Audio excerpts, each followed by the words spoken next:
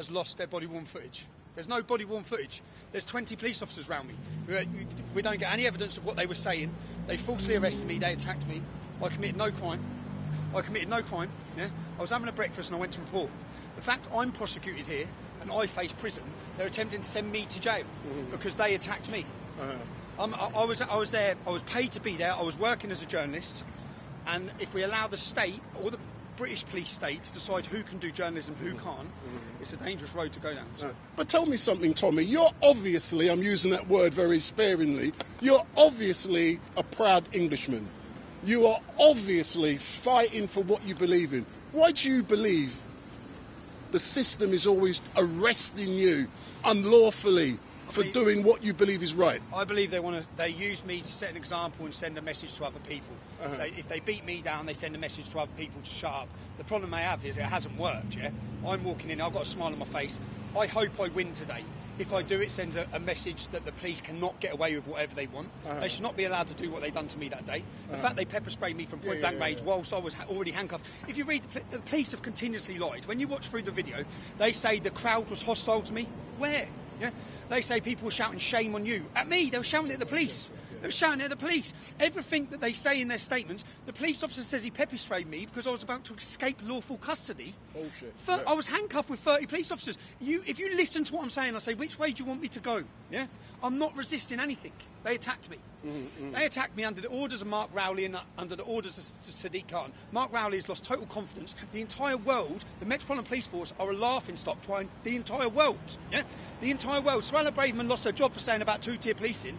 What they've done to me here is two-tier policing. Everything that's happened for the last 6 months in this capital city, I've been banned from entering my capital city for 6 months. Hamas supporters are not banned. People calling for jihad are not banned. People desecrating our war memorials are not banned. But I've been banned. Not just banned, I've been banned for I wasn't allowed to bring my children in here for Christmas. My rights and my freedoms, the freedom of my movement, the freedom of assembly, my freedom of speech and freedom as a journalist have been taken from me for 6 months in this police state. Yeah? They don't do that to other people. What is the worst possible... Does it matter? Yeah, it does. Sky News. Sky News. What makes you a journalist?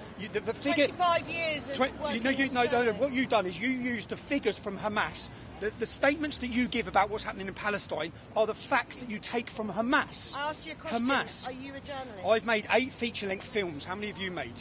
Well, how many people? For 25 years. It doesn't matter who you've worked for 25 years. I asked you how many feature-length films you've made. I've made 8. My journalism is watched by far more people so than you. what's important as a journalist for you today? What is a journalist? So let me ask you. Today. Okay, let me ask you. What's important today? Because this is an important day for you. What is a journalist? Please. I'm asking What's a journalist? questions. I'm asking you a simple question. What's a journalist? Can you answer the question? I'm asking you about today. No, but you're a journalist. What's a journalist? Please. What's a journalist? Somebody that tries to uncover the truth and also to explain what's going on in society. We're keen to know... A journalist is a person who gathers information in the form of text, audio or pictures and processes it into a newsworthy form. So you don't even know what a journalist is. I am a journalist, yeah? Unfortunately for you, I'm a far better journalist than people like yourself. And I have more trust in people like yourself. It's the reason that people hate... Most journalists don't have criminal convictions. I've never been tried by a jury. Just like you. No, I'm not. No, I'm not. If you knew your facts, there's no jury waiting. But it is a trial. By an appointed judge. Yes. By an appointed judge. Yes, and that's by an appointed judge. And unfortunately, the severity. The severity. They start off at the Magistrates Court and it goes up. It's due to the severity of the alleged offence. What was my alleged offence? You've got one in my face. No, I haven't. Yes, you have. No, I'm bored now. What's my alleged offence? I'm bored now. You're bored. What a great journalist. What a great journalist. What a great journalist. This is the problem, yeah? What is my alleged offence? You don't know, do you? Your alleged offence. Oh, you can. He's charged with refusing to leave an anti-Semitism protest in London. I haven't got a clue. He's charged with failing to comply with Section 35 direction excluding a person from an area. So do you plead guilty or not guilty to that? What are you, the judge? I'm asking you. What are you, the judge? Listen, you have no... No, this is what we do, right? Journalists will come to court and if you've got something to say, we are keen to hear what you want to say, and then you go into court and that's it. I'm asking you to make a statement, that's all. That's normal. I thought as a journalist you'd know that. Ask him on the Look at this, is Sky News. You know Jason Farrell? Yeah? Let me tell you, Sky News. You know what I did? I went for an interview with your TV show, and I left a hidden camera on the side. And Jason Farrell interviewed me for an hour. And when you put your clip out, it was 2 minutes long. And what you've done, look at this. And what you've done is you took what I said, you put a voiceover, and you totally changed the context. Because it was the most complained about show that year. But look, this is the attitude of so-called. She thinks she takes the moral high ground as a journalist. Yeah. Well, normally journalists ask questions and you answer. And I'm a journalist. That's why I'm asking you questions, You're not darling. a journalist, Are you going to wait out here to apologise when it gets proven this was all unlawful? Oh, I'll be looking forward to watching. I can't wait to see you on monitor. You'll be looking forward. Tommy, This is Sky News. Sky News. Tommy, what is the worst sentence? What's the worst that could happen today? 3 months in prison. But that's the worst that can happen for them. If they sentence me 3 months in prison, I win. No matter what happens today, I win. But definitely final question. Tomorrow is a very important day for proud Englishmen. Look, she's legging it. Look, she's legging it. She's running off. Look at the Sky News journalist. Big up Sky News. So go back You've got to tomorrow. work with her every day. Is that you have to work with her? So Tommy, tomorrow's going to be a very proud day for Englishmen. Yes. What is being planned tomorrow? Do you know what? I haven't planned anything for tomorrow, to be honest, because I thought I'd be in jail. So until I get till tomorrow, I'm not even allowed. When I finish court today, I have to leave directly out of London, or I'm breaking a law. It's insane. So I hope this finishes today. If not, it will finish tomorrow. When it's finished, I'm free to enter London. I want to give people the date, the 1st of June. Keep your eye on it. We're going to march against two-tier policing. It's coming soon, so but I better get in there. I'm late, yeah? Big up. Thank you very much, Tommy. So that's Tommy Robinson, and he's now making his way to Westminster Magistrates Court. And for all of you who are watching, my name is Wendell Daniel from StreetMic LiveStream. So we are coming to you live and direct, live and direct from outside of Westminster Magistrates Court. And as we can see, Tommy Robinson is now making his way inside of the court, and I don't know how long the actual trial is going to last, but he is there. And let's go over there and see, but I don't want to get nicked.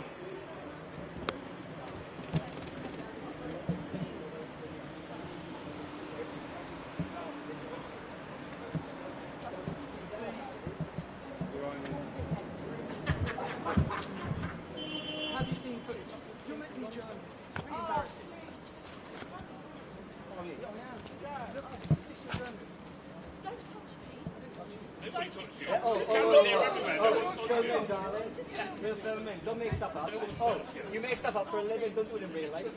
Fraud. Fake news don't like getting carried out. No, they don't. She ran to the police when I asked her. She's seen the footage. You haven't been touched for a long time. Hey! What does she call it? What's on the phone again?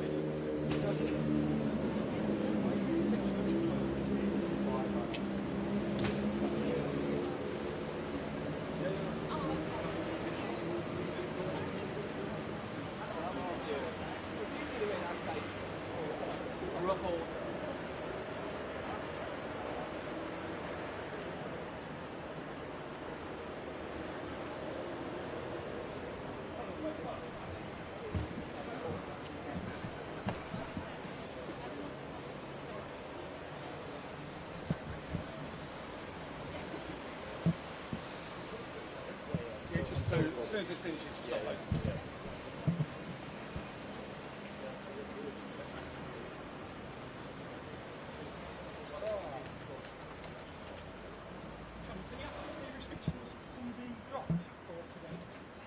London.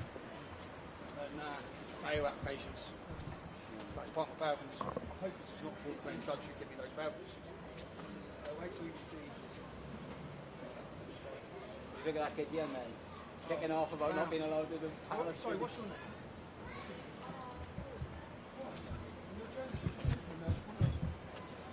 I'll interview her. I think people are really impressed with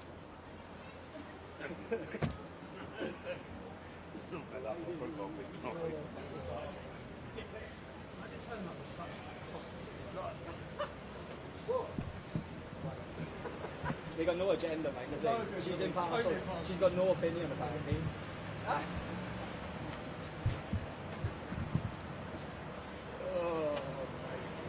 I need that thing.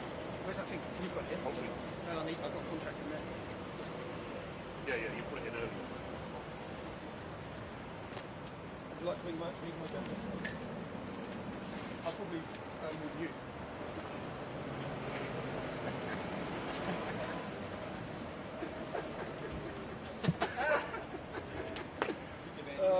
Lighten up, have a good day. It's only a bit of humour. I'm really not used to it, but...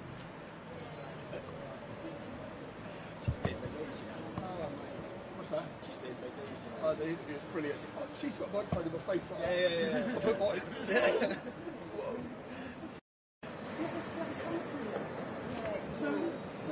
Oh, that was set up, yes. Oh, that Gideon set up.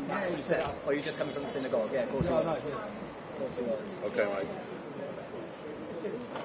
We'll have to do another 4 if it does. He's done it. Won't we? He's done it. Fair play at the same time, because he proved his point. He has proved it. Yeah, it had to be in on the... Yeah.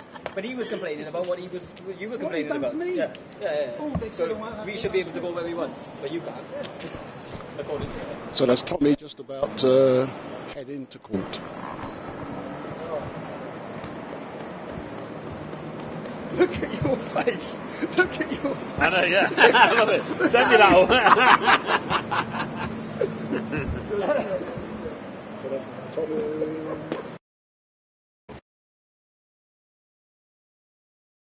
So Tommy's now making his way into Westminster Magistrates Court, and we are coming to you live and direct. So we will stay here for as long as possible, but unfortunately I cannot go into the court with my camera equipment, but we can interview later on Aidan, who is Tommy's cameraman.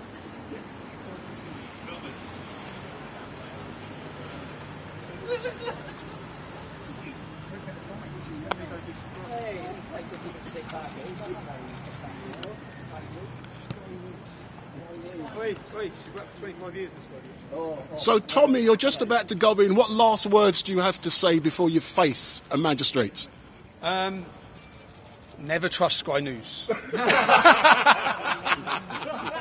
Whatever they say happened today, the opposite would have happened. Okay? Now, have a good day. Cheers. Are you coming tomorrow? Yeah. Big up. See you tomorrow, mate. See you later. No, I don't know.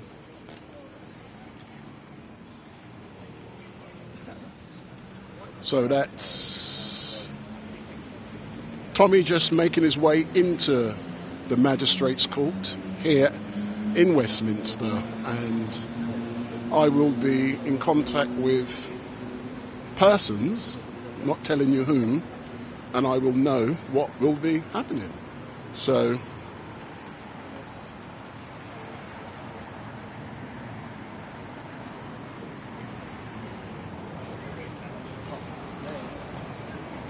let me know what's going on in there.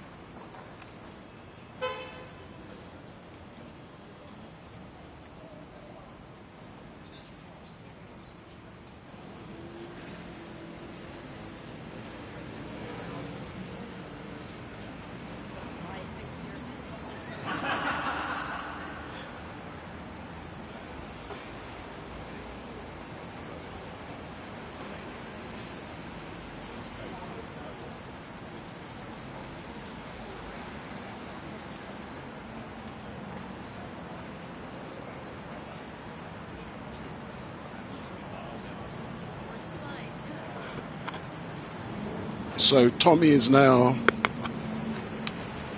going through security here at Westminster Magistrates Court, and he will be appearing before magistrates very soon, charged with failing to comply with an instruction, an order to leave a protest. So that was on the 26th of November earlier on this year. So Tommy Robinson's is now going through security, so he's now in, and his cameraman, he is also, I doubt if they'll allow his cameraman in with all that equipment, but let's wait and see if they do. But I'm not going in with my equipment. So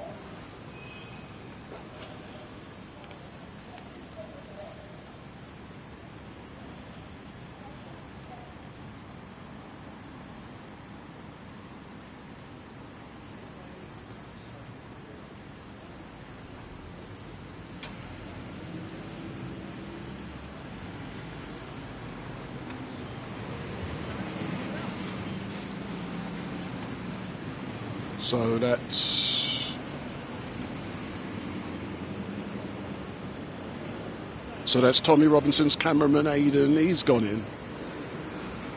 So you're back later on? You've got your pictures now, innit? Yeah. Hey, I won't see you tomorrow, man. Yeah.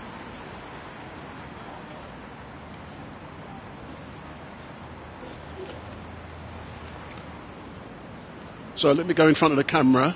So for those of you who are watching, good morning. My name is Wendell Daniel and welcome to StreetMic, and we're coming to you live and direct from outside of Westminster Magistrates Court, where Tommy Robinson is now making his way to stand trial after he was charged on the 26th of November for failing to follow an order to leave an area outside of the Royal Courts of Justice at an anti-Semitism protest that was taking place. And he is in there. The trial is due to last for 2 days, so it's due to last for 2 days. And, you know, I will hang around here. That's one of the downsides of what I do. There's a lot of hanging around. So I'm going to be hanging around outside of the magistrate's court. Come, say that again. Excuse me, you can't do that. You come and talk to me. Yes, he is. He's just going through. Come and say hello to the people watching. Don't worry about me. I'm good at this. So, what's your name? Oh, it's Julie. So, don't be scared, Julie. Why are you here supporting Tommy? I've just supported him for years because he's a truth teller and he's a good, honest man. Yeah, but he's inside now. He's just gone inside. He's gone through security. So, I don't know what time the trial is due to start. So, what outcome are you looking for today? I don't like to put you on the spot. Well, no, but I've got to put you on the spot. That's what we do. The honest outcome. I mean, you know, I was there with Tommy at the Israel demo when he got nicked and pepper sprayed, so it was completely unlawful. So tell me the chain of events that led to Tommy on the 26th of November being charged with what he was charged with, refusing an order under Section 35 to move on. So tell me what was happening. He was just having his breakfast, basically, and so he's eating some bagels, yeah? He was out doing reporting. Yeah. No, I chat with Tommy. I've spoken to him. I've interviewed him before he went in.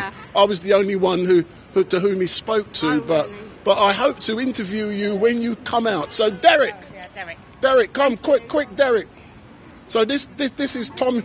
So Derek, I'm actually annoyed with you. Number one, you're late. Tommy's already gone in. Sorry, I keep black man time. Says you no. See, this black man is always on time, geezer. So you're down here. How comes you're not wearing your suit today, or is that for tomorrow? That's for tomorrow. It's all there. But Tommy's already gone into court, right. And you know the trial is set to last for 2 days. Yeah. Tell me, you know, after seeing what happened down outside of the Royal Courts of Justice on the 26th of November, why do you think that the authorities keep wanting to arrest Tommy? Because I'm going to use words that have been swirling around in the media over the last few days about someone is obviously Jew. So I'm saying that Tommy is obviously, an Englishman. Yeah, well, what do you think of all these postmen that are demanding being paid back for the money they stole from their sub-post offices? God, did you say they didn't? Do you mean to say the media, the government and all the establishment lied against all these hard-working, honest people that weren't causing them a problem? It was their own fault. So do you think they would possibly lie about somebody that is unveiling the truth and going to... But why do you think the establishment continuously tries to shackle Tommy Robinson? Because why have they taken 30 years to not put right what they've done to the postmaster? No, but forget the post office. I'm talking about. No, but I'm talking about Tommy Robinson, not the post office. So specifically, because they've got it wrong. Because they've got it wrong. Why have they got it wrong? Tell me, what is it about Tommy that they are afraid of? What is it about him?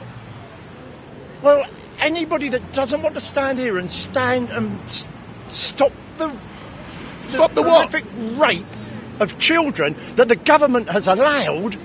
Could you imagine if you had allowed it, you wouldn't want anybody to let it out. Yeah. The government have allowed it.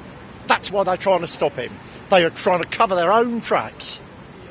So you're simple. But are you aware that the trial is set to last for 2 days? Yes. Which is tomorrow. Yeah. And tomorrow is the 23rd of April. What is synonymous about the 23rd of April for obvious Englishmen? Patron Saints Day. They never set foot in England, but it's the what he done, why he's been. You know, how racist is this country when our own patron saint never set foot in the country? Shows how the establishment manipulate and lie about the British people. So is it possible tomorrow that if Tommy is found not guilty, the dragon will be slayed? Not yet. It'll just be a cut. And hopefully it'll be a deep cut. And Derek, in regards to Speaker's Corner, as you know, I wasn't there yesterday. That's why I was. So what? Yeah, exactly. So what happened yesterday that I'm not aware of in regards to Omar and cucumbers? What happened yesterday? I don't know. It happened just before we arrived. So you missed all the fun as normal, but did he get kicked out? Yeah, as far as I know, yeah, he was told to go. To F off? Yeah. Oh, all right then. But listen, sir, I've no doubt I'll catch up with you later on. No doubt, no doubt. I want to see if I can get into the witness. Well, put it this way, his cameraman's has gone in with some of my equipment, so I'm going to be here. So when you come out, I will be here live streaming, so I'll catch you. Wait to buy me lunch? No, but I'm not going to be. I'm not going to be here tomorrow. You're not going to buy me lunch? Not today. I'm not going to be here tomorrow. Yeah, I'm not going to be at court tomorrow because I have a funeral tomorrow. There's certain things I don't mix up. Yeah, I'll tell you I'm what I do, but I will not be, because when I finish here, I'll have to be dressed in a certain way. This is me out on the streets. When I do that, it's completely different. So tomorrow, you're not going to see me, but in late afternoon, you will see StreetMic on the streets on St George's Day. Big up! Big up! Thank you very much. So for all of you who are watching, we are... my friend. Yeah, no problem. We are outside of Westminster Magistrates Court, where Tommy Robinson has just gone inside, and I will hang around for most of the day to try and find out what is going on. So when he exits, StreetMic will be there and we'll get a rundown. But the trial is due to last tomorrow as well, but I will not be here tomorrow. Like I said, we have a funeral tomorrow. So for all of you, it is great. So if this is the first time you've seen StreetMic, give me the thumbs up, make your comments down below, share and follow. And I'm going to give you my honest opinion about Tommy Robinson, but first let me straighten up the camera.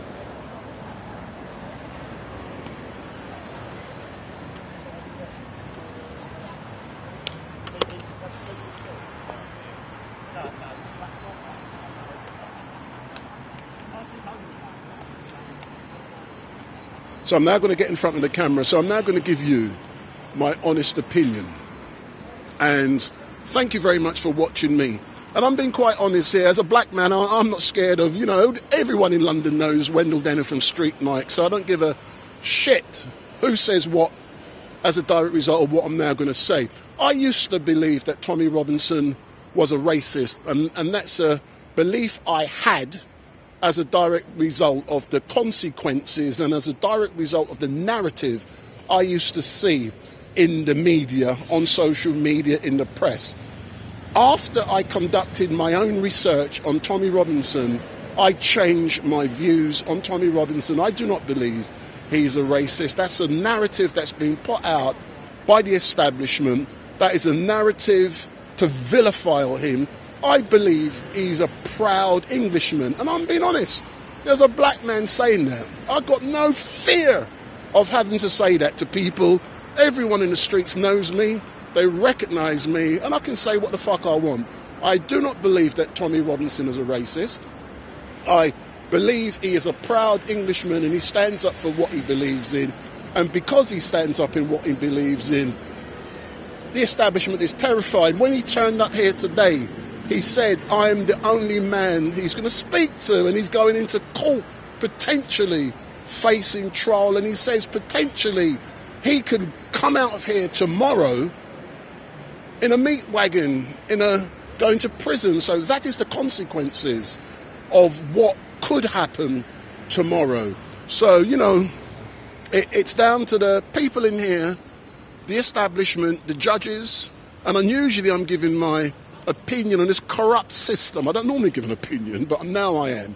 It is corrupt, it is sad, and I'm not scared to stand outside of this court and say so, but I will be shutting down soon. That's if you want me to shut down, but I've got sufficient power to be able to live stream until Tommy exits this building, and it could be something like 3 o'clock this afternoon, but I may shut down and then come back when Tommy exits, and then we can get a feel, an understanding of what's gone on in court today. But he is due back here tomorrow, and don't forget he has been charged with refusing an instruction, an order by the Metropolitan Police under Section 35 when he was asked to move on from anti-Semitic protest which was taking place in central London on the 26th of November of last year. And from what I've seen and heard and been told, Tommy went to this location, he was having breakfast, and as a direct result of his presence, he was arrested, and he now faces imprisonment if he is found guilty. So that's what's happening. It's going to end tomorrow, and tomorrow is St. George's Day. So let's see what the outcome of the trial will be tomorrow on St. George's Day. So potentially Tommy could be found guilty with a sentence, or potentially tomorrow on St. George's Day, the dragon may be released. So we will find out more tomorrow. So for those of you in the chat, go in the chat and say hello. So let me read out a few comments. So go in the chat and make a few comments, and then I can repeat those. So we are outside of Westminster Magistrates Court, where Tommy Robinson has gone inside. And don't forget, if this is the first time you're seeing my ugly mug, give me the thumbs up, make your comments down below, share and follow. My name is Wendell Daniel from StreetMic LiveStream. And Nova Too Young, bro was waiting to squirt the black man joke for weeks. Just film Jolly Roge, The Truth, Mickey Trista, OFF, it's all fake to make you believe he's a hero. He's working for Israel. I'm just reading out your comments. The Bloom Tang Man, that's a Wendellism. Black man time, he says it quite a lot because he thinks black men are late quite a lot. No, I don't think quite a lot. I think most of the bloody time. I can say that and you can't. So, MB Inc. Derek is a ledge. Jolly Rog, just film really. The guy who British people celebrate was Turkish. So go into your chat, make what comments you want. You can cuss my backside. I don't care, because you are watching me, I'm not watching you.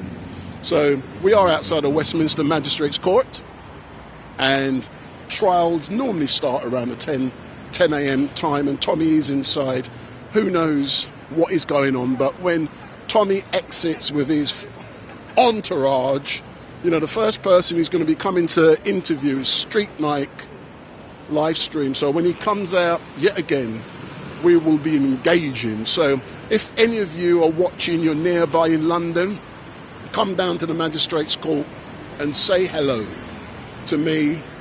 Go down, you can go down, there's a nice shop down the road there, get me some lunch. I don't want no cheap rubbish, I want quality food, mate. Nice hot chocolate, so get me something nice. Keep me warm, because I'm doing all of this for free, getting cold out here on the streets of London. So my name is Wendell Daniel from StreetMic LiveStream, and we are outside of Westminster Magistrates Court, where Tommy Robinson is getting ready to appear. And if you go to the start of this live stream, you will be able to see when as soon as I switched the live stream on, I noticed that Tommy was coming around the corner, so I hit the start button, and the first thing he said was I was the only person he was going to be speaking to. And he had a nice argument with a Sky News reporter who Tommy believes has been telling fake news. So that female reporter is currently in the court with Tommy, and, you know, it was an interesting interaction. So we're now waiting outside. And please, I'm going to give you some information about an interesting event I'm going to be doing on Friday. So on Friday, many of you will know that StreetMic is in the funeral industry. I'm the biggest live streamer of funerals in London. I can do up to 30 per week with a company I own. So my company can do up to 30 funerals per week, and on Friday we'll be doing a funeral which it is going to be for a veteran, a 92-year-old veteran. I'm not going to give you specific information, but the person was going to be buried in a pauper's grave, and people have come together to make sure that the person who fought in the war is given a great send-off. So StreetMic will be live streaming the event from a very prestigious location. That's what I'm saying at the moment. It's going to be at one of the most prestigious locations in London. The funeral will be taking place of a 92-year-old, believes it's a 92-year-old veteran who passed away potless, and people have come together to give him the send-off he deserves because he fought for his country. And StreetMic will be live streaming the event, and unusually it will be on social media, on Facebook, on StreetMic LiveStream. It will also be on YouTube, on this YouTube channel, and I should be live from roughly 1:30, but the service starts at 2 p.m. on Friday, and the live stream should start. Official start time is 1:45, but because I don't do black man time, I will start at 1:30. So, but at 2 o'clock, the service is due to start for an RAF veteran. So it's a veteran who fought in the war, and it is going to be very impressive. So please make sure you tune in to watch the event, which is going to be taking place. So Candy Kane will watch that StreetMic. What time? It's going to be at... The service is due to start at 2 p.m, but you will see StreetMic dressed like a funeral director. I will be wearing the Masonic outfit, as it's called, the long morning jacket, the black and grey trousers, white shirt, black tie. There'll be two of us. Another one of my cameramen will be there. And it will be a good send-off for a veteran who, as I said, the person died potless, and people have come together to make sure he gets the send-off that he deserves. And then when I was asked, would I do the funeral? And I said, yes, no problem. You know, and I said they were willing to pay me for it, but I said, no, I will do it free of charge. So it's going to be a free of charge. Anyone else will pay 4 figures for what I'll be doing on Friday, but it's free. So we are killing time.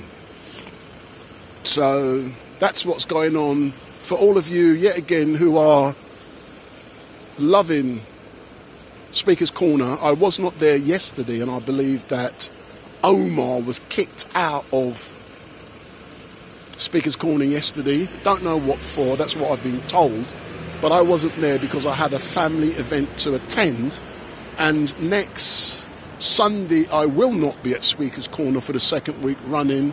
And the reason I won't be there is because something more important is happening. I will be in Hackney with Diane Abbott. So that's what I'm going to be doing on Sunday.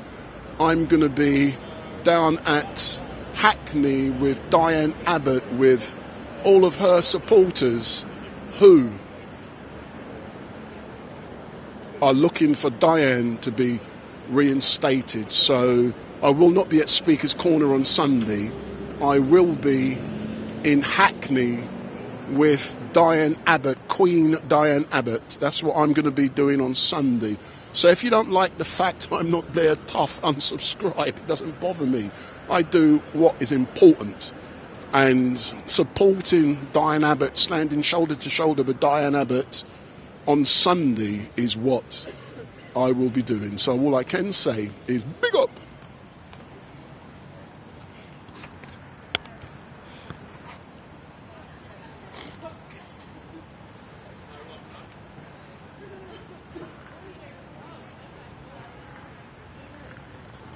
Who's he? You're a bit late for him. He's gone in a long time ago.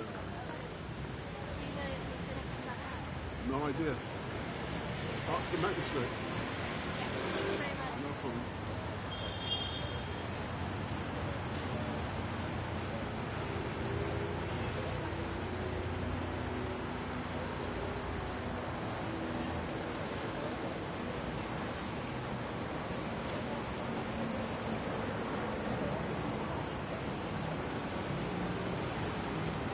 You're a bit late, isn't you? Have they already gone in yet?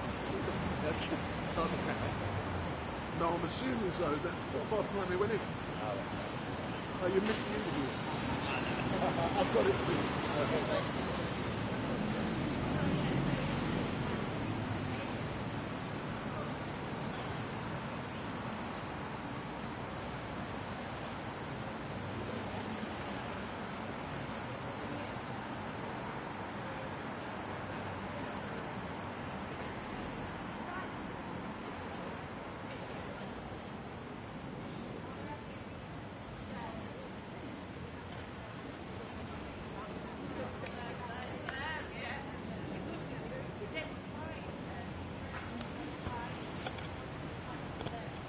So if you are just joining, just to let you know that Tommy Robinson went into the court at 9:15 with his entourage, and he is charged with failing to comply with a Metropolitan Police order to leave an area outside of the Royal Courts of Justice on the 26th of November. So Tommy Robinson is inside of the court, and the trial is due to start around 10 o'clock. And if you get the chance to look back on this live stream, go back to right at the start, when I went live just as Tommy Robinson was arriving, and the only person he would speak to was StreetMic. So I spoke with Tommy. I had communicated with his cameraman prior to his arrival, so I knew what time he was arriving and I knew where to be. So that was great. So they've now gone inside of the court.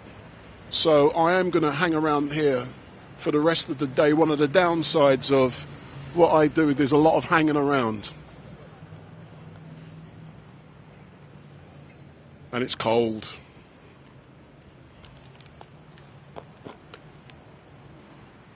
And it's freezing. And I know you guys, you're all watching from home. And don't forget, hit that hate button. If you hate me, hit that button. I don't want that button. Do it down there. Give me the hate button. That's what I want. But I'm not going into the court today. I'm going to stand outside and observe. And tomorrow, the trial is scheduled to end. And like I said, tomorrow is an important day. If you are obviously, I like that word, an Englishman, and Tommy is obviously an Englishman who is obviously standing up for what he believes in, and tomorrow is St. George's Day. So I did ask Tommy the question, what has been planned on St. George's Day? And he himself is not permitted to plan anything, but I've no doubt his supporters will be out in force tomorrow on St. George's Day. But unfortunately, StreetMic cannot be out tomorrow before about 4 p.m. because I'm in the funeral business. I bring celebrations of life to families. So I'm going to be doing a big one tomorrow, which requires my attendance. I'm doing one now, and I don't have to be there. But when they're big, that's where I have to be present. Unfortunately, tomorrow it's big, and I have to be present. And, outside here, we've got people. The people you're seeing now, they are, trust me, they are not just going in this court for Tommy Robinson. There's many cases are due to be heard at this magistrates court during the day. And this is the time people go into the court, they go through the security processes, the security systems to make sure that everything is safe. So they're going through the various different checks, and then they go up to the appropriate courtroom. And, excuse me, what time do you call this?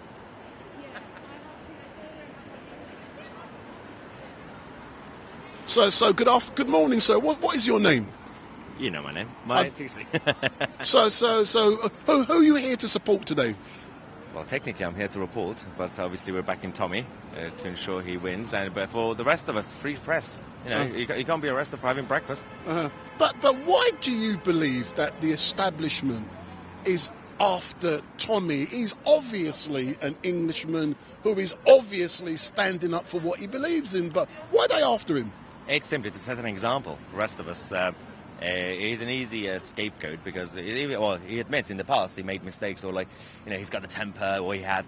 So it's in the interest of the establishment to go after him, to send a message. Technically, they say to send a message to the actual fascists, but actually send a message to the rest of us: behave. And that's the problem. Behaving is always good. Being civilized is always good, but obeying for no reason to tyranny, not really. I hear you, but Tommy arrived about 9:15, so he was about half an hour late, and I got the interview. Big up. Thanks, mate. I don't know, man. So that's another one of Tommy's supporters, and I can tell. Don't be scared of me, man. I'll bring the camera and I'll interview you. Huh? So yeah, they're all down here supporting Tommy today in this. I don't know why they're scared.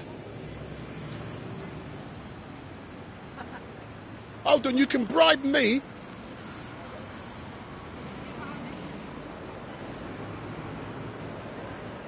So if you are watching, give me the thumbs up or give me the hate button. Hate.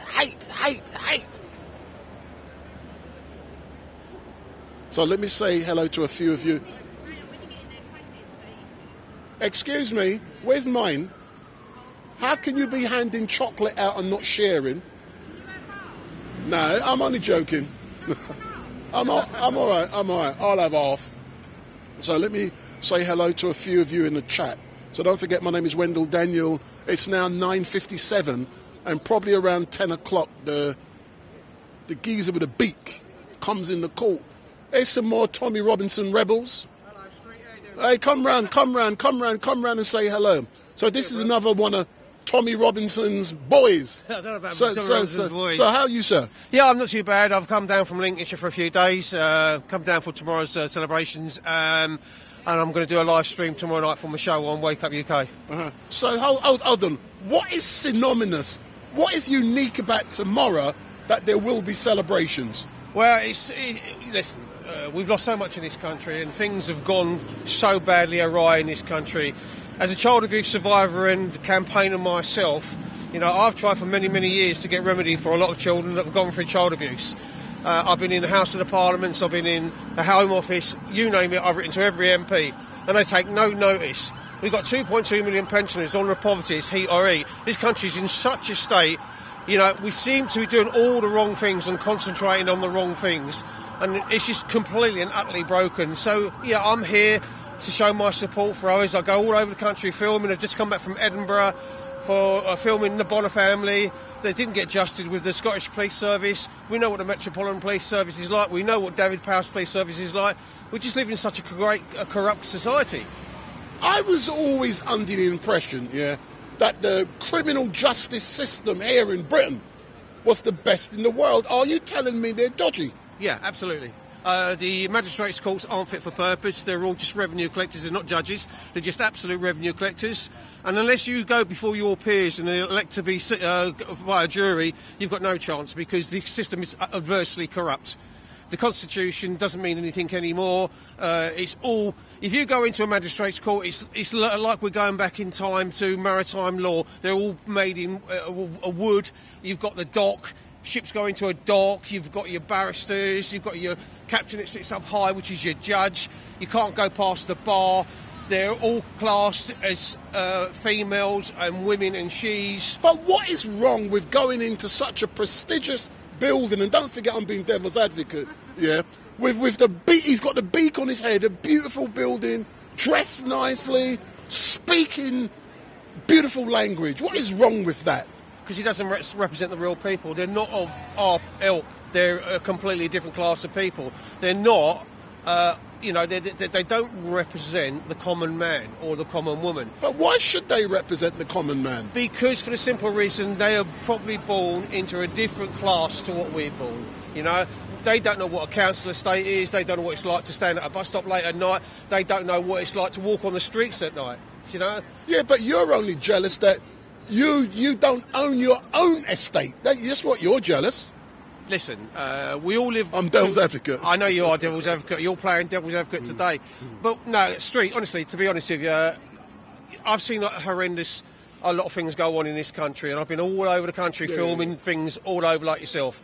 And I had 25 years of very, very abusive upbringing. I was in state institutions, in them out backwards and forwards for 17 years.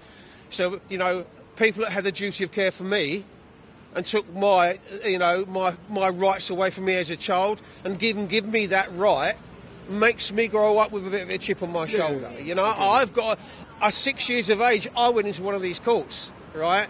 And I believe this court years and years ago might have put me in a children's home many, many years ago.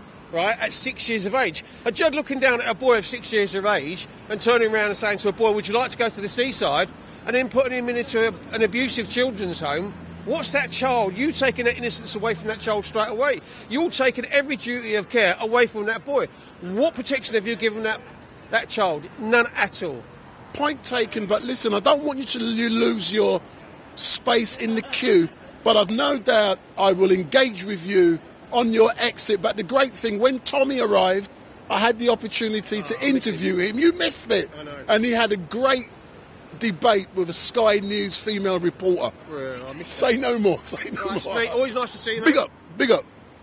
So You know, these guys, they're all queuing up to go into the Magistrates Court. I'm the only one. I'm outside, engaging, bringing you the news. Say that again? Yeah, they're up there. Both of them, Stan and what's the other one's name? Yeah, they're all there. They're upstairs. So they were just asking about the Voice of Wales if they were here. And I said, yeah, everyone is here with Tommy. So let me go back into the chat and say hello to a few of you. And don't forget, we are going to be live streaming, live and direct, until Tommy exits. But I will not be here.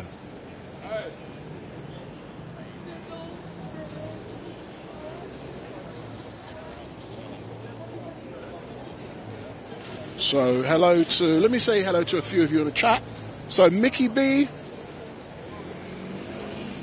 42 Channels Dove, Nova 2 Young, The New UG, Owain Johns, CA, Ghost Speakers Corner, says stop smoking spice. By the way, I went to that protest or the smoking or the drugs event down at Hyde Park Corner on Saturday, and when I got there in time to live stream, but where they all were is there's a dead spot in Hyde Park Corner where you cannot live stream. So unfortunately I had to switch the stream off because it just wouldn't do.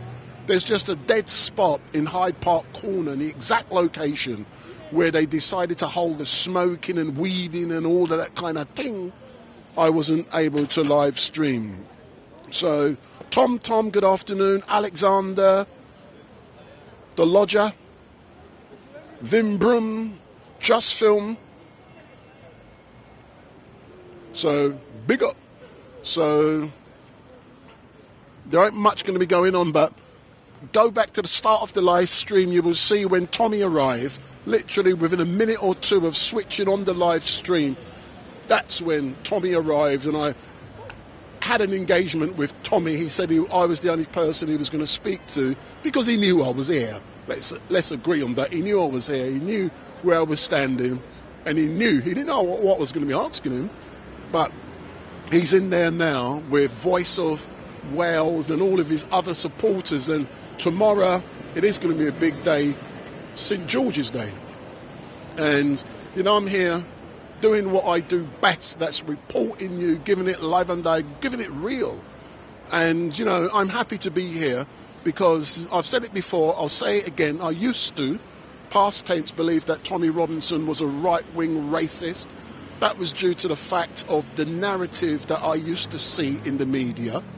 I then conducted my own research and I changed my views, hence the reason I have gone to Telford on 3 occasions to film, to record, to live stream the rape of Britain. Tommy has engaged with me. Today's the 4th occasion, and I've got no problem. He knows my name.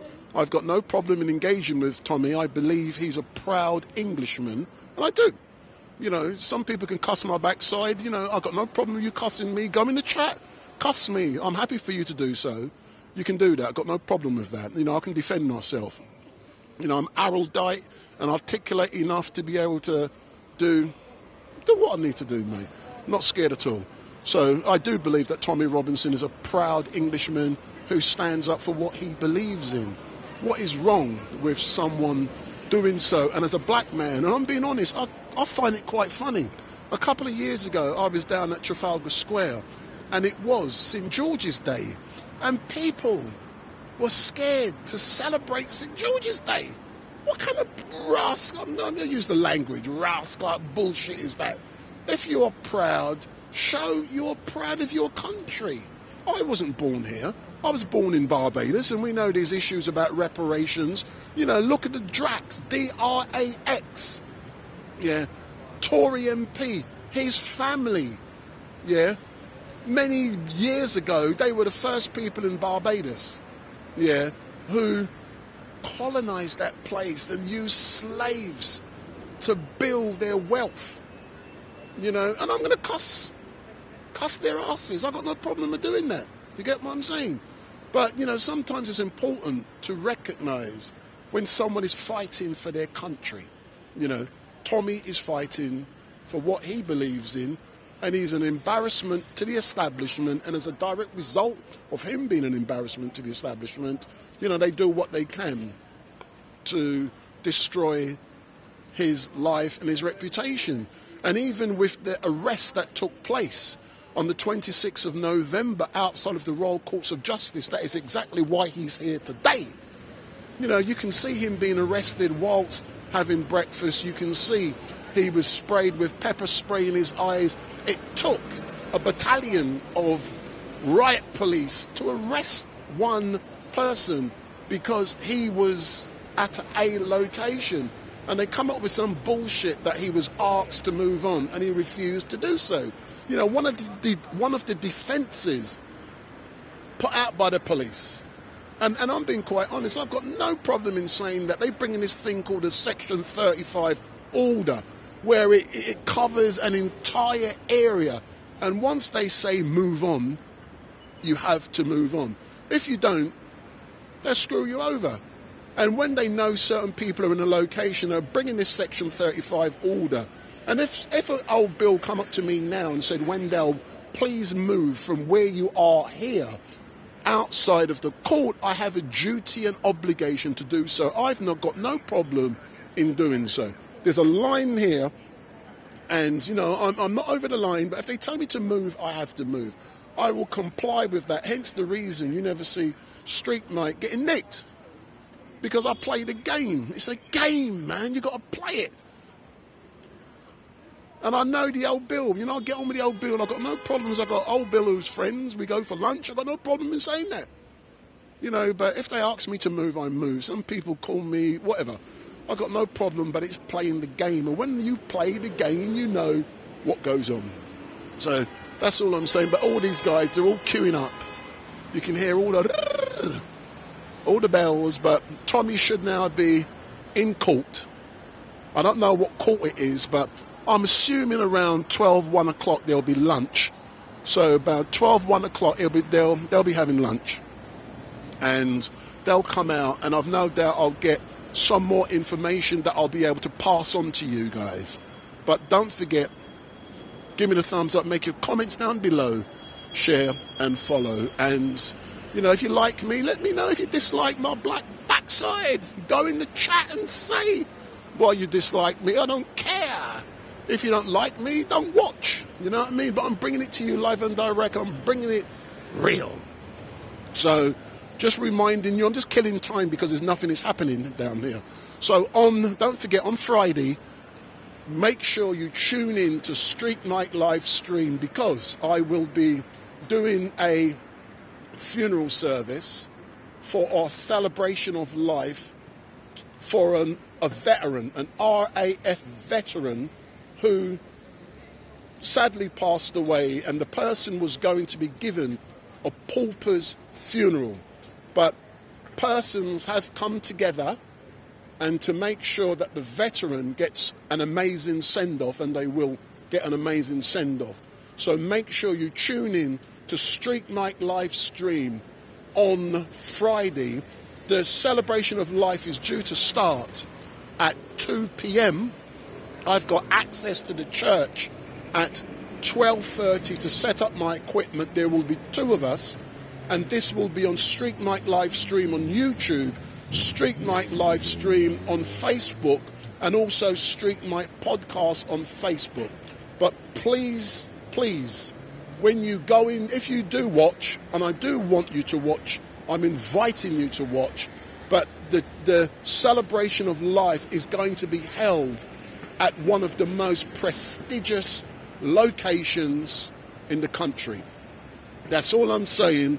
It's going to be high end, not rubbish, high end. So this RAF veteran will be getting an amazing send off, and I've been asked to do that live stream, and I've agreed to do so. I'll be doing it free of charge, no charge to the gentleman, because he was going to be placed in a pauper's grave, and people have come together because he fought for this country, and he is going to be getting the send-off he deserves. So that's on Friday, StreetMic LiveStream at 2 p.m, but we should be live from roughly 1:30, but the official time is 1:45. So, and it starts at 2 p.m. So that's big up StreetMic for, and I don't want no congratulations, well done and all that stuff. Not into all of that stuff when I'm doing my stuff professionally. So that's what I'll be doing on Friday. So we're outside the court. Tommy's inside. And we're waiting. So all the people out here, they're just queuing up for all different things.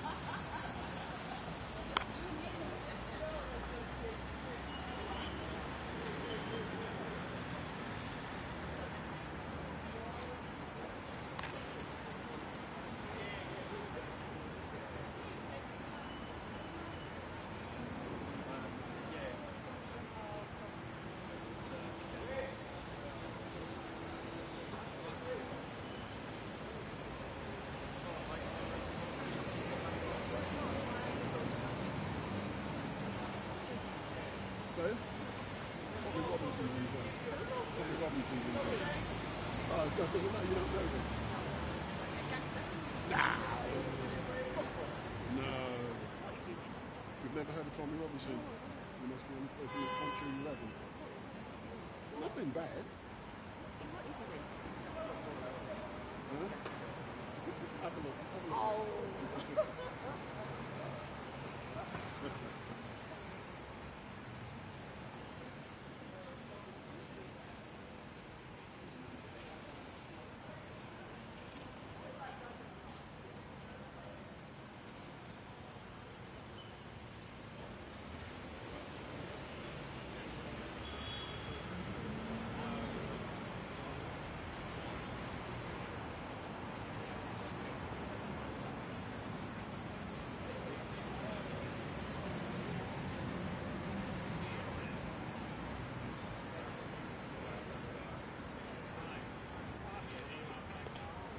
Patrick has made me laugh. He said his funeral's going to be pay-per-view. Oh my word, you know, something like that hasn't even crossed my mind, but that is very funny.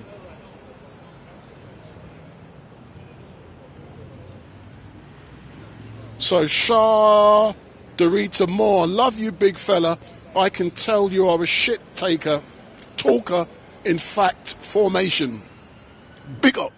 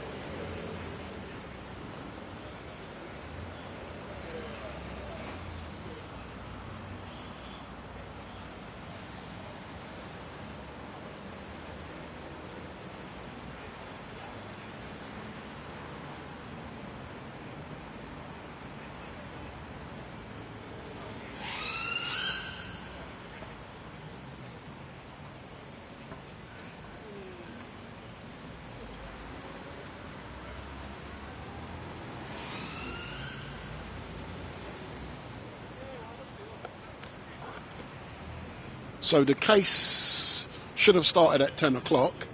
So all we're doing at the moment is waiting outside. And I just panned the camera around. We can see there's some old Bill. So this is where we are down here. I'm now getting so cold I've put my hoodie on.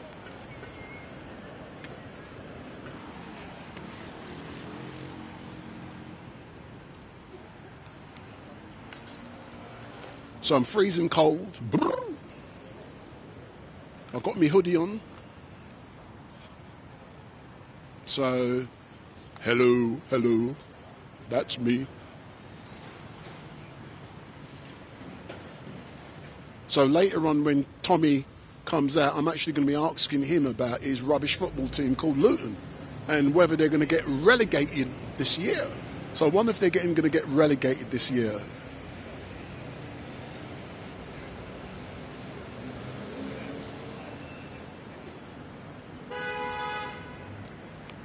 So whilst you're in there, those of you in the chat, what I'm now going to do, I'm going to set you guys a challenge. So, see, this is real TV. So I'm now going to be, so we're outside of Westminster Magistrates Court. So I'm now going to push a phone number up in front of the screen. So if you can see that phone number, give me a ring. So 07442 780 038. 07442 780 038. That is my phone number. It only works when I'm live. So ring me now and you can engage with me live and direct outside of Westminster Magistrates Court. So ring me now. So give me a ring and let's engage outside of Westminster Magistrates Court. So 07442 780 038. 07442 780 038. So give StreetMic a ring. So give me a ring, don't be scared, I'm not going to bite. So you can tell me about Tommy Robinson, why you like Tommy Robinson, why you support Tommy Robinson. That's the number. Give me a call. This is your opportunity to engage with StreetMic LiveStream, live and direct. And it's cold out here, man. So give me a ring on that number. So, but I know you guys are scared. 07442 780 038. So give me a ring and tell me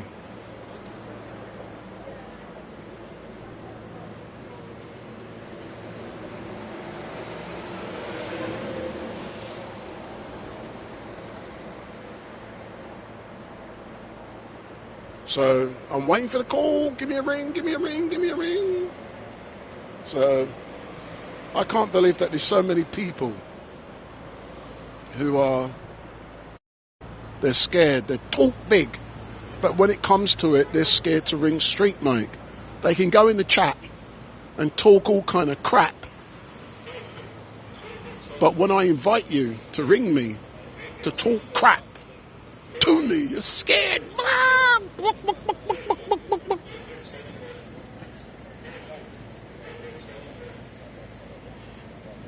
So come on, give me a call.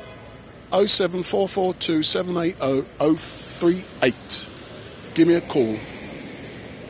This is your chance to show that you're not just all mouth. You want to engage with StreetMic. So I'm giving you the chance. Give me a ring. I've given you my mobile number. We've now been live for just over an hour. So give me a call. I'm not going to bite. So give me a call, man. Patrick has said his mum won't let him use the credit. You're scared. So call me. Don't just make comments. Give me a call. Tell me what you're thinking. Tell me what you're feeling. Tell me what you think of Tommy Robinson. Is Tommy an English warrior? Is Tommy an English crusader? Is Tommy someone who you love? Would you invite Tommy around for dinner? Would you let Tommy marry your daughter? Give me a ring. So tell me what you think of Tommy Robinson. Why are you watching? And if this is the first time you've seen me, hit that subscribe button. But Tommy is inside of the court. His case started at 10 a.m. and he went into court at 9:15. When he went in, he had an altercation. Oh, shouldn't use that word. He had a robust debate with a Sky News reporter who is also inside of the same court, observing and reporting on what is happening. So this trial is due to last for 2 days, and the worst possible scenario is that Tommy Robinson can go to prison. So we've now got a call. So let's go to the first caller.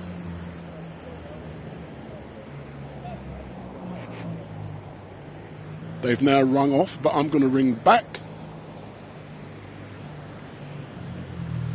So hello, hold on, let me put this on speaker. So hello, good morning. Who's online? My name's Thomas Moore. Hello, StreetMic. You alright? Hey, Thomas Moore. Good morning, sir. So how are you? I'm good. I'm still laying in bed, but I'm just on YouTube and I've just switched over. What's going on with Tommy now then? So Tommy is currently in court. He's charged with refusing an order to move down in London on the 26th of November when he was having his breakfast. Yeah, when he was having his breakfast, when it was an anti-Semitic protest taking place, and he was charged, pepper sprayed, and he's appearing in court today, and he went in at roughly 9:15, and the case is due to be heard over two-day period. So that's what's happening today, sir. Absolutely ridiculous, isn't it? Absolutely ridiculous. Yeah. So tell me, what's it about Tommy that you love? What do I love? Yeah, or like?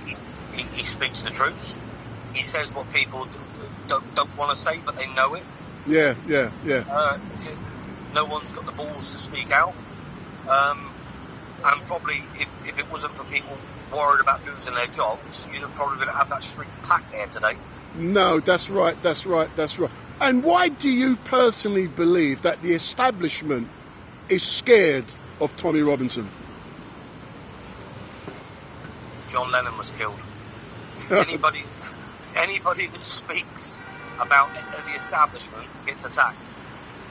No, I hear you. And if you get the chance, go to the start of the live stream, because I knew where Tommy was. He was around the corner, because I was speaking to someone who's there with Tommy, and I knew I would interview Tommy as soon as he arrived. So I was the only person he spoke with, but a young lady working for Sky News tried to impose her views on Tommy, and there was a very interesting discussion that took place between Tommy and Sky News. So if you get the chance, listen to what actually happened, and you'll be quite shocked.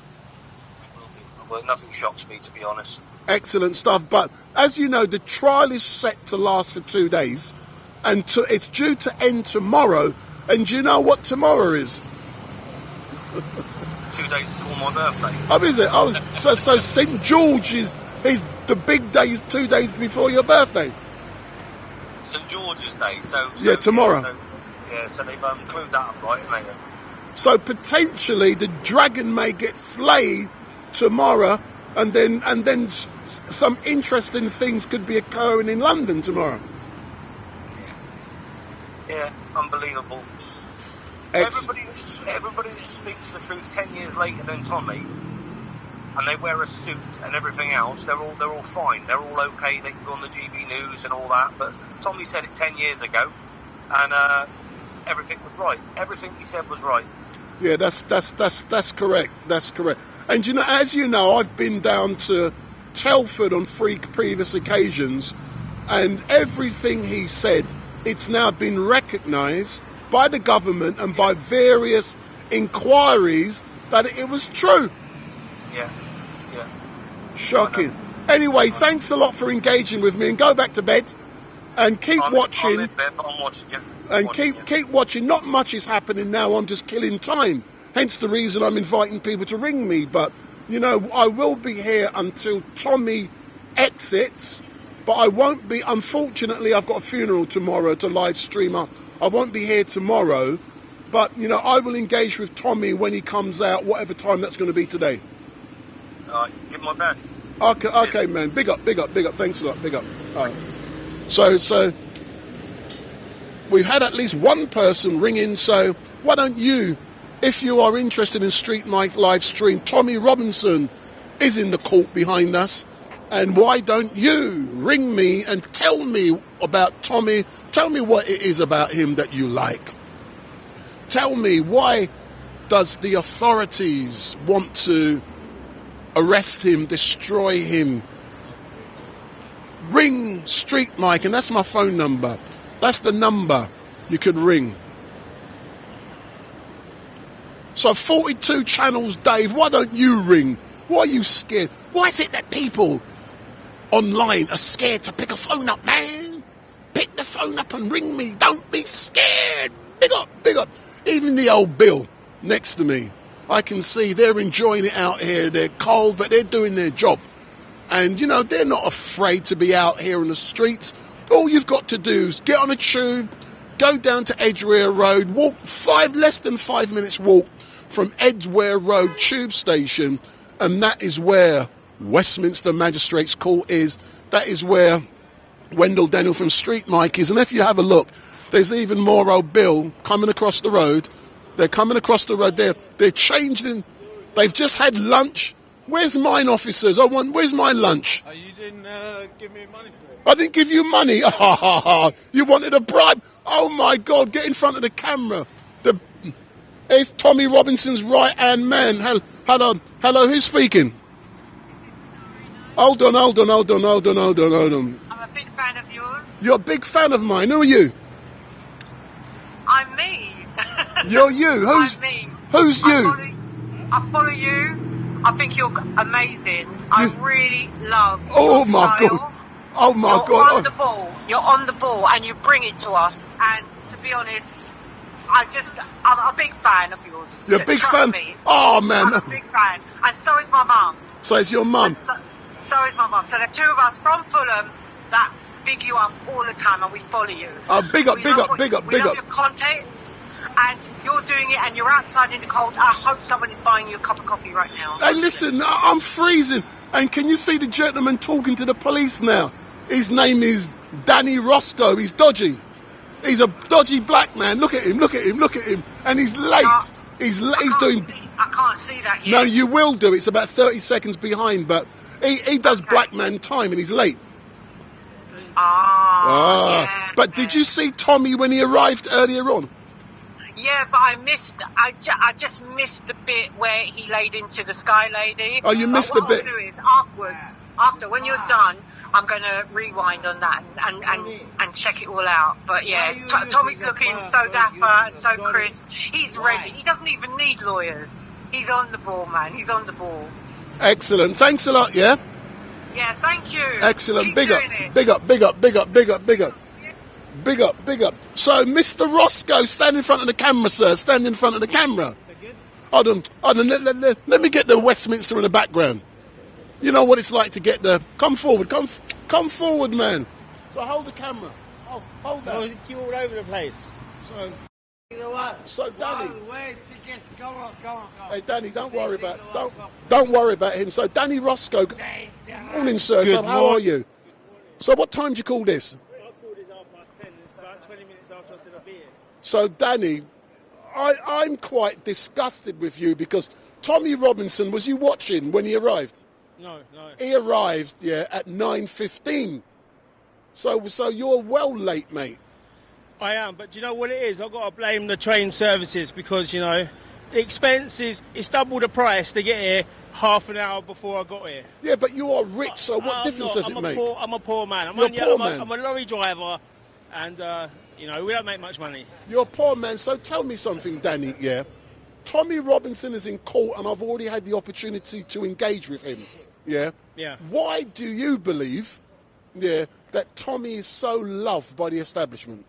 He's loved by the establishment because he's the only person that can tell the truth. And to the masses. The establishment would love to be able to tell the truth for one. They'd love to be able to have the reach that Tommy does for two. And, you know, they want to silence him as much as they can for doing this. It's pure jealousy. Do you know what makes me laugh? Tommy had a very interesting discussion because when he arrived, he said, I'm the only person who was going to talk to me. So I interviewed him here. Next to him, next to me was a Sky News reporter. Oh. And Sky News tried to barge in, and this lady started giving Tommy all of that. And Tommy turned it on her, and it was so embarrassing. But she's now gone into court with Tommy to report back on what's going on. But and even Tommy said to the reporter, he's got more followers than they got on Sky. Exactly, and this is what it is. Alternative media, has more engagement than any other mainstream media, and you know it's down to them. They've refused to tell the truth. So if you refuse to tell the truth, people will go to those who do. Yeah. Tommy's one of them. Yeah. So are you going to be going into the court now, or are you going to be standing outside I'm getting going to cold? be standing outside. I'm going to be going in and out. I'm not dressed for it today. I've got an appointment later on. So what, with a shrink? Huh? With a shrink? No, with the next legacy of the Danny Roscoe show. Oh my God! So tell me about the Danny Roscoe, because when I first met you, I used to say you was a coconut or you was an Oreo, but I've changed my views. But I was expecting to see you at Speaker's Corner at least once a month. But I know you're scared to come to Speaker's Corner because you're only a small little boy. So why don't we see you at Speaker's Corner, Danny? Hey, listen, if I go to Speaker's Corner, everybody doesn't. For one, they don't turn up. The main characters don't turn up when I put it out there that I'm going out there. Who's the main characters for you? The main characters for me are Darwa, Hajib.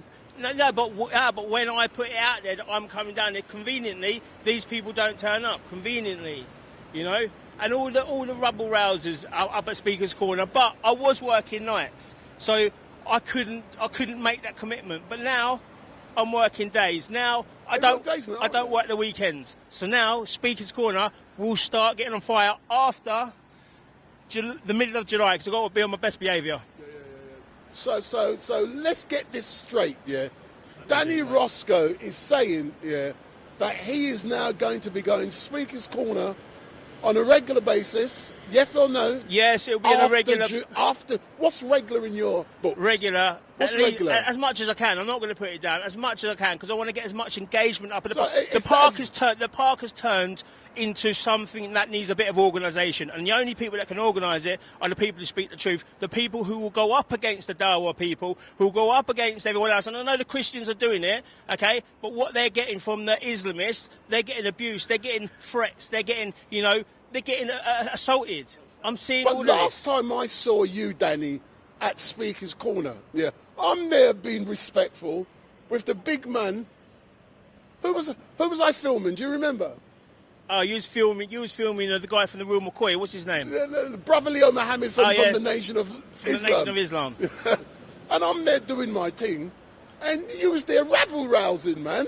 I wasn't there rabble-rousing. I was there, again, speaking the truth to the Nation of Islam, and I just wanted one question answered. How comes they are everywhere else but Africa, but trying to get people back to Africa? How come that even the Muslims don't accept them, okay? How comes that, there's a lot of stuff that goes on with them, and I don't like the way they go about. They don't want to engage. You saw what he called me. He called me a classic Negro. Now, we all know what that means in real terms.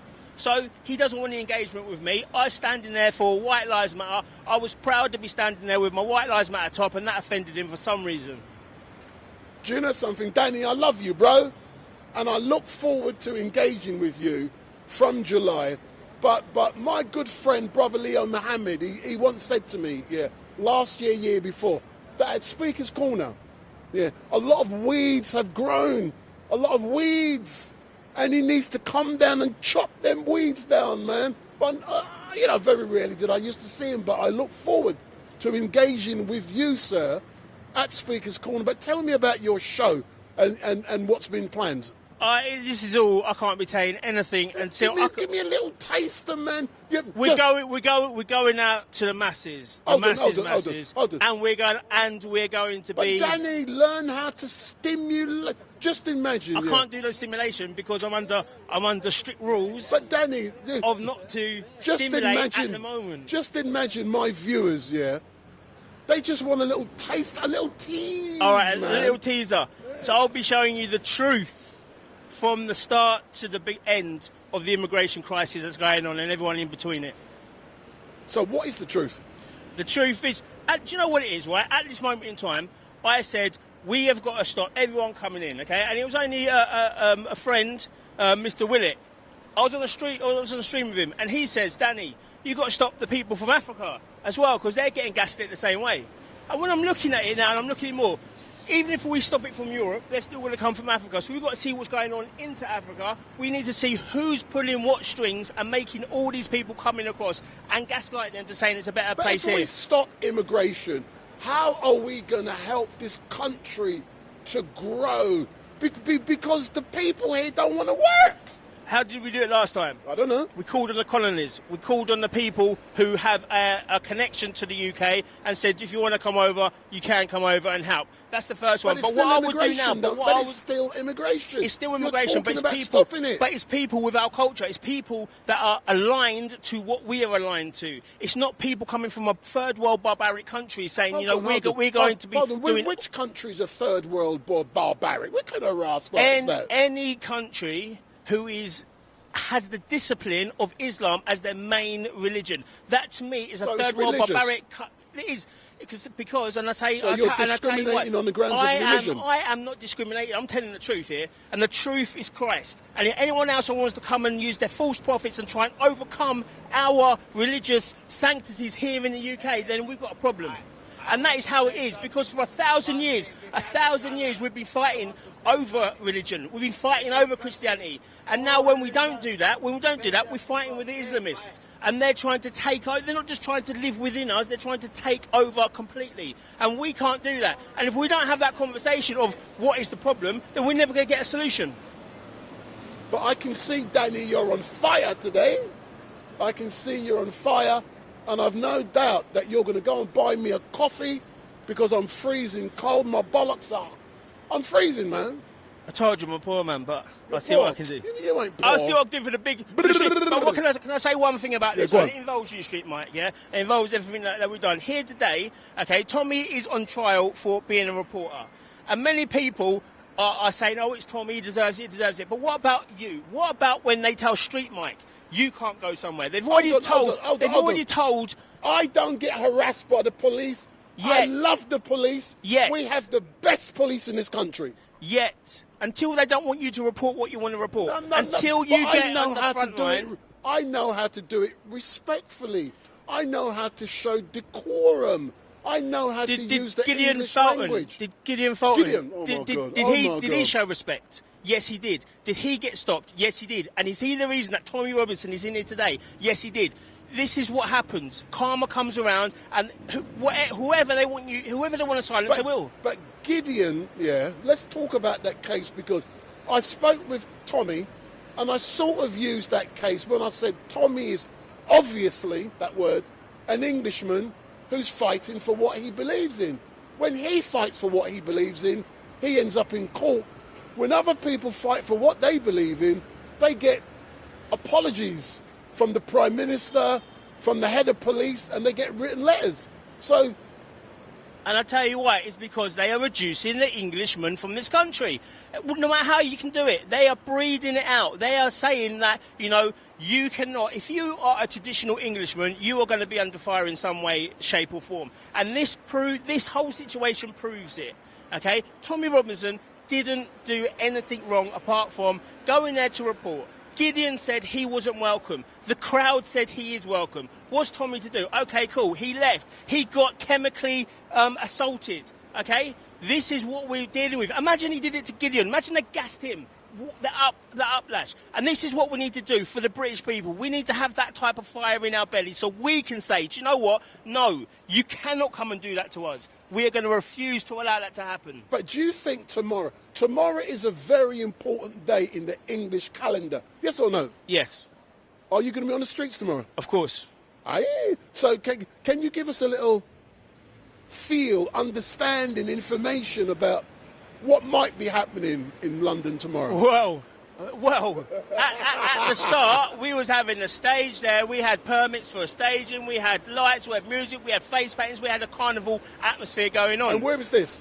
This was outside at Whitehall, by the Cenotaph. This got refused now by the Mayor of London and the Metropolitan Police. One of them two people have refused it. So we're still going to be there with our music, our flags. We're going to get the people together. But the thing is about it, people have got an issue, and they're saying, oh, St George is Turkish and that. Well, if we're celebrating St George who's Turkish, that people are saying, okay, then we can't be racist because we're celebrating someone that's not from our culture. That's the first thing. And the second thing is, we're all English here.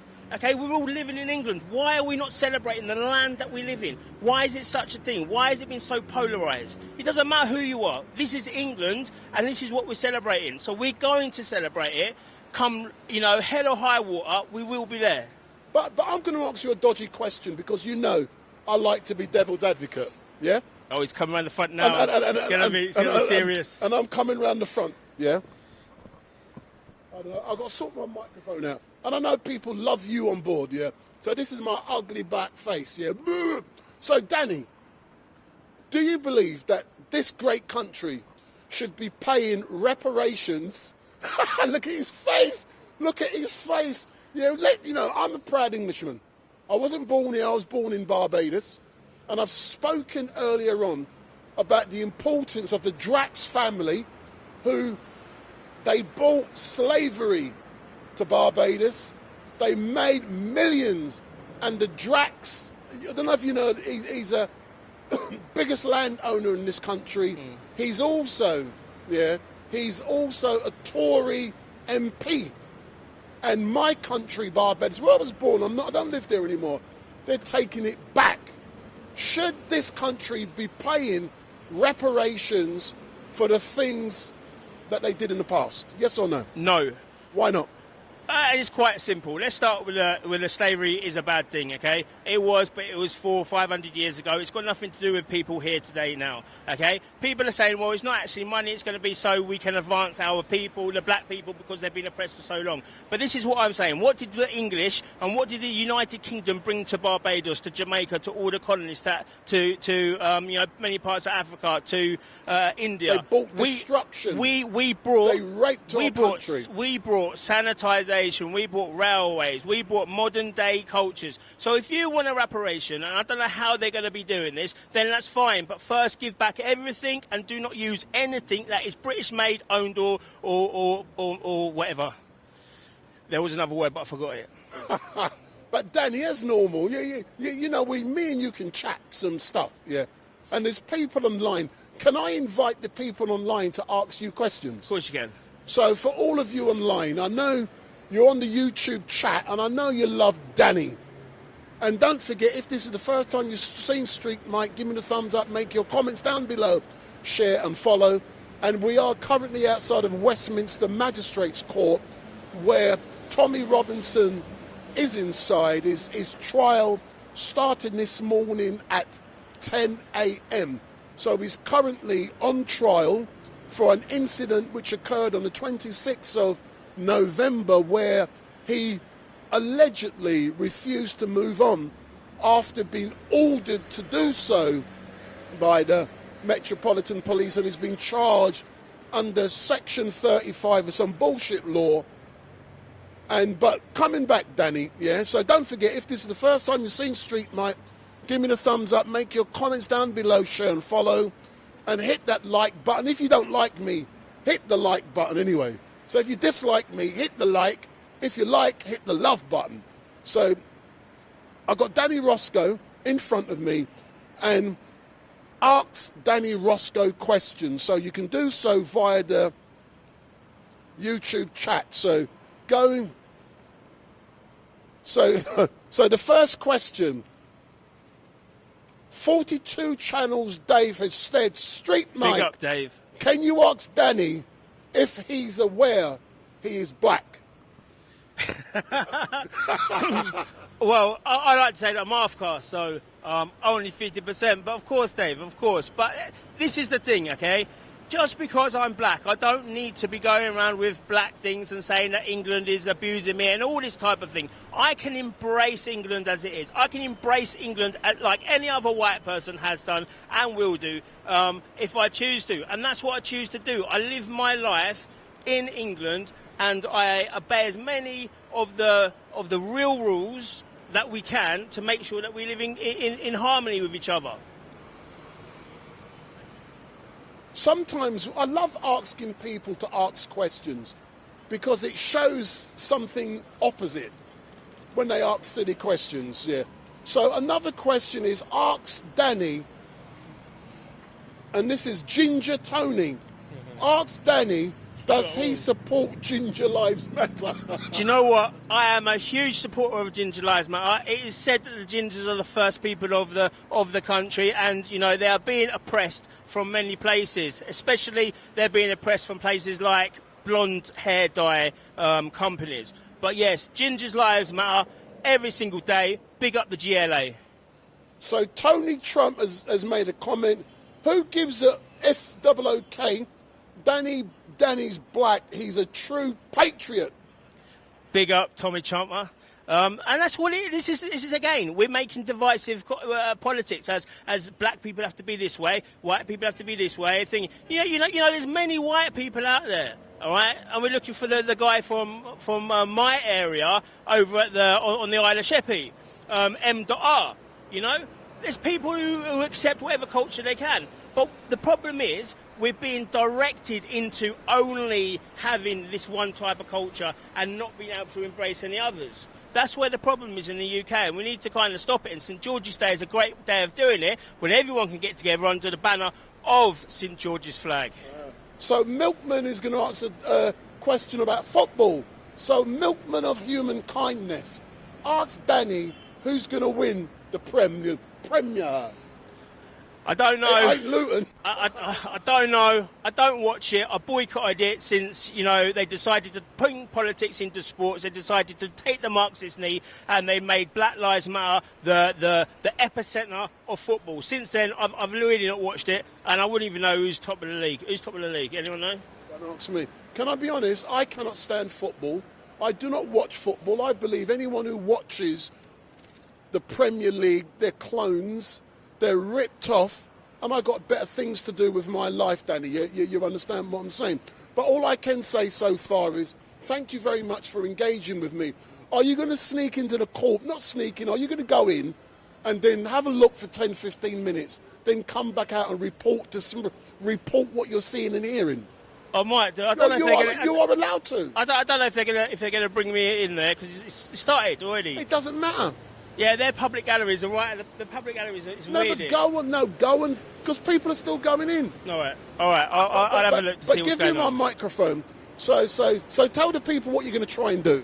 Thank you. We're just going to see what's going on. We'll make sure the truth is being put out there. You know, if there's anything in there that needs to be reported on that they're trying to hide from our eyes, then I'll go and do that. So that's Danny Roscoe. He's going inside of the court, and what he is going to do. So what he is going to do. So what he is going to do. He's going to go and have a look and listen to what's going on inside of the court, and then he will. Sir, don't worry about him. Come forward. Are you here to support Tommy? I am, mate. Yes. Oh no. Oh, let me interview. I can't. Oh, there's a reason why. no, Arden, you can't do it the other way. Stand there, and I'll do it this way. I can't, because I'm not supposed to be anywhere else. Oh my God. Not as in a court order. I mean, Mrs. don't realise, mate. Yeah. Listen, I hear you. So Danny's going to be going into the court in a minute, and he's going to be reporting on what he's seeing and hearing, and then he's going to come back out, and he will keep you guys and girls updated. But all I can say is that Tommy Robinson is in the court in front of me. He arrived here about 9:15 this morning, and he's in there with his legal team and his entourage, and when he arrived, I actually knew where he was. He was round the corner, and when he arrived, he said the only person he was going to speak to was StreetMic, so I did a interview with Tommy Robinson here, and when he was speaking to me, a young lady from Sky News tried to butt in, and Tommy Robinson has had a very interesting discussion with the Sky News reporter. Go back to the start, and it's right actually at the start of the stream, the first couple of minutes at the start of the stream, because I wasn't expecting to go live till 9:30, but I was already set up, and he come around the corner, so I just hit live quick. So, you know, so it should be Tommy Robinson arriving just as I went live. So he is in the court, and we are due to hear something when they exit. I don't know what time that's going to be. I'm assuming that's going to be around the midday time. So if you are watching, you know, you can go, you know, go shopping, go and make love, go and eat breakfast, go and do whatever, but make sure you're back by 12 o'clock, or just stick with StreetMic. And if this is the first time you're seeing me, make sure you hit that subscribe button. And I know you all hate me. Only joking. But, no, it has been a good day so far. I'm not here tomorrow. I have business tomorrow. So I'm just reporting. I'll be out here all today until this trial ends today, and it should be taking place again tomorrow, where we will get a decision. And the worst case scenario, that, like I did ask Tommy Robinson, he could end up going to prison tomorrow for breaching the order to move on the 26th of November outside of the High Court in London, in the Strand. So I'll be at that same location, hint, hint, on Friday, but doing something completely different. So I will be in that location on Friday doing something completely different. So, as I said, Tommy Robinson is in the court behind me. When he comes back out, we will engage with him and we will get some more information in regards to what's been happening with his case. But I'm just showing you that there's one of those vans. There's one of those Serco vans. So there is a possibility that Tommy could be taken away in one of those vans, and Tommy has admitted it. He said there is a possibility that he could go to prison tomorrow. So, but tomorrow, it is an important day in the life of English people, Englishmen and English ladies. It's called St. George's Day, and tomorrow is St. George's Day, and tomorrow could be a great day or it could be a bad day. It depends on how you look on things. So, by the way, I'm freezing cold, man. I'm going to put my hoodie on in a minute. How cold it is out here. And I'm doing this all for love, you know. And not only am I doing this for love, I'm doing it for my country.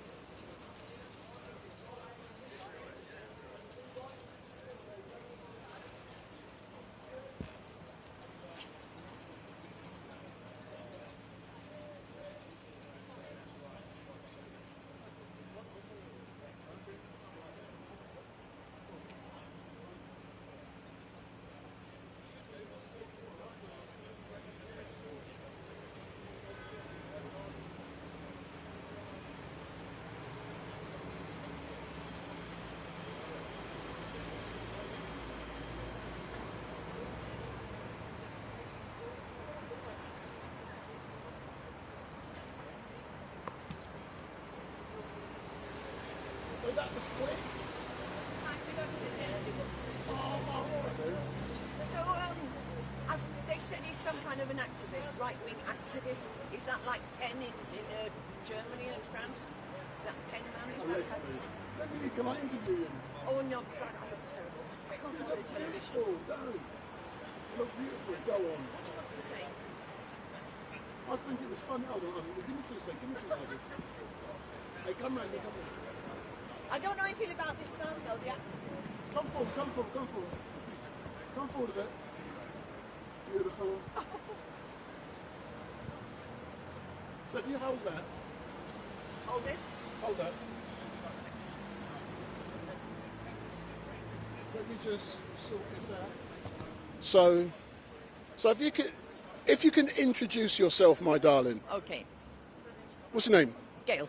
So Gail, earlier on, you asked me about what I was doing outside of the court, and I said that a young gentleman by the name of Tommy Robinson was appearing. Yes or no? Yes, correct. But you don't know who Tommy Robinson is, do you? No, I thought he was a footballer.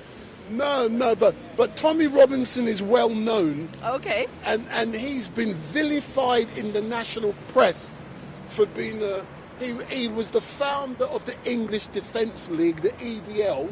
Ah, you mean like the National Front? Yes. Ah. Yeah, and he found that it suddenly becomes something bigger than what he started. Right. He subsequently left it, but since then he's been vilified. And he's appearing in court today, charged with refusing to follow an order by the Metropolitan Police for moving from one place to another. Right. But he's been vilified now for many years because he's a proud Englishman. Right. And he stands up for what he believes in. Right. And do you think someone standing up for what they believe in is wrong? Someone standing up for what they believe in is not wrong, but then it depends on what they believe in, because now we have, human rights, people to be able to live however they like. If he's doing something that's against that, then no, I don't think so. But tell me something, as I'm assuming you are English yourself. I'm Scottish, but English. You're Scottish, yeah. And you know this country, yes, this nation, yes, I think it's a beautiful place to live. It's a beautiful place to be. Right. But and you know, just like Scotland, there's things about Scotland becoming independent. Yes. What do you think of that? You know, Scotland fighting for their own independence. Well, it's a small country, isn't it? I can't see the benefits of them becoming independent. Aren't we better off if we're all working together?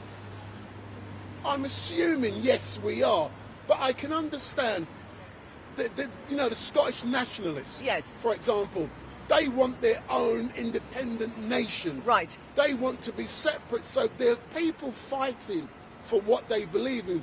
And I'm drawing a distinction with Tommy. Right. Tommy He's fighting for is his beliefs. fighting for what he believes in. And you got people like Nicola Sturgeon's husband, who's now being charged. Yes. With, no, I'm not saying he's done something right or wrong, but people try to vilify you. Yes, I when understand. you try to do something what you believe is right. Yes, that's true. But isn't it criminal what he's advocating? Doesn't it come under a criminal offence? Who's that? Tommy Robinson? Yes. No.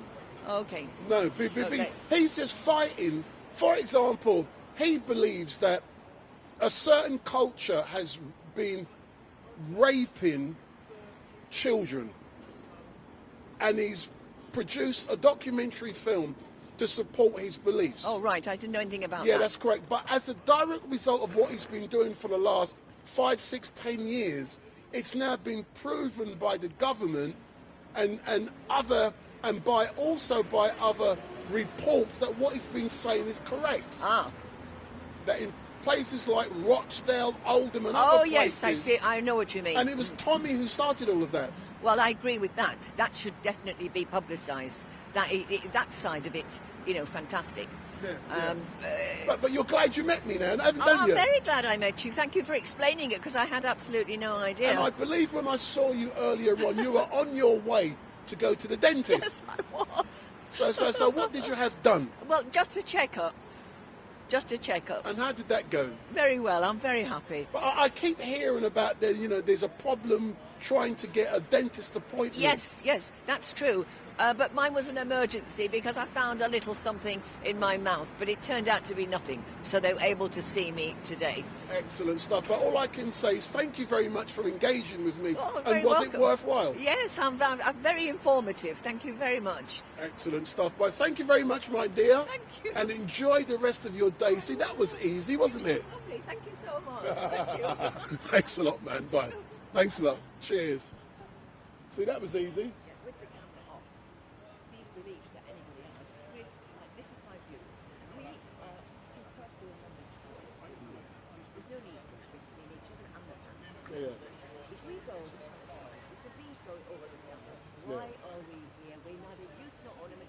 A burger, a photo of myself in an Amazon delivery, and I don't like you, he doesn't like this. I know. Because they said this or they did that. These beliefs are causing us to killing each other. Yeah, and that's the problem. The problem with the belief is that my parents said to me at some stage, everyone's okay, so they show you they're not. And my dad said, you did it with me, don't put your feet down. So my view is that when I come into the world, I'm finding all these different beliefs, which the person cannot now, like I can't say, for example, this woman who's had 9 years on the test and he said, no, we've got to look after it. I can't say to her, come on, it's another rubbish. I know. See that? Do you know what I mean? Yeah. So Say it in front of me, because I'm live at the moment. Oh, no. Danny. No. But listen, enjoy your day, mate. Excellent. Thanks a lot. Thanks a lot. Nothing yet. They're still in. I don't expect nothing till 12 o'clock at least. What time do they break for lunch? Is that 1? 12 or 1? It's usually 12, half 12. Between 12 and 1 o'clock. The afternoon starts at 2, doesn't it? I don't know. But I think that includes an hour for lunch. Yeah, I'm expecting 12 onwards. 12 onwards. You've got to be early, as you know. So I'm expecting but by 1 o'clock the latest they'll be on lunch. So by 1 o'clock they'll be coming out. Yeah. But I'm going to be standing out here until 4 o'clock at least.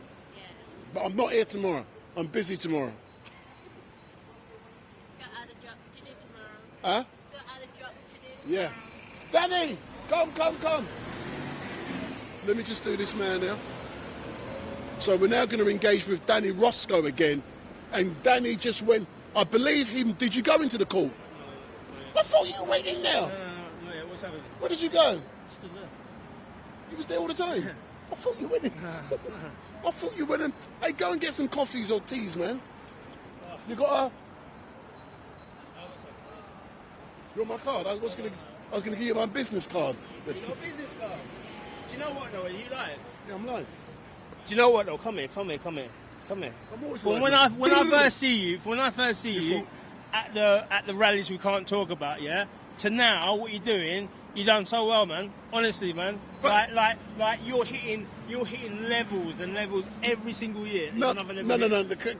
Coming from one thing, I'm not interested in, and I'm being quite honest. Yeah, I do live streams which are long. I don't chop, I don't clip, I don't do that kind of stuff. I believe people who clip is fraudulent because they're putting out a narrative which is untrue. Yeah, they're only clipping for entertainment purposes. I'm not interested in that. I could get tens of thousands more views if I clipped or if I do shorts. I refuse to do so, Danny. I've got no problem with coming out here, standing here all fucking day to get something to get 1,000 views. It doesn't bother me, but the stuff I do... It's good, that's what I'm saying. Oh, And a lot of it, I don't it's not my team, but I'm still seeing it come up, and I'm like, I'll have a little watch, see what's going on. But I'm going to tell you something, and look in there, and I'm proud of what I'm going to... I've told people already, on Friday, Friday coming, you know where Tommy got arrested the other week, I'm a few feet away from that location on Friday, I'm doing a funeral service for an RAF veteran, who was going to be put into a pauper's grave But people have come together, and he's going to get one of the best send-offs possible at one of the most prestigious locations possible. Think about where the Royal Courts of Justice, all around there, to be able to get a funeral around there, there's got to be something big, man. But listen, but I'm getting these jobs, and the reason I know people, I might come out here give it the bullshit, yeah. But there's a difference between doing this and doing that for professional purposes. This for me is fun. I come out here and I do this. I don't get nothing for it. Too many people want to come out and do this kind of stuff and get paid. They don't want to give their time. They're looking for, I must have 1 million views. You might look at some of my stuff. My stuff gets hardly any views what other people would do for just restreaming and whatnot. But the point is, I'm doing what I'm doing. You're doing what you got to do. And I'm coming out here and I'm making sure that, you know, I'm representing myself and I'm representing everyone who wants to. And that's important. Exactly. Big up, big up. Exactly. So that's so Danny. But hey, get me a coffee, man. If it's a business card. It's my own, but it's my own business card. Where's the coffee shop around there? I think there's one down there. Is there a coffee shop around there? I don't know if it's takeaway though. There is something around there, man. Yeah, because you sell bagels and stuff. There are tables outside of the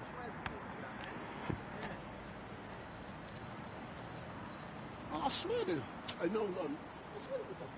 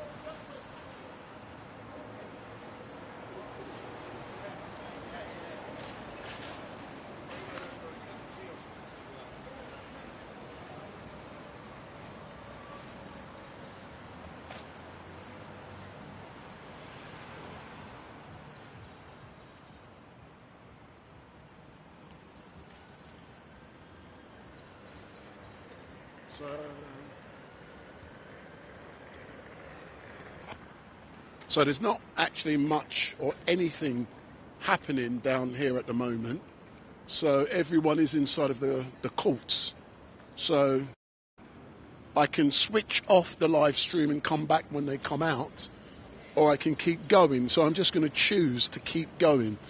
And don't forget, not much will be happening until I'm estimating 12:30, 1 o'clock, because they will be stopping for lunch, and that is likely to be between 12 and 1 o'clock at some time. And then the trial will start back later on this afternoon. I'm just checking the time now. It's now 11:14. So nothing is happening, but all I'm going to do is keep streaming. I can cut off if you want me to. So let me get you guys who's currently on the live stream on the YouTube to tell me what I should do. Should I cut off the live stream and come back when Tommy comes out, or should I keep on. Because if you...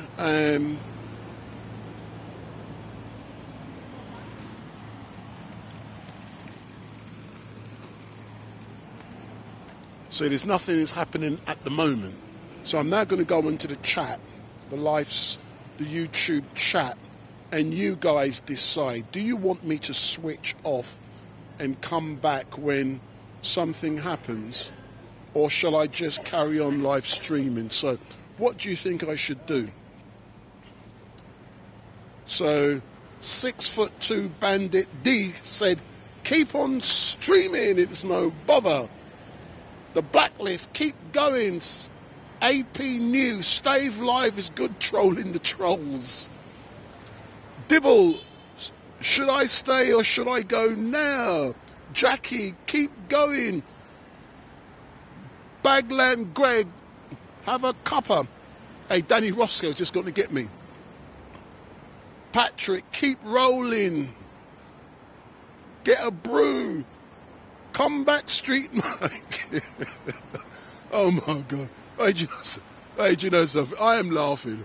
And sometimes when you engage with people, it's funny, man. You get what I'm saying? But trust me, you know what I would do now? Yeah. I wouldn't normally ask you guys to do this. Yeah. Go back on the live stream at the start when I first switched on, because nothing is going to be happening here. I will keep going. But if you haven't seen it, go to the start of the live stream when Tommy Robinson, because I got here for 9:15. Don't do black man time. I got here 9:15. I was planning to go live at 9:30.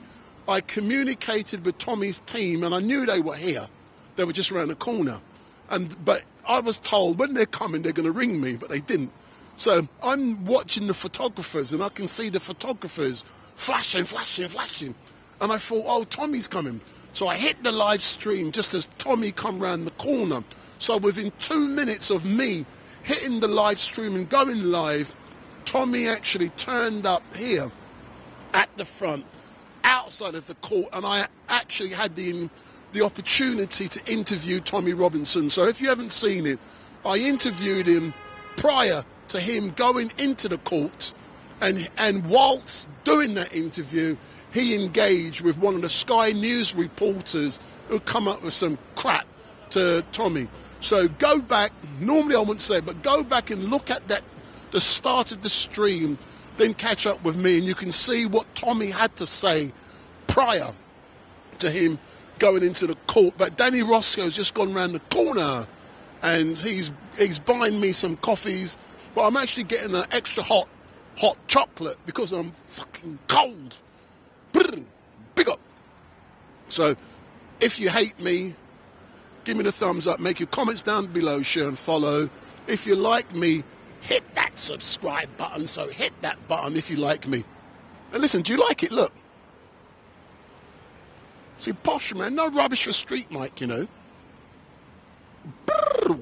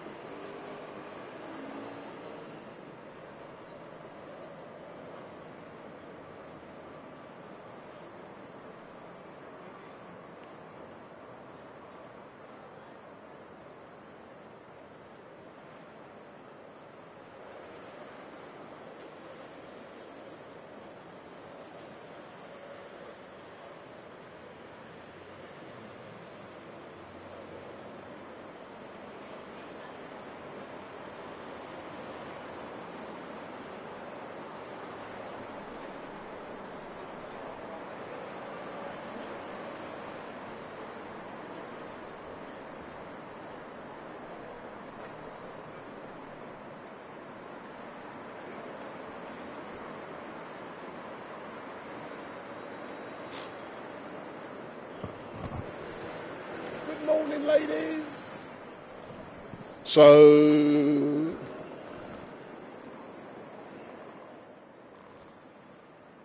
So Danny Roscoe's just gone to the coffee shop to get me a extra hot chocolate, and we're waiting to hear some news from Tommy Robinson. So what I'm going to do now, here's Danny. Let me show you. He's coming back with my chocolate. So that's Danny Roscoe returning with my hot chocolate.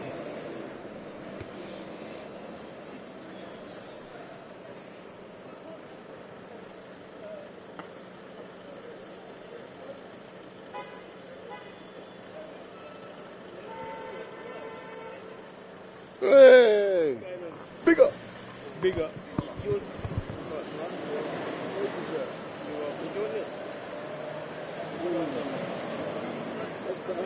Sugar? You want sugar? No, I'm sweet. Thank you, sir. Thank you. I'm just going to let them know that I'm finally warming up. Thanks to brother Danny Roscoe. Yeah, look. I've got an extra hot chocolate. You look to me crazy. Huh? Extra hot. I normally... Extra hot. I was like, double D. Yeah. I normally go into the shop, I want it burnt. But it's cold, man. What are they saying there? What do you get anything from there? Huh? You get anything from there? I was going to message Aidan. Yeah, he's up there with him. Voice of Wales there as well? Huh? There's the two lads from Voice of Wales in there? Yeah, they're both in there. I was expecting to get text to see what's going on, but I haven't heard nothing yet, man. But they should be coming out soon, shouldn't they? For a break or something. We reckon about 12:30. So I'm just drinking my coffee, my extra hot chocolate. They sent you a message. Having post dispersal order. Tommy was exempt. Dispersal order does not apply to journalists doing their work.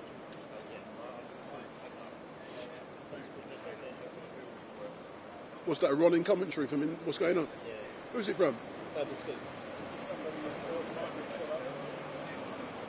Hey, send me that, I mean, because I don't...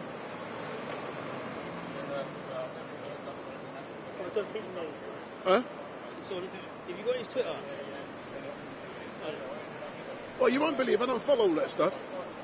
I ain't got time to look at that stuff. I'm going to send you. Have you got it on your finger, yeah? I'll send you a link. You just click the link, can't you?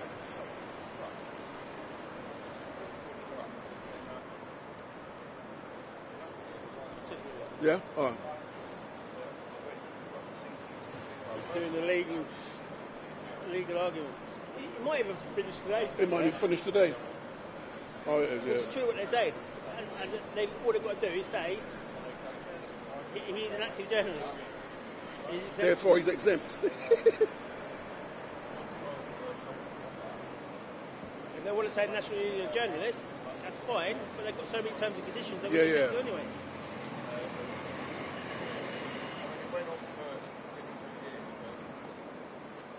Tell me what is it?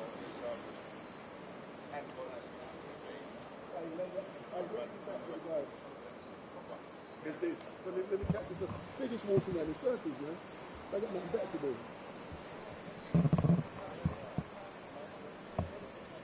That's what they do, walking around in circles.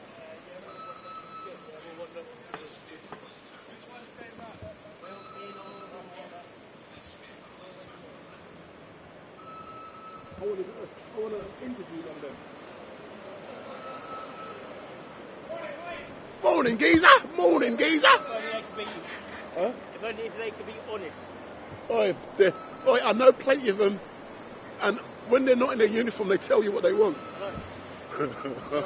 Shocking, isn't it? See, I know old Bill. The fact that they're coming out now, you know, certain signs you look for. So for those of you who are watching, Tommy is currently in the court, and some officers have just turned up. So I can see 4 officers on my left, intermittently in twos. There's 4 officers to my right also. And, you know, when you do things like what I'm doing now, you look out for certain signs. You look out for the signs of when there's no police going on. When there's no police, you know nothing is going on. When suddenly police starts arriving, you know they're getting information that they should be blah, blah, blah. So I'm now looking. So, you know, an hour ago there were no police, and now they're strategically being placed around the court. Potentially that means that it could be adjourning or something. So I'm preparing for... Hold on, see. Seems like I had a missed call, so I'm going to...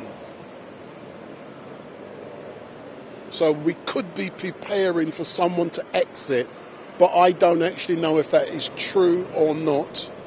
So a private number rang me 6 minutes ago.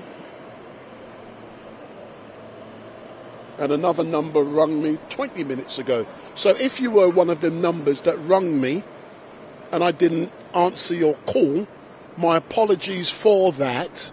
So what I'm now going to do, I'm going to switch my sound equipment back on for those ringing. So if you want to ring me back, so I'm inviting you, if you want to ring me back, please ring me back and I will engage with you outside of Westminster Magistrates Court where Tommy Robinson is appearing. So there's the number 07442 780 038. 07442 780 038. So give me a ring if you want to engage with StreetMic directly outside of Westminster Magistrates Court where Tommy Robinson is appearing. So 07442 780 038, 07442 780 038. Don't ring that when I'm not live because it's not switched on. It only works when I'm switched on. So ring me if you want to engage with me on the phone. And Tommy Robinson is currently in that building directly behind me. And I'm expecting movement. You know, I'm expecting them to break for lunch around sometime between 12 and 1 o'clock. But, you know, he's in there with the guys from Urban Scoop, from The Voice of Wales. Right, someone is now ringing me back. So 488 is now ringing me back. So let me answer the call from 488.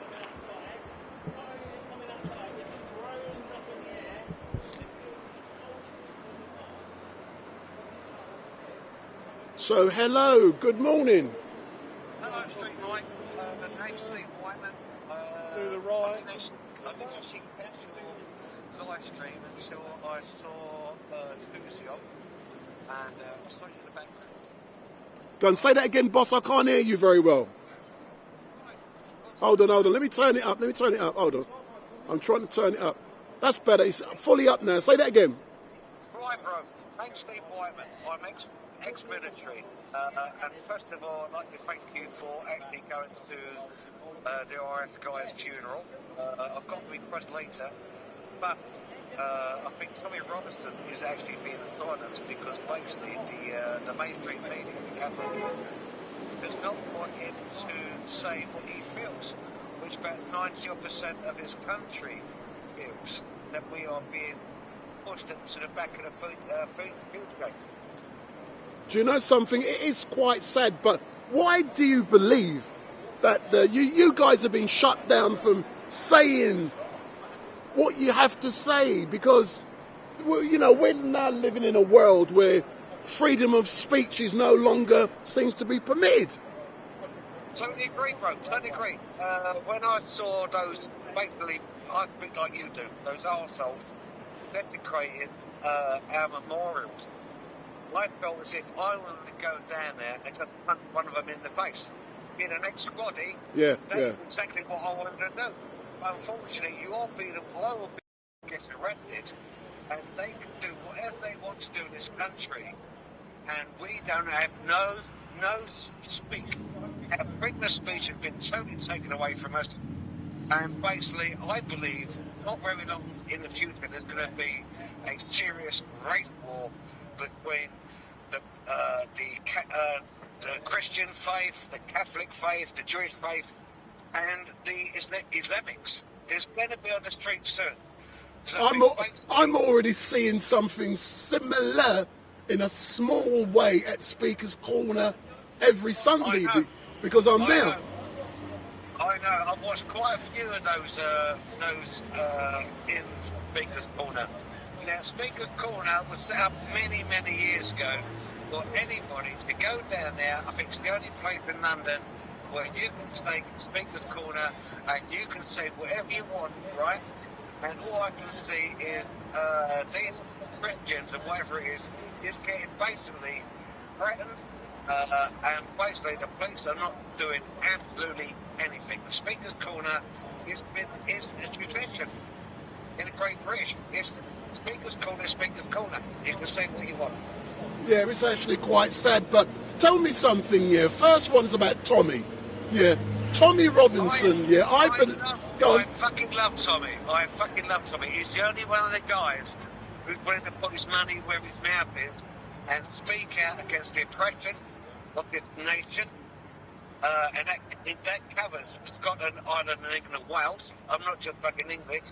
He speaks as it is.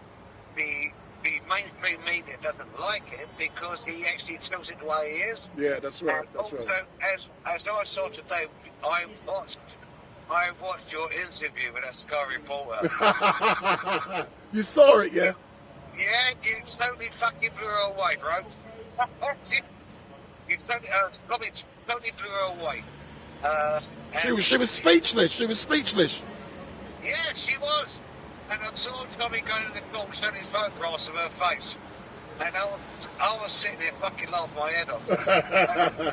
and I'm thinking, you know what I mean? They're supposed to represent this country. And all they want to do is pick on Tommy because he speaks the way the people want to tell it. And they don't like it because it's against their woke lefty agenda. Yeah, that's correct. That's good. But tell me something. Tomorrow, as you know, is St. George's Day, and potentially. I'll tell you now, if the guys go down there with St. George's flags, they'll probably be arrested for flying a flag that essentially incites racism. The George's flag is their national flag. It's like America. Well, sorry, you can't fly the Stars and Stripes. Because that could be seen as racist. It's a total disgrace. The Welsh can fly their dragon, the Scots can fly their national flag. You come to England and you can't fly the flag of St. George. And it shows you how what's the right word? Basically biased the police are. Yeah. Can I be quite honest, A couple of years ago, I was at Trafalgar Square, and I'm being quite honest, It was St. George's Day, And I'm there, as a black man, I thought it was quite funny when I'm seeing white English people are scared to fly their flags and show their loyalty to and I think it's quite funny. You should not be scared. Bro, when I served in 1975, 1982 in the British Army. I got out after the Falklands War, and I served with many black guys, right? Yeah. There is no way that if I saw one of my mates go down in combat, or for whatever reason, that I would not go out there and bring him in. No, of course. Because we're all the fucking same, we're all human beings, and basically they are trying to dismiss our faith and our rights in this country and how we behave. What I see, if you ever go to this Islamic country, and have a beer, you'll get arrested. Yeah, that's right. If you try to go there and say, right, people like to put up a Christian church here. No fucking way, bro. They wouldn't let you put your fucking church in this land. No. I just find it's rules for one, and there's rules for fucking other. I know, it's quite sad, but if you've been watching from the beginning, you would have heard the fact that I said that on Friday I would be live streaming a funeral service for, and it starts roughly about 1:45 for an RAF veteran. This is what I'm going to ask you. There's quite a few ex-servicemen who actually die. I mean, I've got no family, but I'm actually arranging my own funeral. I paid my grave, trying to pay off my stone. I've got permission to put a military-style headstone, and you have to get permission from the Majesty's Forces to put that in there. You can't put one up. What I would like you to do for me, bro, is I want you, I'm not sure if you want to, but I'm willing to give you a tenner. I'll try and donate it on your screen, but I can't actually donate it on there, like to buy you a coffee. I would like you, please, as an ex-serviceman, to put some flowers on this guy's fucking grave for me. No, I'll tell you what I'll do, yeah. In regards to donations, I don't take donations. I'm one of the fortunate people, because of what I do. Doing this stuff, what I'm doing now, I earn zero from it. I do not earn money from social media. I turn over a heavy load doing my professional stuff where I get paid a lot of money for. Yeah. And I'm happy to make a contribution on your behalf because, like I said, I will be doing the funeral free of charge. It's the minimum. I was asked to do it, and a lot of people have come together to make sure that the veteran won't be going into a pauper's grave. He is going to get the best that he deserves. And I haven't mentioned the name of the church, but if you know what I'm talking about, you will know. Yeah, I know you can't, because there always be some fucking arseholes there that won't die. But it's a prestigious location, and it will be an amazing send-off. Well, thank you for that, bro. I mean, an old story. I was 58 when my old man was murdered in connection with a craze. Now, no bullshit, yeah? I've still got the fucking paperwork from the police. He was shagging somebody in the craze. They found out about it, and they killed him in Spillers. Spillers will shut down the tent.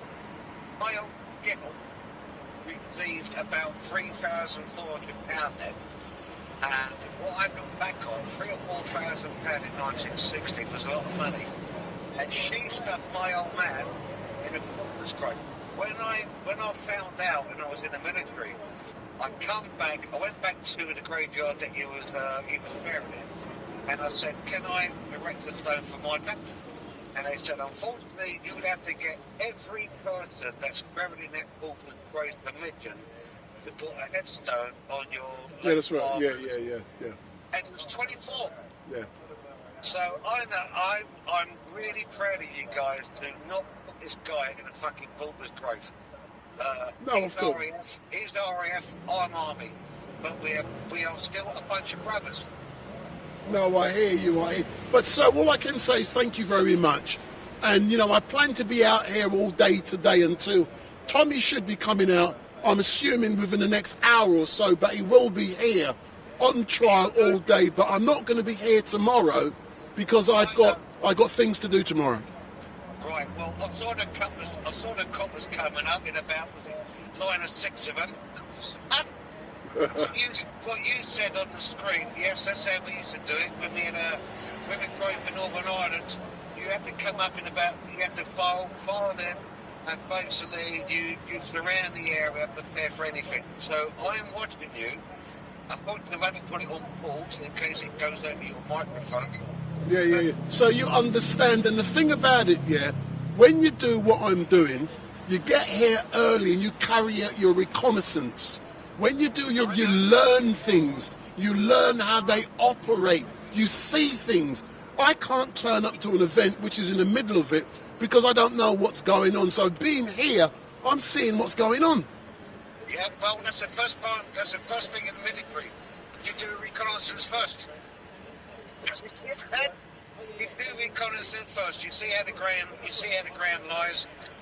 What position you got there, but I must admit, when I saw Tommy rip that fucking Sky Reporter, what I'd love to see is that individual put up a report on what happened today in Westminster Magistrates Court with Tommy, and see if it actually corresponds to what I saw.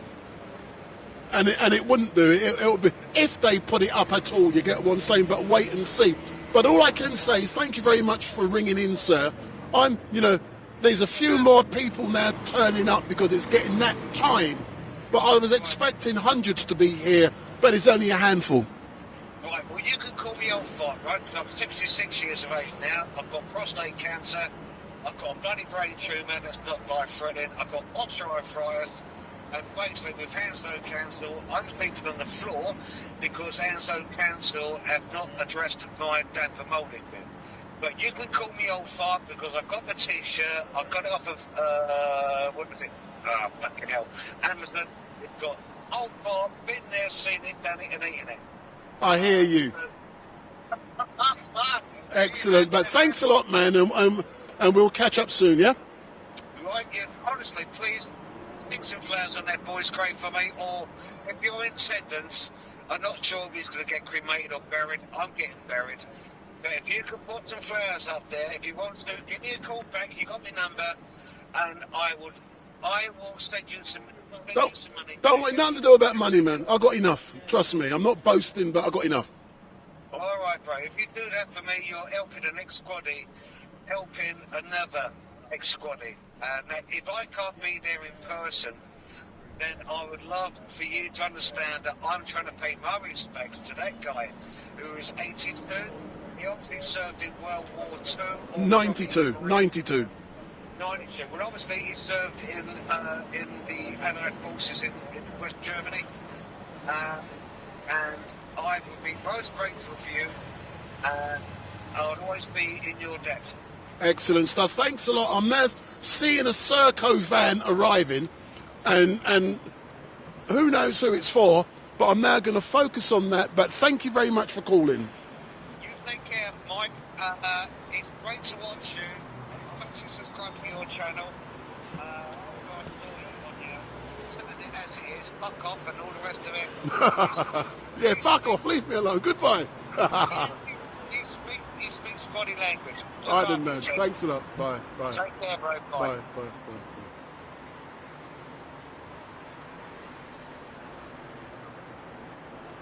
So there's a Serco van now. So there's a Serco van. There's one just arriving at Westminster Magistrates, and there's Danny Roscoe in the corner there. He's there doing his thing. And we are still outside of Westminster Magistrates Court awaiting Tommy Robinson to exit, and he's inside, charged under Section 35 of some bullshit law for breaching an order to move on the 26th of November of last year. So all we can do is wait and see what's going on. And don't forget, if this is the first time you've seen StreetMic, give me the thumbs up, make your comments down below, share and follow. And if you like me, hit that like button. If you dislike me, hit that like button.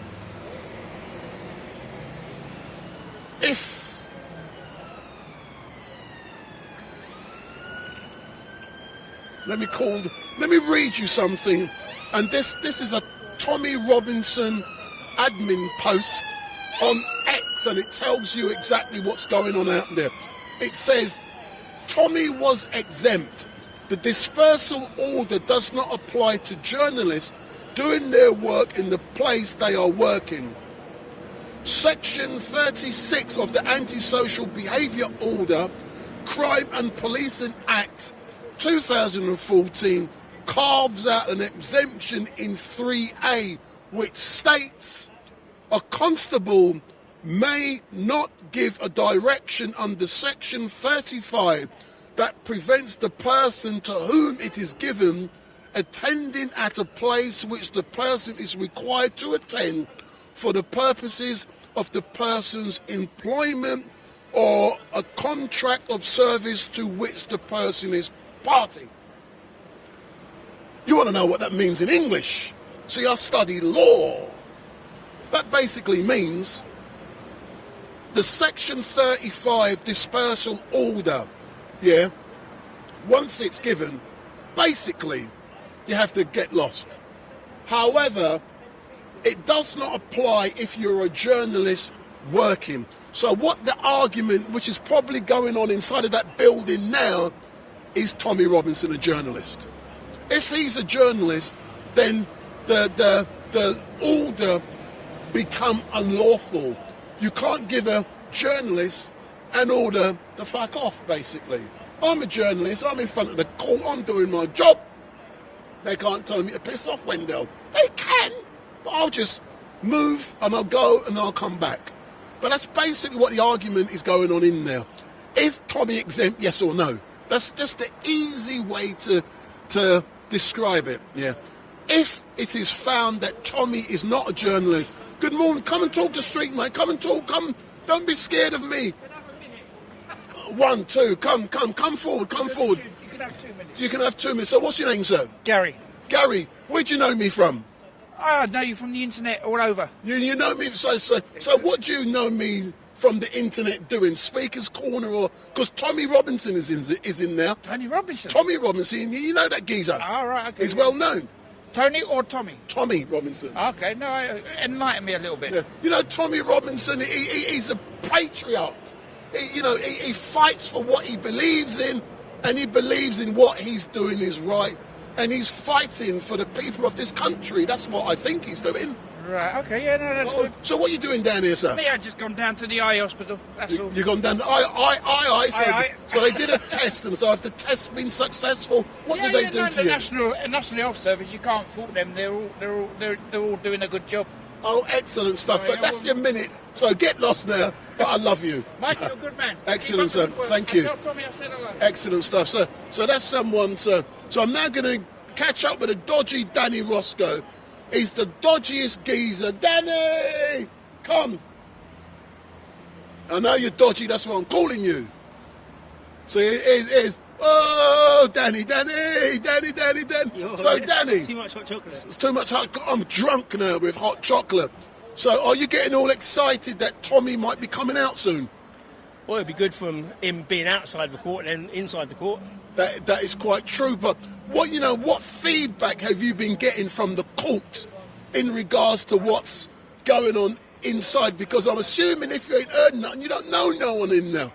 Well, what's been going on is they've been discussing a dispersal order as it is, and it looks like that it's been changed or it's not been done properly in the first place. That could be unlawful. So could it not also be argued that because Tommy is a journalist, he was exempt under section 36 of the order, therefore it was unlawful? That's what it is. Nobody can class what a journalist is, and these police officers say you need to be part of a union, the National Union of Journalists, who wouldn't accept him. All I say, if you want to have some kind of level, you've got to have an active audience, and you've got to be there to do journalism, which Tommy was doing. So they are stopping freedom of press. It's something. It's a pillar of the English community. What we like to say that we're part of. So they are stopping that by saying, well, you're not actually a journalist. No. He was exempt. He shouldn't have been arrested. He shouldn't have been biologically assaulted, chemically assaulted. Biologically? These are weapons of mass destruction. The police don't use the gas as a destructive thing.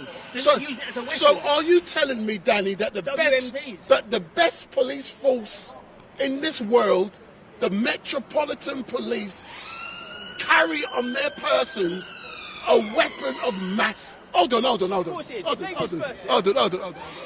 on. I'm now going to zoom in, yeah?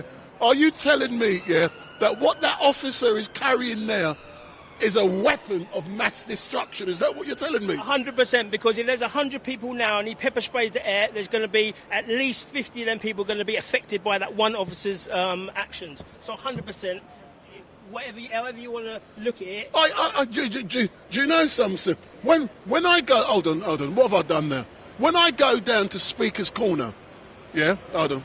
When we're down, there's a guy down there called Danny Shine, yeah, and Danny Shine talks about your penis is a weapon of mass destruction because the thousands and thousands of children you can create. Yeah. So you're using a similar analogy that, you know, what the police are carrying on them is such a weapon of mass destruction. Wow. Well, it is, because, and also, what about if there was people in there with asthma and people in there with COPD? They don't ask, they don't see, you know, if there's anyone with these type of health issues. So it's a destructive material that they are unleashing on people. Yeah. But let's be honest, Danny. Yeah, let's be honest. Do you believe that in this great court here, which was, you know, 2011, it was opened up, I'm assuming, yeah, that they're going to allow Tommy Robinson to walk away free? Do you reckon that they're going to do that?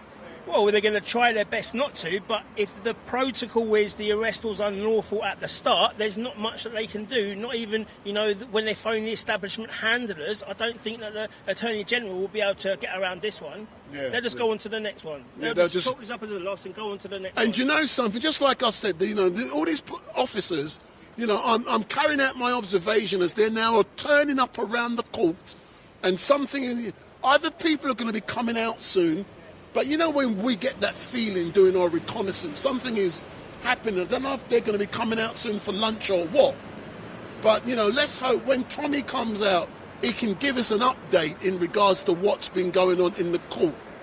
Hopefully, but obviously it's a live case. So there's going to be only so much, you know, everyone's going to be watching this. You know, everyone in Parliament who are not doing their jobs to their constituency will be watching this. Hold on, no, those people in Parliament are doing their job, because some of them got to pay £5,000-6,000 to be released because dodgy people.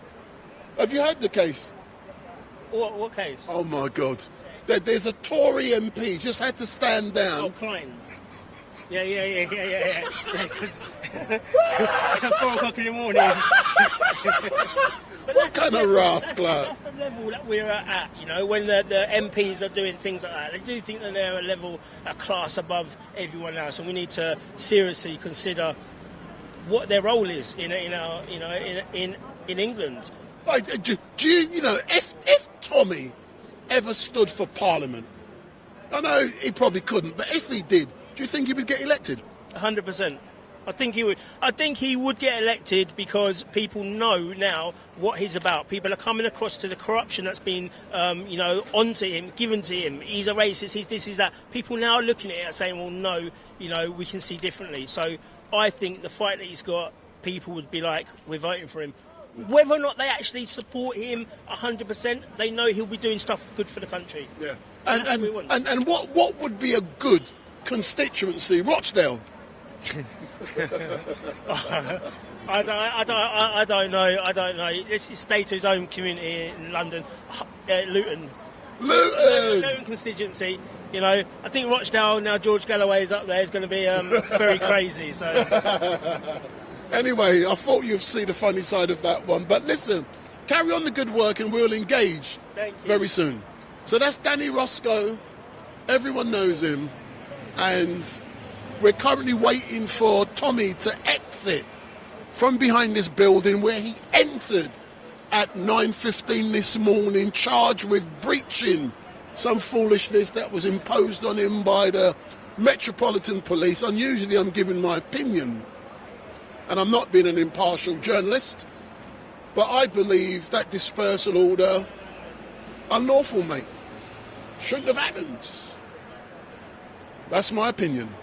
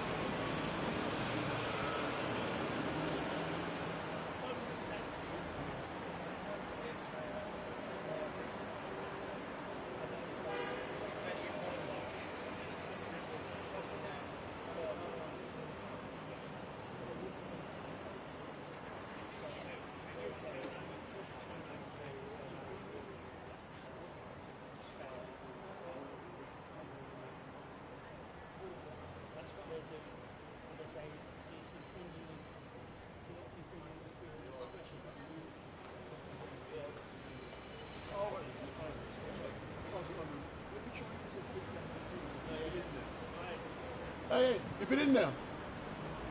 Give me some feedback, man. Hold on.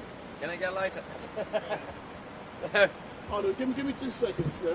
So I'm now going to interview a gentleman who's been inside of the court. And so, sir, just introduce yourself. So, I know not many people know you. So, what's your name? Maya, 2C from 2C TV. So, have you been inside of the court? Yes, we've been in the gallery. So, what have you heard and seen? It's been a mess for the Metropolitan Police. They had the witness already who essentially admitted the order was not lawful. And he said he was dyslexic and he messed up the document. No. Yeah. No. So the whole thing is falling apart. They have 3 or 4 more witnesses, the police, but the judge might be kicking the whole case within the next hour or so. So do you know something? I've noticed that the police are turning up around this place, and I've said this is an indication that something has happened. But for you, where is Tommy inside of the court? You know, just explain to those watching what it looks, feels and smells like in there. So the main gallery obviously is at the back, so we could face the judge in the main room, but Tommy was on the side in a box, like Hannibal Lecter, and then but everybody else, the actual press was also in the middle of the room. But the Sky News reporter who was out here interviewing Tommy, she left. I was going to say she stormed out, but she left the courtroom the moment the judge decided that Tommy's address should not be made public. She didn't like it, she left. Might be a coincidence. So what was it like for you to actually be inside of the court and to be potentially part of a historical moment as it's unfolding 24 hours before St. George's Day? A historic moment with a pointless case. It's a complete waste of time, waste of taxpayers' money, waste of police's time. But it is important because obviously this country is based on precedent. We're going to set the precedent. The police actually admitted that you won't even need a press pass. Even though the police, every time I'm at these protests, they threaten to arrest me because I'm not part of a union. I don't have a press pass. But they admitted, so it's going to be interesting. Yeah. So potentially, Tommy could be walking out of the court. But what time is the break, the official break? Is it about 1 o'clock? So 1 o'clock is lunch, but then by 2 o'clock, latest 2ish, 3, we're going to either hear it's been kicked or come back tomorrow, 1 more witness, and then that's it. Oh, so what you're saying, there's a couple more witnesses still to go. So is that the prosecution witnesses? Yeah, so these are the 3 or 4 more police officers are going to come. And tomorrow it's a witness from Tommy's side, I think. Yeah. Excellent stuff. So thank you very much for giving us an update in regards to what's going on. And I know you're not very well known. Big up. So my name is Wendell Delley from StreetMic, and we're coming to you live and direct from outside of Westminster Magistrates Court, where Tommy Robinson is inside. And we've just heard eyewitness report from someone who is actually inside of the court, listening to the evidence as it's unfolding. Yes, sir. My friend, tell him now, yeah. I bust case, cuz. Hey, chill out, man. Come here. Alright then, man. So we've heard eyewitness account of exactly what is happening. Hold on. Now we're getting all kind of big up shots, man. What kind of rascal is that? So, you know, we've heard that one of the officers has admitted that the order that was given may have been done wrong, and he may have been dyslexic, but let's wait and see what transpires from when Tommy exits with his legal team. But I might not be able to speak directly with Tommy, but I can get feedback from his legal representative in regards to what is transpiring. But my name is Wendell Delley from StreetMic. Don't forget, hit that subscribe button. Don't forget, if you like me, give me the thumbs up. If you hate me, give me the thumbs up. But make sure you switch on your notification bell, and every time we go live, you will be informed. But it's cold out here. My good buddy Danny, come here, Danny. Come talk to the people, man. So you've just heard some feedback from the gentleman who was inside of the court, based upon what he said. So he's giving his opinion. How does that sound so far? It sounds correct with what the Metropolitan Police do these days. You know, they are going above what their jobs to do. To pansy, I suppose, to the majority of people. But like I said, it was only one person there who said that Tommy wasn't welcome there. The people in the crowd were saying to him that he's welcome to do his report. And it doesn't matter if he's welcome or not. He is reporting as a journalist. So he can go anywhere he likes. It doesn't, you know, it's down to him. He's reporting what other people failed to do. And if Sky News, BBC, ITN, all these people have got a problem with it, then they should start reporting the news properly. Yeah. And as we heard, like I've said already, at the start there was an issue with a female Sky reporter, and Tommy made her look silly. And what we were just told was that when Tommy's address wasn't read out in court, she then stormed out. And this is the most important thing that people can get away from this. There is the triangle of the establishment, the media, and the person that they're persecuting. The media want to have this report, not the address, not so they can put it out themselves, so they can go to people like Hope Not Hate, NGO people, and they can start abusing, harassing, his family, his children. And let's not forget, Nick Lowles of Hope Not Hate yesterday put out an address that wasn't Tommy's address, and they had Islamists around there flying drones up, doing recce and everything, and the family has had to go. So one person from an NGO company, Hope Not Hate, has removed a family from their house under, they didn't want anything to do with this. They don't even know Tommy. Yeah. Do you know something? Can I be quite honest here? You and I are in a similar game, yeah? I'm fair game. You are fair game, but no one can fuck with my family and your family. Exactly. Why the fuck does these cunts, want someone's address read out in court when the judge already has that information? The judge has it, the police has it, anyone in that system has the address. Yeah. It doesn't have to be read out. And the only reason they want to do it is to say that they have the power now, because they have the address, to put it out or not. So you better be good to us, Sky News, you better be good to us, because obviously we'll just put it out or we'll give it to someone else. And as you say, I'm fair game. Come for me, come for Tommy, come for you, come for anyone. Yeah. Don't come for our families. Yeah. That's a different kettle of fish. That's a different ball game there. And these people need to understand that, they just can't do it. But again, they've been allowed to do it through the failings of the establishment, the failings through government, the failings through legislation. I don't know what more to say on that one. They cannot be allowed to get away Danny ain't got nothing to say. Danny's quiet. They can't be allowed to get away with it, though. My opinion is my opinion, okay? Yeah. And people who have got nothing to do with a case shouldn't be able to rock up at my house and harass my wife and my children. Shouldn't be able to do that. Hey, but you know something? If they walk up at my house, my daughter, she's a rebel.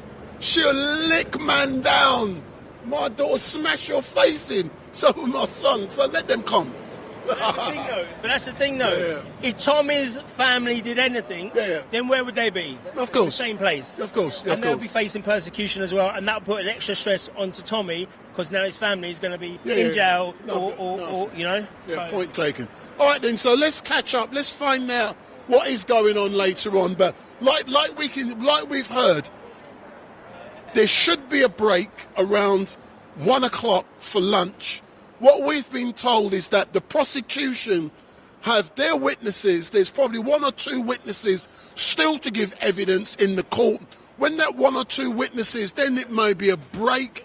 And after that, what will then happen was then Tommy Robinson's, he will be able to call his witnesses. That may happen tomorrow. That may happen today. I don't actually know. And we're just coming to theories at the moment. But I want to get the facts when people turn up, but there are a few officers mingling around outside, and when they got the whites and the blacks, hold on, I'm watching Danny. What's Danny doing now? Hold on. Let's see what Danny Robinson's doing now. Danny Roscoe, I beg your pardon.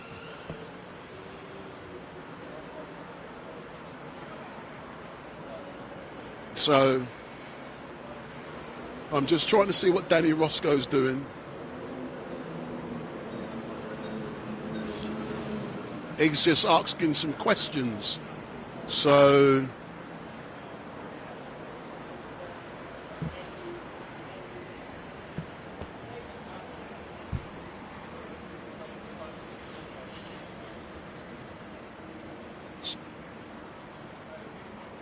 What's happening, Danny? You're an informer. Huh? Are you a police informer now or something? See, I was filming you chatting with the old Bill, the filth. No comment. I just want to know why there's so much people here, to be fair. What, police? Police, yeah. And what did they say? They said for all eventualities, they're only here to make sure that everybody's safe. There's no. But safe from threat. what? There's no actual threat that they can say, but you know, it's a high-profile case. What case is high profile? With Tommy Robinson. Oh, I thought it was because you and I are here. I know. Maybe that. Maybe just that. and we're here reporting, so we've got the privilege to be able to do so. And can you imagine that, Danny? On such a historical day, Danny Roscoe and StreetMic, the two brothers, are out here reporting. Where are all the others? What are they doing? They're watching. Big up. They're Big watching up. StreetMic Live. So, Tommy should be exiting very soon, hopefully. And it's still freezing cold down here. And in a minute, I'm going to send Danny to go and get me some smoked salmon sandwiches. I don't want no jerk chicken and curry goat rice and peas. I want smoked salmon. Hey, what's this, man? You mash up your camera. No, this is my thing. I don't know how to use it. It's supposed to be. I thought that was a rabbit. It's supposed to be getting me better. It's supposed to be getting me better shots. I don't know. So, see, Danny's not. See, Danny's got one of these things, gimbals. Yeah. When I heard the noise, I thought it was a rabbit, like what people use. Some people use. It's not a rabbit, no. No, definitely not. Definitely not that. But it's gone a bit quiet now, and Let me ask you one thing. Yeah, you can ask me anything, sir. Yeah, go on. What we've known about Tommy's case and that, do you think that could be a unification between the communities, because they can now see that it's not just black people who are getting this type of abuse in the court system, for the police system? It's actually normal, everyday people. Even if you take Tommy out, there's going to be thousands of people who are under, under them restrictions, but they just not have the voice to bring it out to the mainstream. I believe when it comes to unification, if community groups stand shoulder to shoulder, just like me and you are standing shoulder to shoulder, and then people can come together and work together to achieve a common aim. But it takes groups and individuals to come together. And I believe if, for example, the case is thrown out, potentially it affects everyone. Yeah. It's irrelevant what colour you are. So that would be a unifying force, and potentially this case, it could be shown up as a beacon to help others. Exactly. So, that's something, but certain precedents are dangerous precedents. Yeah, they are. Like this one. Yeah, they are. If it's true. But it's like, it's like the Sam Melia case. You was there at Telford when I chucked him out because he was not welcome. I do not share the views that he shares, but he's got 2 years for stickering. Yeah, regardless of what it is, he will sticker in. The judge said it wasn't offensive in itself, but it could cause offence. Yeah. That's why you're doing it. And I'm supporting him not to be arrested or sent down for that. Not because I support him, it's because anyone, and we did it through that thing we can't speak about. We stickered the BBC, so every person who wants to get a message out, they could be now down for getting 2 years for that. Yeah. And that's not good. That's not good. I hear you, but Danny, as normal, thank you very much, sir. Let's wait and see what transpires inside of this building.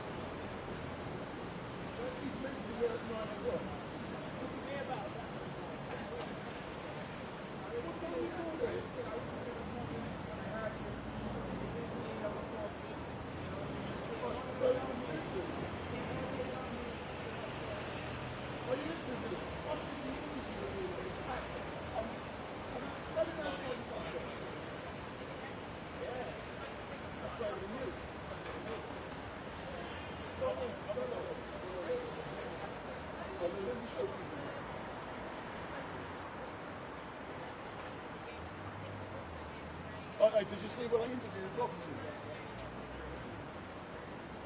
And what did he say? You see what I mean now? This man, Robinson,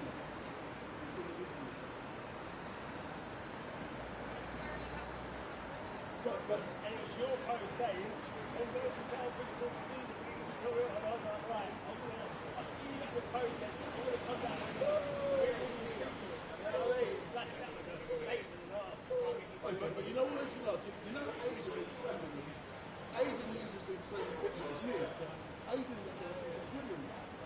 But you know, so Aidan messaged me this morning, his equipment ain't working. So I had to bring him extra equipment to make this, and I knew they were around there, that's how I knew. So he messaged me about 8 o'clock this morning, and I thought, he's got my equipment in the room. That helps it connect. Because of my feeling. But I should come into it. Tell this one, I'm going to teach you what to do. These are black ones. Yeah.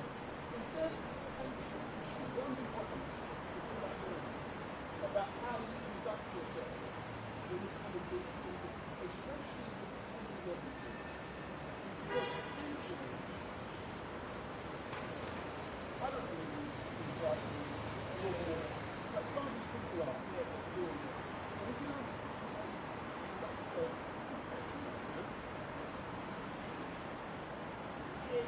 yeah, not here. Not here, no. Now, but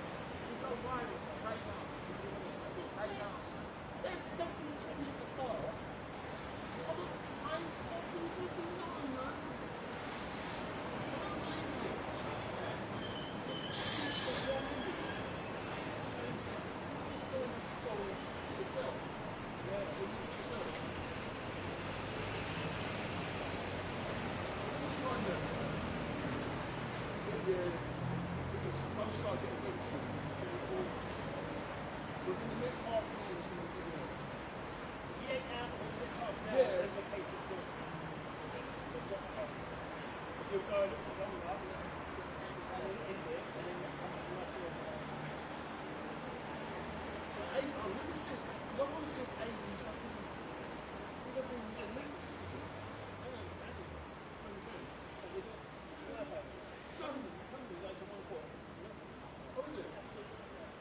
They love it off. When we was at the top, right? Couldn't get anything. I had to come out here to the. Oh, they got it locked down. They got it locked down. No, but technically, because you know what people do, they record all kinds of shit.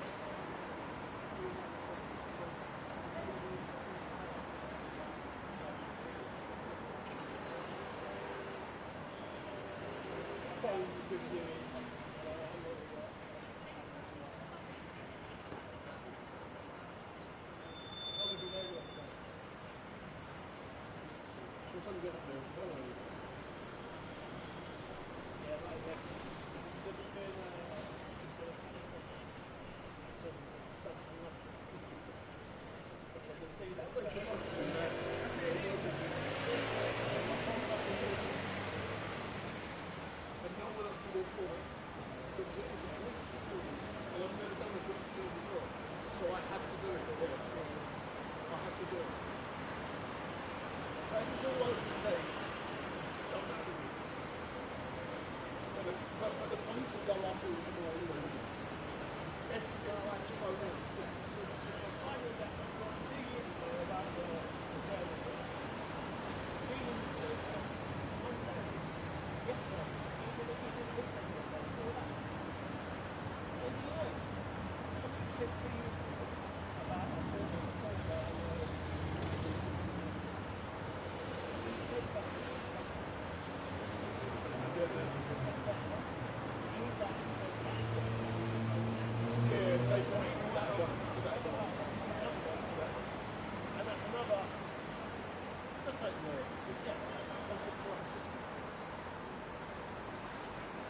what we're going to see. But as you said, Yeah, for those of you who are watching, just to let you know, we are waiting for Tommy Robinson to exit Westminster Magistrates Court, and the time is now nearly 12:30, I believe. So he should be exiting within the next half an hour for lunch break, and it is highly likely that I won't be able to talk directly to Tommy about the case because it could become sub judice, so there's legal issues, but I can talk to others who are there with him. So let's wait and see how things are going, but it's highly likely that I won't be able to engage directly with Tommy Robinson. If he wants to engage with me, I've got no problem, but it's possible because the case is ongoing. So let's not jeopardize certain things that are happening, but I can engage with his legal team, with our guys from the sound of the Voice of Wales. We can also engage with others who are listening to the case. So if you are watching from home, we are outside Westminster Magistrates. Tommy Robinson is inside. He should be exiting very soon. So we're expecting lunch around 1 o'clock, but I'm actually expecting any time from now. So I'm just getting ready for Tommy to exit, and he knows StreetMic is outside, so the first place he'll be coming to is StreetMic. Are you back? I thought you went in a long time ago. We did. How'd you get out? Did you come out here? Yeah. Oh my God, I must have gone blind. Afternoon, officers? Where did you go away for a cup of coffee?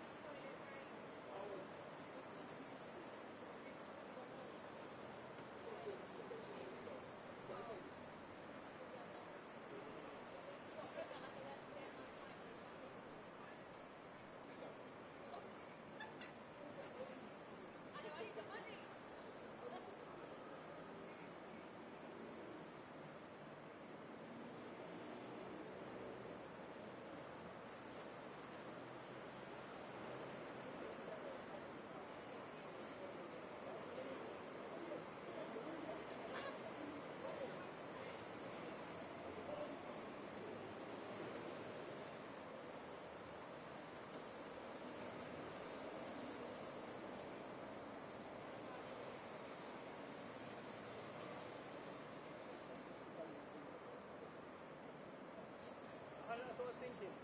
That's what I was thinking.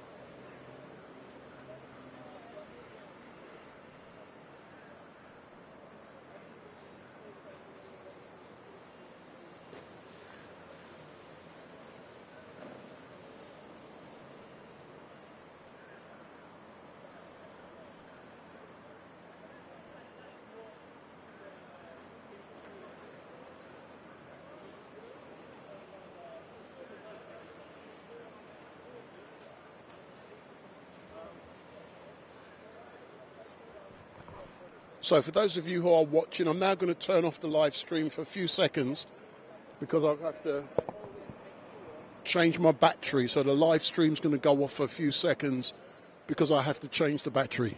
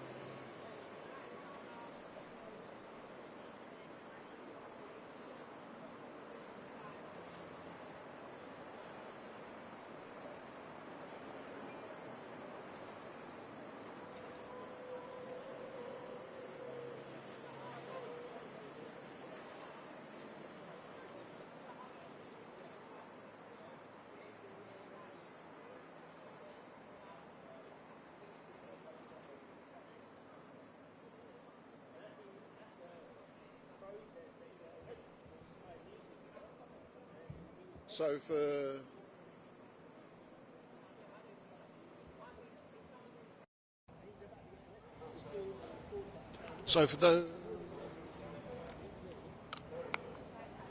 for those of you who are watching, just to let you know what exactly is happening, and I'm going to get some feedback from Donnie Roscoe.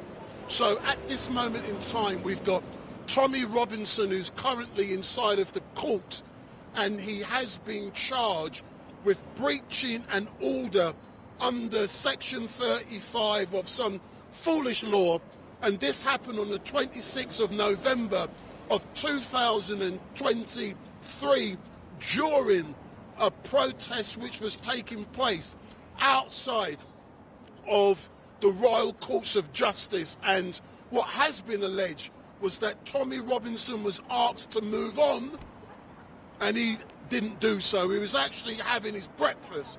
And what then transpired was then the police then sprayed him and done all kind of foolishness with him. But this guy here, Danny Roscoe. So, Danny, how are you, sir? I'm good. Yeah. So, you know Tommy Robinson quite well, I'm led to believe. Yeah. Yeah. So, what do you mean, yeah? Let me just turn the volume up a bit so we can get better sound. So, how well do you know Tommy Robinson, sir? I know him fairly well. Yeah. So you're a ducker and diver just like Tommy, are you? Well, we get the truth out there, so we do similar stuff. So, Tommy has now been arrested and charged with a criminal offence. He's appearing inside of Westminster Magistrates Court. He arrived here at roughly 9:15 this morning. He engaged with StreetMic, so I've already interviewed him. So all of you watching, go to the start of the live stream and you can see the interview I had with him. He then had an engagement with a Sky News reporter. But Danny, Tommy is a proud Englishman. He stands up for what he believes is right. Why do you think the system is always trying to knock Tommy down? It's quite simply because he seeks to show the masses the truth. He's got a big following, and there's nothing he wouldn't do to seek that truth and to get the truth out there. And that's a problem for the establishment, because they are trying to make us as weak as we can, to make us as obedient as we can.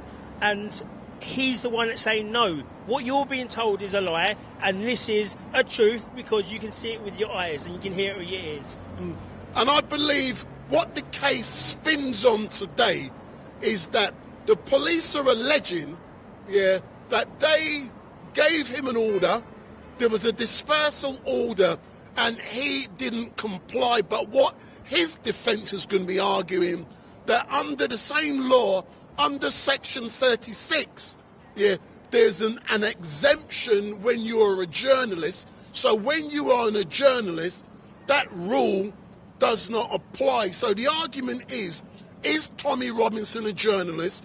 If he is a journalist, their instruction to move was therefore unlawful. Is that a summary of where we are today? Yeah, it's a very good summary as well. It does go on to, is he a journalist? And this is for the wider people, because these establishment figures want to say, only certain people can be journalists. These certain people are with the National Union of Journalism, and they are the people with the terms and conditions. And let me just say a few things about their terms and conditions. You cannot say people are illegal immigrants. You have to say something else. If you do say that, they'll boot you out. So what kind of free press or free speech is that? This is what the police and the establishment want to guide you towards, because they don't want you, the normal person, to pick up your camera and to go out into the world and show the rest of the world what's happening in your areas. They want to try and say, if you do that, you're not a real journalist and you're going to be in this court here. But as long as you've got somebody that's willing to watch you, I believe you are a journalist. It's as simple as that. But would we agree that what you believe, I'm being devil's advocate, what you believe is irrelevant? It's what the law says. So is there something written down which defines what a journalist is? Yes or no? No, there isn't. That's the problem. There isn't. That is the problem. That's the biggest problem, because we are heading towards, towards something that nobody is prepared for. Okay, and they don't want people to be there with the cameras to show it. And they're going to say the only people that are going to see, that you're going to be able to see, are the legitimate people that they have put into place. No one else. Everyone else is legitimate. It's like when they say in Ireland, the Mams and Prams protest. It was mothers with their children against the people that were coming in undocumented. They called them far right when they've never even had a political opinion in their life. They just didn't want tens of thousands of people to be in their area or surrounding areas to potentially make their areas unsafe. So they have the right to say that, but because it goes against the government's line, we've got to now say, A, they're not journalists, they shouldn't be saying it, and, let's just bring in far right as well. One thing that is really great is that people like you, me, and all of the other journalists, citizen journalists, we've now got the right to bring our cameras out. Don't matter how big or small your camera is, that's irrelevant. And we can capture what is happening and we can report it out there. But one thing that really makes me laugh, Danny, StreetMic, I never have any problems with the police. And I believe there's one reason for that. Because my camera is so big, they say when it's black and it's big, yeah. Because my camera is so big, yeah, I don't get no trouble with the police. Because what I tend to find, and I'm being quite honest, when I turn up with my camera, my big rascal camera, broadcast standard, they shit themselves. They get scared. Oh my God, it's from the BBC, the Black Broadcasting Corporation, and we better not do something that's dodgy. That's what I've noticed is happening. When you got the big camera, they don't mess. And I've often seen when they're misbehaving and I turn up with a big camera, their behaviour changes. Yeah. So we are influencing them. Well, we are influencing them. And again, the establishment don't want to know that the people have the power. Ultimately, we have the power over our lives and what the government do. Because we've got the power to vote, we've got the power to come out and show the people what is true and what is being falsified or misled somewhat. Go back 20 years ago, you didn't have this. We didn't have the luxuries of this, so we had to listen to the mainstream media. And we know now, I've changed my opinion on many things, right? Now I've got the ability to see another side of the story. And again, that's not what it is. But how long are they going to allow you to come up with your big camera? If they say that Tommy Robinson isn't a journalist and he gets arrested for it, then that brings precedent for anyone, including you, StreetMic. If they don't want you there, they can say, oh, there's a dispersal order. But let's. I'm going to move this because that hasn't got a screen on it, and it's giving me a lot of feedback, and I can hear it. And I don't like bad sound when it's now gone. But I can see if, for example, today or tomorrow, Tommy Robinson is found not guilty, potentially that sets a precedent. It does. As a direct result of setting that precedent, a law or some form of rule or regulation will have to be brought in, which defines what a journalist is. Well, they're already trying to do that with the hate and crimes bill. You know, what is a news site? What is media? They're trying to do that anyway, but you're right. They're going to go and bring it in. And that brings us to the next election. This is an important one because we need to make sure that whoever it is, whoever you want to vote for, make sure that they've got your interest at heart and not the government's line. That's Whatever right. Government And we've got to make sure, whoever they are, we must make sure that we put the fire to their feet. And we must make sure they stand up for us. But just to carry. Listen, it all goes about any other communities, right? We've got to start saying we are one community, okay? And this community is the people, right? So we've got to make sure that anything that these politicians, the police, establishment figures, judiciary system do, they need to feel a little bit of a pushback in case they do something wrong. A pushback? That sounds very posh. At least, I'm trying to be... Discreet. Palatable on your thing. But, yeah, I've forgotten that. Yeah, but, so we need to have that type of fire so it can happen if they do the wrong call. Because at the moment, they're just doing what they want to do because they've got no one's going to come back at them. I hear you, but I'm now looking in the background and you know, I've got a feeling that very soon Mr. Robinson is going to be exiting. And hopefully we can engage. And then me and you are going to be fighting about who gets to chat with Tommy Robinson first. But I thank you very much, Danny. I've no doubt we'll be engaging. But for you watching, just to let you know, I know you love Speaker's Corner, but I'm not going to be at Speaker's Corner on Sunday coming. Speaker's Corner is boring. It's rubbish, religious crap, religion about Christianity, about Muslims, Omar, Mutar woman, none of that. I'm not doing that on Sunday. This Sunday coming, Sunday the 28th, StreetMic is going to be in Hackney with Diane Abbott. So I'm going to be there on the stage with Diane Abbott. So make sure you tune into StreetMic. The community is coming out in Hackney on Sunday in support of Queen Diane Abbott. So if you want to find out what's going on, what are you laughing at? Make sure you tune into StreetMic. If you want to tune into me to watch Speaker's Corner, go somewhere else. Unsubscribe. You ain't going to see no Speaker's Corner Sunday coming on StreetMic Livestream. You're going to be seeing Diane Abbott. So the community is coming out in support to reinstate Diane Abbott, and StreetMic has been invited because no one knows me, you see. Anything that goes on, for some reason they send it to me.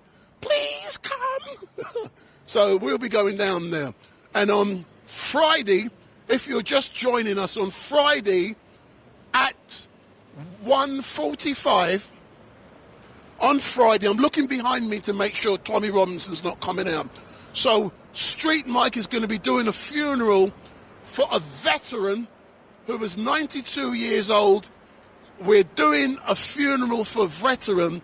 He passed away and he was going to be placed inside of a pauper's grave. He fought for this country and he's going to be given the send-off he deserved, and it is going to be at one of the most prestigious locations in this country. This will be happening on Friday. So switch on StreetMic Livestream on YouTube, StreetMic Livestream on Facebook, and StreetMic Podcast on Facebook to watch the celebration of life for an RAF veteran of 92 years old who has sadly passed away. And people have come together to make sure the veteran will be getting the send-off he deserves. And you will be seeing StreetMic in my... It's got a posh name, actually. It's called a Masonic outfit. I'm not a Mason, but I'll be wearing the Masonic outfit at a posh church on Friday, 1:45. So make sure you're tuning. So Danny Roscoe's now next to me. He's getting his Ventolin pump out. He's getting his Viagra. He's getting all of his stuff out. So Danny, what's going on, man? You ain't got bad knees, I can tell. Your knees are good. Big up. Oi, I was just going to get one out of my bag over there. Huh?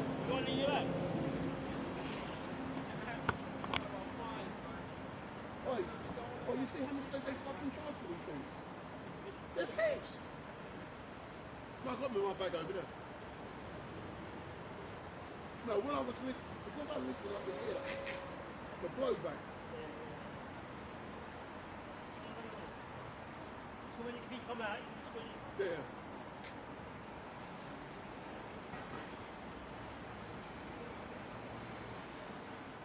I'm just seeing if some of these people coming out of... No. See the thing with him, he just walks out. He just walks out like that. Yeah. No, but you'll be able to tell by the entourage in front. Oh, yeah. Because there's a load of them. But I didn't see which floor I weren't watching. First floor. Oh, they're on the first? Yeah, it says. Oh, then I keep an eye up there. Yeah. But when Aidan and them guys went over the camera, I thought he was going to stay out there. That's why I'm keeping my stuff. Because what he's got, I need it tomorrow.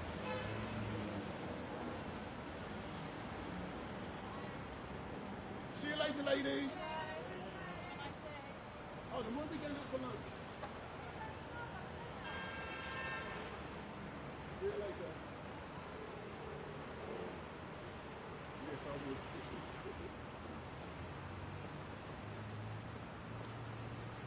No. I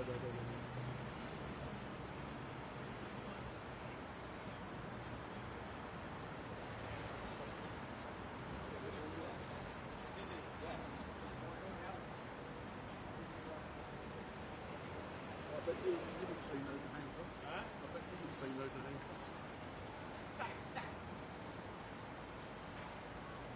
Actually, always. It's one of the ones to fear. Really? I need to be controlled. Huh? I need to be controlled all the time. I think that's the thing. You know what we're used to is the opposite. Being dominated, mate. We've got zero control.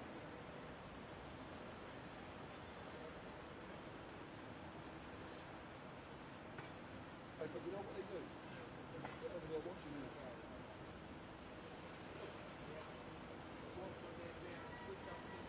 Huh?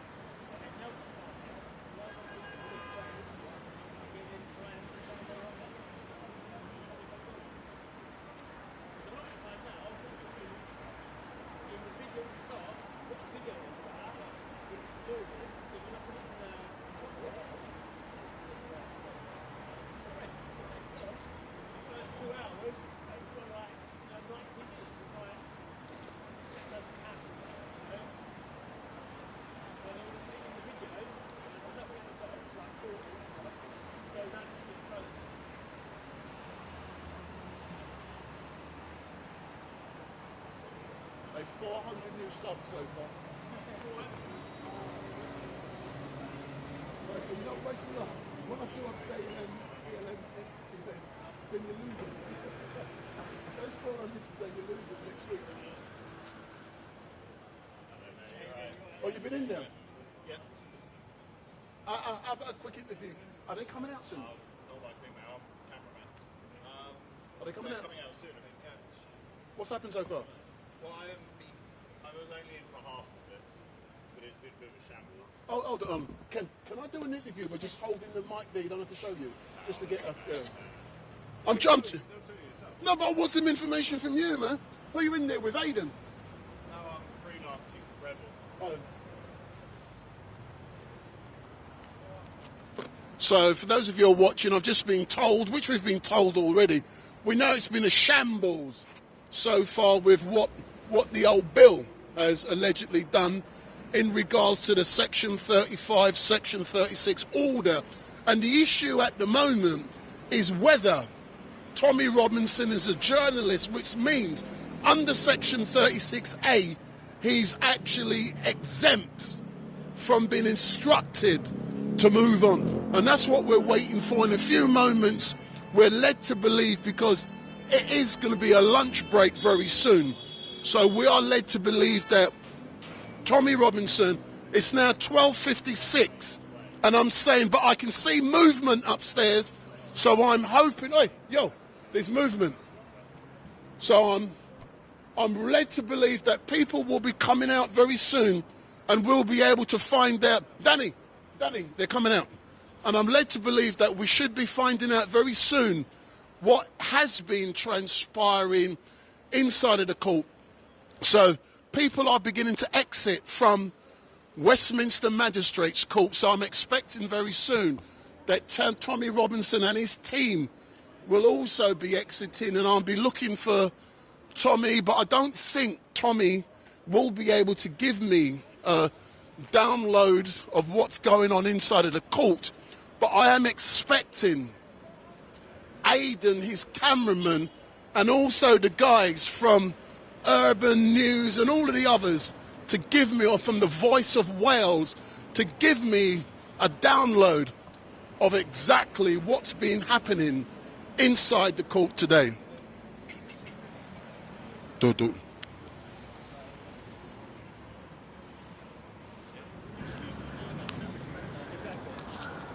So we're waiting for Tommy to exit. He did go inside of the court at 9:15 this morning with his legal team, and he had an interesting discussion with a Sky News reporter. So let's see what's going to be said in regards to what's happening. So I'm waiting for Tommy now. I want my photograph. I'm just getting my camera. I want him standing there with that in the background.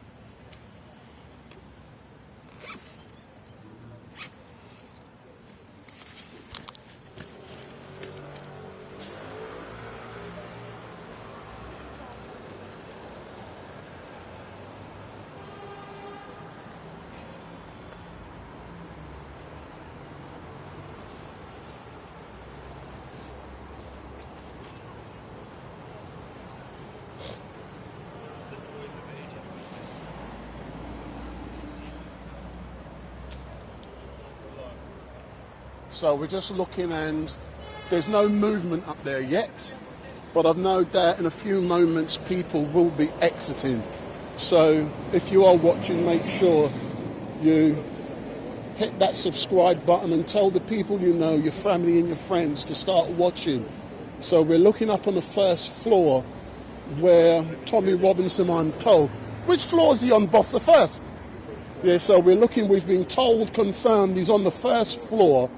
So I'm just looking at some of the people up there, and it seems like they are now beginning to come down. So if you are at home watching, get ready for Tommy to exit. So I don't think, no doubt Tommy might want to give some information, but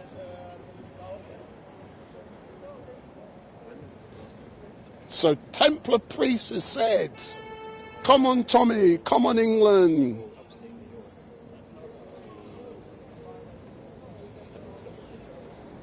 So let's see, let's wait, let's hear, and let's, so we're waiting for Tommy to exit.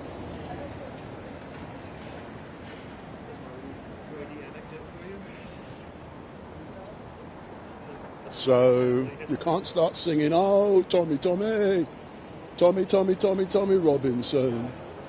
None of those songs are permitted. And don't forget, if this is the first time you've seen StreetMic, make sure you hit that button. So make sure you hit that subscribe button and share this with your family and friends and tell them to tune in. And I'm now beginning to feel the waters are beginning to drop from the sky. So it's just beginning to rain. And I'm getting, my bald head is getting wet, man. Can you see the rain falling on my bald head yet?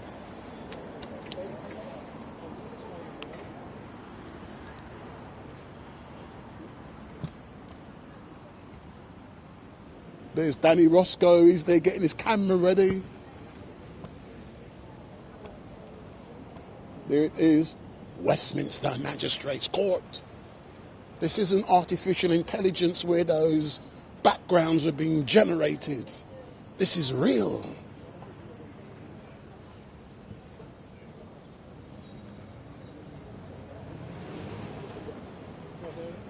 So we have been here since I arrived at about 8:45 this morning, and we're now waiting for Tommy to exit to get a feedback in regards to what is happening. Don't forget, when he comes out, no singing, oh, Tommy, Tommy. Tommy, Tommy, Tommy, Tommy Robinson. If you do want to come down here, get on the Hammersmith and City line from King's Cross, make your way to Edgware Road tube station, and it's literally 5 minutes away from. So 5 minutes away from Edgware Road train station, that's where we are. So make your way down to Westminster Magistrates Court and you can get the rundown. Hold on, let's try it. I know this guy was in the court. Come, give me some feedback. Give me some. Is Tommy coming out yet? Come round. Right, come, quick, while you're here. No, while you're here, give me some download of what's been going on so far in the court. What's happening? It's just getting adjourned till this afternoon. No, I don't want to know what's been adjourned. I want some of the arguments. I didn't listen to it all, mate. You weren't listening, so what was you there doing? All right, then let me get someone else then. Thanks a lot anyway, man, yeah. Sorry, mate. So we heard it. So what time's it been adjourned until? 2:15. So for those of you who are watching, it's now been adjourned, I've been told, until 2:15. Hey, here comes our man from the Voice of Wales. So I know I'm now gonna get some feedback. So stand, so come, I want some feedback, man. So these are the brothers and they're gonna give me some feedback about what's been. What are you laughing at? You want some feedback? No, not from you. Oh, excuse me, come. Don't come. Hold on, come. So tell me, sir, what's been going on in the court so far? Well, what I will say is that the police literally don't know what they're talking about. The first inspector that gave evidence explained that the video, or the form that was given to Tommy was unlawful because what they had done is that it was dated the 24th, which is 2 days before, but obviously this was given to him on the 26th, so the dates didn't match. The inspector explained that his battery was dying on his laptop and there was 20 different things going on at once, and he's dyslexic, and he forgot. The word operational learning came up about 7-8 times, which is basically an inspector going, oh, I got that wrong, whoops, which isn't good enough, simply isn't good enough. He wasn't aware that you don't need a press card. So we've got press cards, but you don't need them now, which we weren't aware of, according to the Policing College guidance. Because things have moved on digitally, so there are now citizen journalists. And so you don't need an NUJ card. But how do you define what a citizen journalist is now? Because isn't that what this case is going to be spinning on? What is a journalist? Well, the thing is, right, people can differentiate and literally identify as anything they want. Well, it's Tommy now, so I don't know if he can talk But what I am going to... He's hungry. He's hungry. Is he angry? Is he angry? Can you talk, Tommy? Can... How are you, mate? You all right? Yeah. So, Tommy, can you say anything at the moment? Yes, I do. Yeah. So, what's been going on, sir? Basically, their paperwork said that the paperwork that was signed said that the order didn't come into place till 2 o'clock. They edited it, and he just admitted in the doc they edited it because they arrested me at 1 o'clock. Wow. So they edited it to say it come into place at 10 o'clock. Yeah? So he admitted, and then when asked under oath by the judge, can the court have any confidence that you had a lawful order? The inspector's words were no. So I don't even know why I'm still there. I don't even know why I'm still there. And we're about to hear all the other unlawful things that they done that day as we continue with the cross-examining of the police officers. So at the moment, can I have your microphone, please? Thank you very much, because I want perfect, crystal clear sound from Tom. So at the moment, the prosecution has been presenting their evidence, yes or no? Yeah, they've admitted that they falsified the order. They've admitted it. They stood in court and accepted that he changed the order. So why are we still here then? Why are you still here? Because we have to go through their case, which I believe that once my defence team hear and go through each one of their witnesses, which are the police officers, will be putting in submissions to say they have no evidence. There's no evidence against me. Because there's not been a lawful order. There wasn't a lawful order. In fact, I think we're about to hear, I wasn't even in a position that their order allows them. The officer who authorised the order doesn't even have authorisation to authorise the order. Oh my God. They're clowns. Absolute shit. He copy and pasted it. He copy and pasted it. They took no... And then he was pointing out the fact that the law says if someone's at work as a journalist, you cannot give them these orders. Yeah? He said, okay. He said, well, what was it? Operational learning. He described everything as operational learning. So potentially... This isn't a classroom. You're a police officer, a senior ranking police officer, and you're taking freedoms away from British citizens. I haven't been allowed in my capital city for 6 months. Yeah. So operational learnings is not good enough. Yeah? You have took my rights, you took my freedoms. Not just that, you pepper sprayed me at point blank range. You humiliated me in front of the world because the video went viral everywhere. Because you disagree with my political opinions. That's what it's about. So potentially today... Is it possible the case could collapse and Tommy Robinson could be a free person today and London. All of those restrictions would be withdrawn? I think that'll happen in the morning. I believe that'll happen in the morning. I think we'll get through to the point of hearing all the police officers' evidence, which has been comical so far. They have not just done one unlawful thing. Every step of the way, from the senior officers to the lower officers to pepper spray me at point blank range, every part of it is unlawful actions against what should be a free citizen in their capital city. So, yeah. So if, for example, the final question, I know you want to go away. So if, for example, you are cleared of the charges today, will you be expecting an apology from the Metropolitan boss? Because he's been giving apologies to everyone over the last few days. He has. What did he give one about Stephen Lawrence? Is that today? Is that today? He's given one to the Muslim. He's given one to the Muslim community, and he went about, we need to make sure you're all safe. It's like, what is going on? But no, I don't expect an apology. I expect continued and ranked up harassment. They're about to be embarrassed and humiliated. Probably they won't take it too well. They continue to target us, but I will organise a mass rally through London against two-tier policing coming on June the 1st. Big up. So, but tomorrow isn't June the 1st. Tomorrow is the 23rd of April, which is an important day for Englishmen. True or not? True, and I think I'll be in here. Big up. I think I'll be in here, but then I'll be leaving here to celebrate, won't I? So excellent stuff. So thank you very much. Thanks, Brian. And next time we have a chat, I want to ask you about Luton Town. We're staying in the league. Fuck the FA as well. Fuck your 30 points. Thanks a lot, man. Thanks a lot. There's 2 dates on the report. There was discrepancy in dates where there was no signed. Yeah, no, I did. They falsified them. They falsified the dates. They arrested me, and when they arrested me, they realised shit, this isn't legal. So they went in afterwards and edited their report.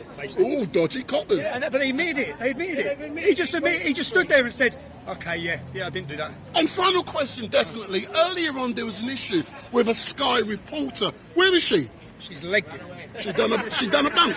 Fake news have gone. We got rid of one of them. Where's the rest of them? Who else is big up. Let's question them. Thanks a lot. Tell us your analysis of the behavior of the police officers today. We had one that falsified records, it looks like, And another one that seemed to have not understood that the crowd was yelling at him. I know, but he's, the one who falsified evidence, I actually really respect his honesty. He just stood there and admitted it. I was so like, really? You're just going to admit that? And you don't have a lawful order? He just said, well, we haven't got a lawful order. He's already told the judge that none of this is lawful. And that, he was a senior ranking police officer. I was surprised by his lack of intelligence as well. Shocked that someone with that low IQ can make it to the top of the police. But yeah, it was insane. No, you should have watched it. It was so cringeworthy. He didn't have a clue. And then he blamed everything on dyslexia. The reason I falsified the evidence was because I was dyslexic. It's like, the laptop battery. I'm a laptop battery is dead. See, man, after hearing all that, I still don't have much faith that the judge still won't side with me. You'll watch all this. I've been here before plenty of times thinking, right, they're going to get ruined, and then bang, I get probably carted off to jail. Well, thanks for coming, everyone, man. I'm going to go get some food, yeah? Go and get some food, man. Big up. Thanks a lot, yeah. So, Tommy Robinson is now going off to get some lunch. And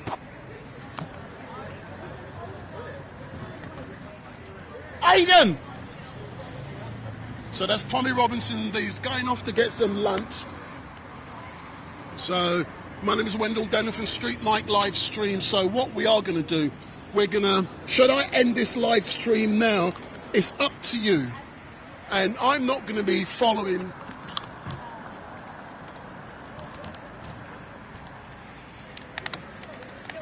So one thing I will not be doing, I'm not going to be following Tommy Robinson as he goes to have lunch. I'm going to be waiting here for his arrival back at the court. And he's just going round the corner, and I can't go anywhere because his cameraman has equipment belonging to me that enables them to live stream. So I've got to wait for Tommy to come back. But like what he's saying, the whole case sounds like it's a shambles. He's demonstrated that information has been falsified. The order which was given was unlawful. Tommy's also saying that under Section 36, he should not have been made exempt. It's a laugh. But the great thing about what's happening today is that this shows the greatness of the criminal justice system here in this great country, because if a person has been wrongly accused in a court of law here in this great country, you have the right to put your case and to be found not guilty. Let's look at the evidence. Let's look at what the witnesses had to say. Let's weigh it up to see which one not on the balance of probabilities, no, beyond reasonable doubt, because that is the criminal standard in this great country. You're listening to StreetMic, me educated, I'm not dumb. So it is going to be what are you laughing at, man? Come here and tell me what you're laughing at. I'm not going to put you on screen. Come here. What are you laughing at? Hold on, let me click this on you. So you were sitting there listening to Tommy Robinson, yeah. You've heard everything he's had to say. What is your opinion on what you've heard? Well... Speak up, man. People can't hear you. Hold the microphone. It's a shambles, isn't it? You know what I mean? It's a shambles as it's always been with the police, over and over. It's the same thing, man. But what you must understand, all we are getting so far is one perspective. It's true. We are getting Tommy Robinson's understanding of what the evidence is, and he may have misinterpreted what's being said. True or not? True. Yeah. But does it sound like he's misinterpreted anything? Not exactly. He's a very smart man. You know what I mean? He uses his brain, as you can see, and this is the outcome. This is the outcome. But tomorrow, it is St. George's Day, and it looks like the dragon is going to get slayed. It looks like there's going to be a big celebration around London, and it looks like tomorrow the people of London is going to be celebrating and if Tommy Robinson is free. True or not? Well, yeah, it's true, but I mean, I don't know if I have high hopes for tomorrow. You ain't got high hopes? No, But for those of you who are watching, Tommy Robinson is not permitted to arrange events in London, but I'm led to believe potentially tomorrow in London an event is occurring. We can't tell you where, we can't tell you where, but we can't tell you what's happening. Unfortunately, I cannot be there because I've got something more important to do. But 2 o'clock, be in central London tomorrow and you'll find out. We're going to be there. We're going to be there, man. We're going to be recording. We're going to be on the streets, you know, seeing what's up. I'm not going to be on the streets. We're going to be seeing what's happening, you know what I mean? It's St. George's Day. St. George's Day tomorrow for the people of this great country is going to be a great day tomorrow. Unfortunately, StreetMic cannot be there. And I'm now looking at all these great officers who's going to be taking me for lunch. They're all, you taking me for lunch? No? So I'm asking all of the police, see, I get on with the police officers. I've got no problems with them. Yeah. So don't forget, my name is Wendell Denham from StreetMic. We're coming to you live and direct from outside of Westminster Magistrates Court, where Tommy Robinson, it's now broken for lunch. So 1 o'clock, they're due back at 1:15.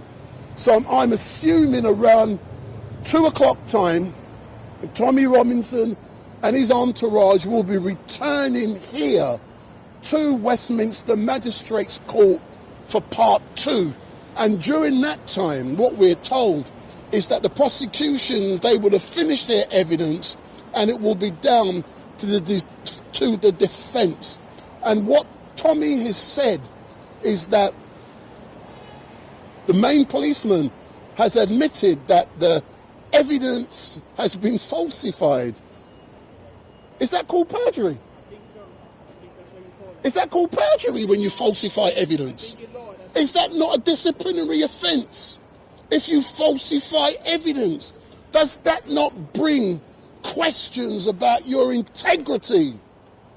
If you are falsifying evidence and presenting it as fact in a court of law. Sorry, is that, I'm sure I went to school to a higher level than most people, and I was educated when I did my LLB, and I'm led to believe that's called perjury. But he's admitted it. What kind of rockstone is that? But like I said, in this great country, you do have the opportunity to challenge the evidence being put by the prosecution. And can you imagine if you come to a place like this, you couldn't afford a lawyer, you would have to go with a court-appointed lawyer who is probably dumb as ass, who don't know nothing, and he'll probably, no, don't say nothing about that. Keep that bit quiet. You can't say nothing. Oh my God. So that's exactly what's occurring so far. So at this moment in time, listen to my words carefully. Based upon what Tommy Robinson is saying, the case is collapsing around the prosecution. But that is purely based upon Tommy Robinson's and the Voice of Wales and all of the others, what they're saying.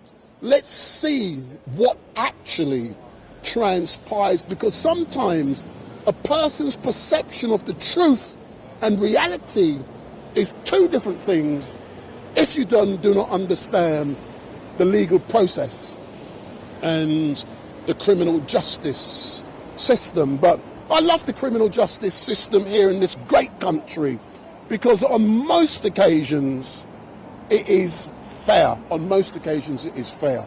But make sure, I'm not going anywhere. I'm not going anywhere. I'm going to be here until this whole case is over, and that is going to be some time later on this afternoon. And when Tommy exits, it's likely, who knows?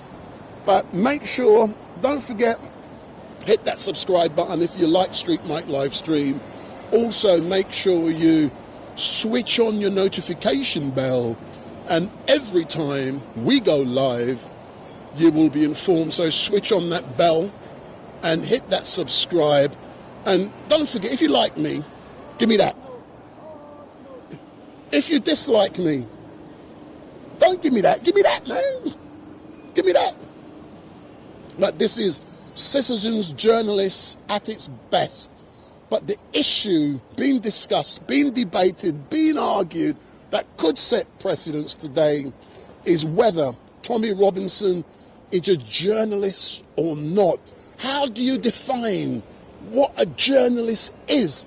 Because if he comes out of this court today as a free man, someone will have to redefine the meaning of journalism. Who is a journalist? Is it the man's got to have his NUJ cards? You got to get police checks and all them kind of thing? Or can this dodgy geezer next to me be a journalist? Come here. Do you think anyone, let's have an argument. Do you believe that anyone could be a journalist? Anyone should be a journalist. Everyone should have their voice heard. But hold on. Say, for example, the person who's pretending to be a journalist, they got a criminal record. They're corrupt. Yeah? They've been done for perjury, fraud, theft, murder. Do you think they should be a journalist? Everyone should be able to have their voice heard. That wasn't what I asked you. I asked you, but how?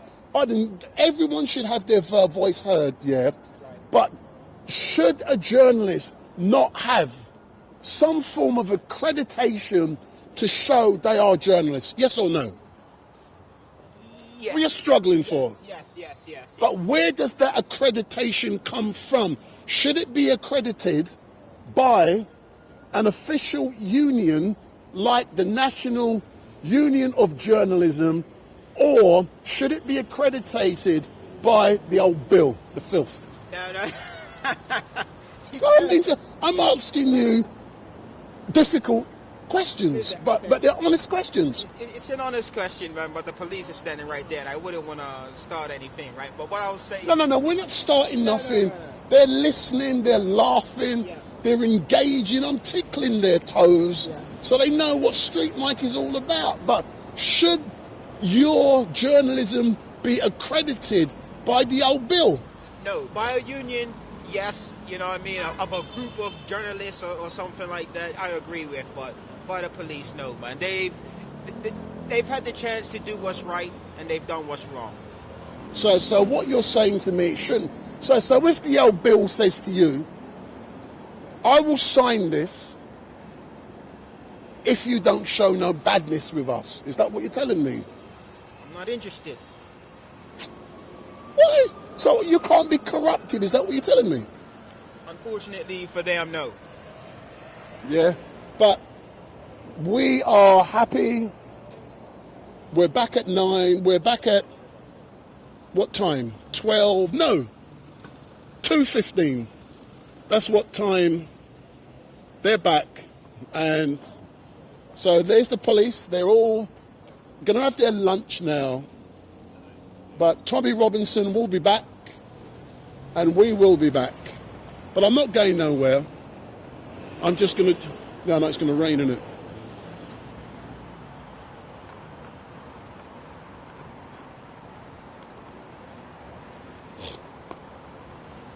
Oh, that's going good so far, isn't it? Yeah. I think...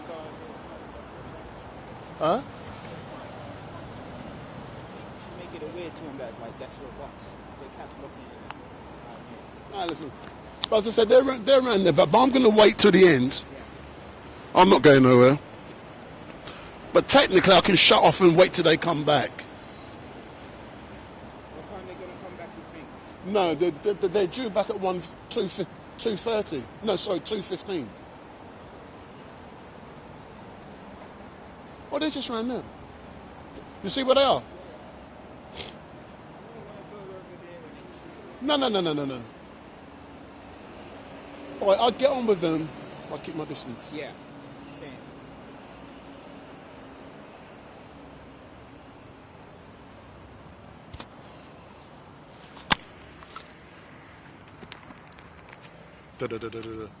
So, for those of you who are watching, what is now happening is that people are having lunch and they're going to be back roughly about 2 o'clock. So if you want to go and come back, but if you haven't watched StreetMic at the start, please go to the start of the live stream.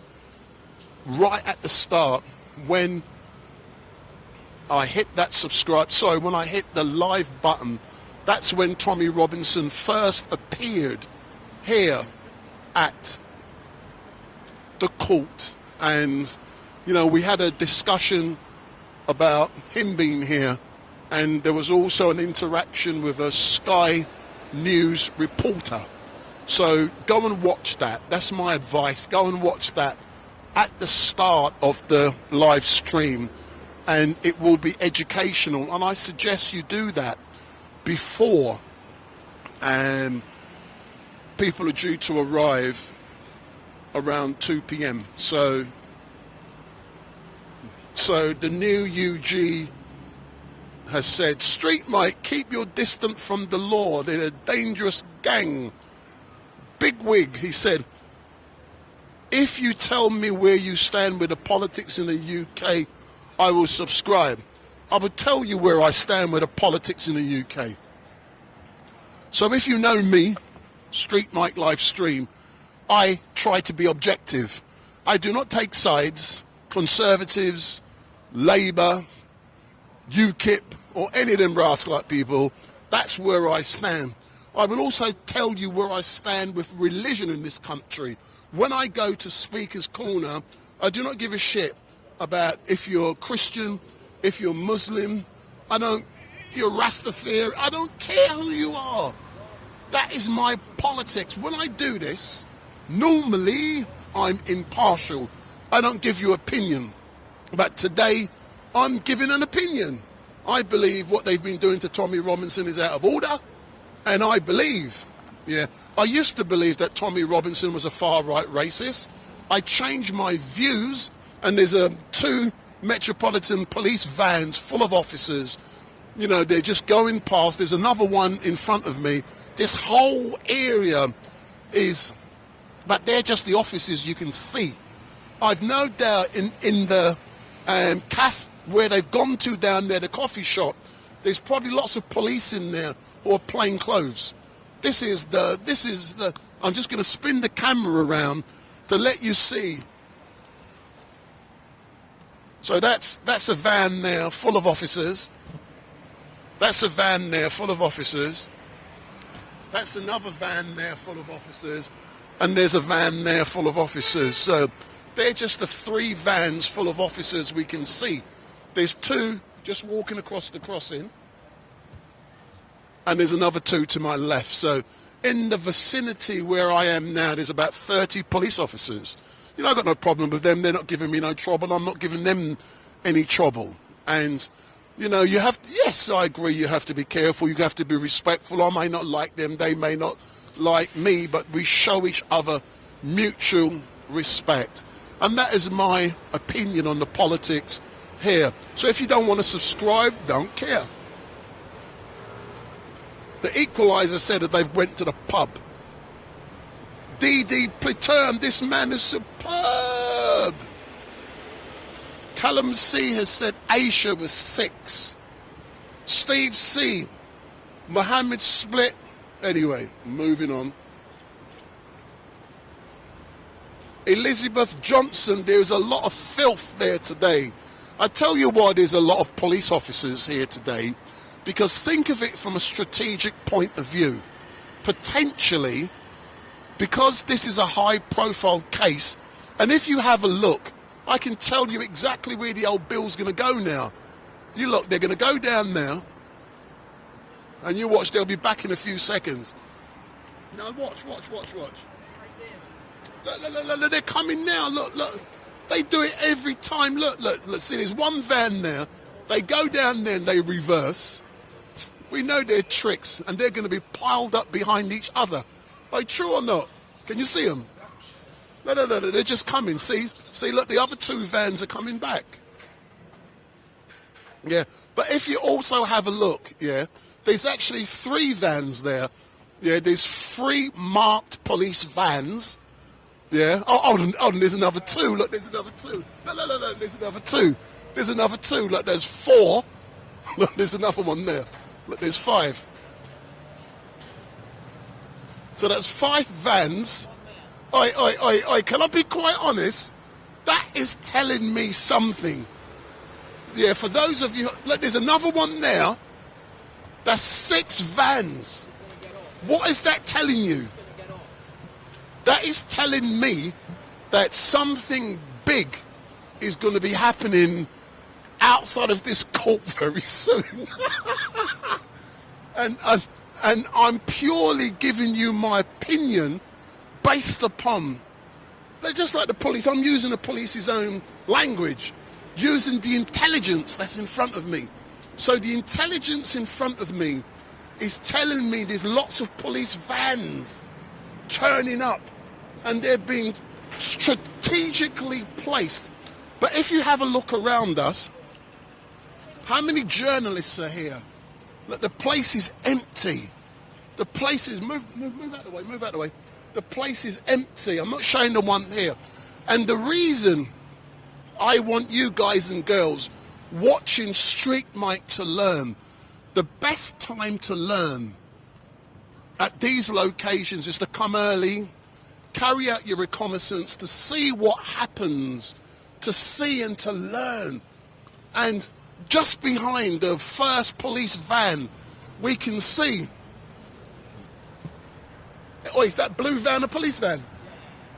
So you can see the cameras on top of the van.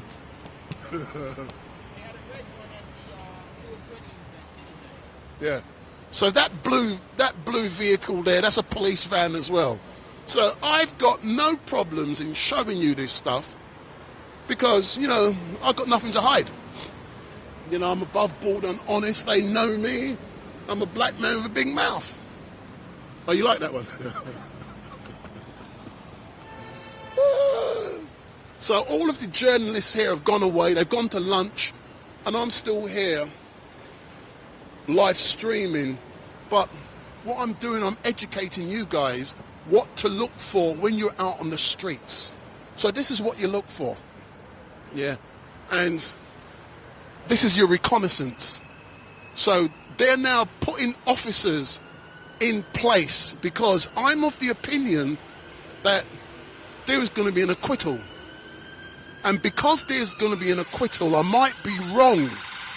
They are putting officers in positions to quell if potentially there's going to be any public order issues.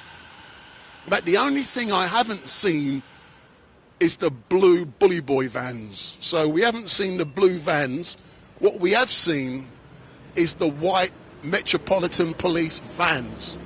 The blue bully vans are not here. So the new UG has said they are just StreetMic fans. I've no doubt that they're in their vans watching StreetMic LiveStream. So let me give them a shout out. So for all of the officers behind watching, I'm just giving you a shout out. Big up!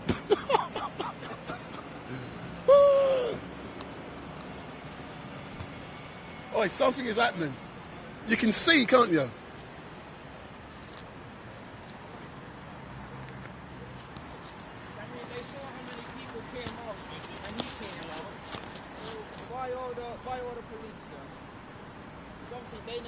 They're just the ones you can see. Yeah, exactly. They know something we don't know 100%. Of course they know. Oh, I hope you're learning from me. I mean, there ain't no reason for they to be so much. There ain't no reason for they fucking reason. But here, look, they're everywhere. Really, what's the need for it? Really, and where have they all gone? See? They don't fucking see these things. That's why you've got to hang around these places.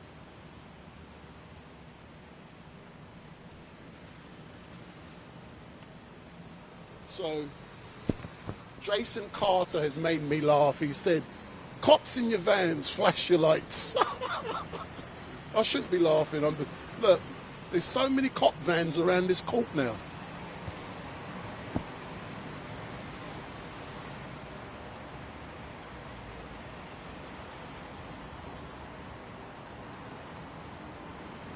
Oh, was it worth coming?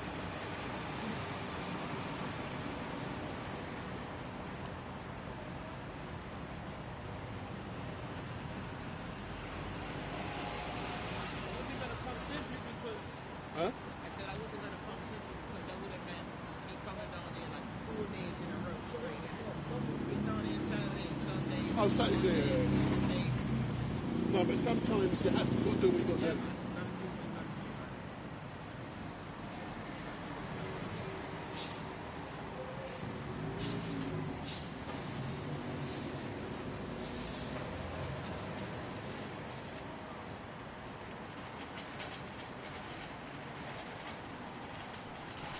So John C. has said, can I give you $300? The answer to that question is no. I'm rich enough as it is, but thank you very much for making the suggestion. Say that again? You. I know I am, But you look famous.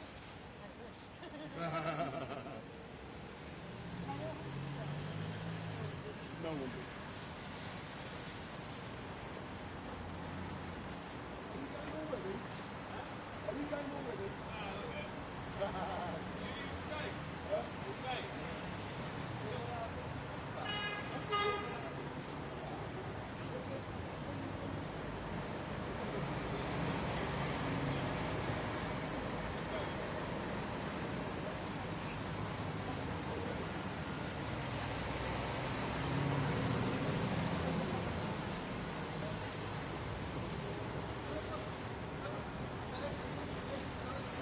Did you hear what he said? Did you hear what that cop just said?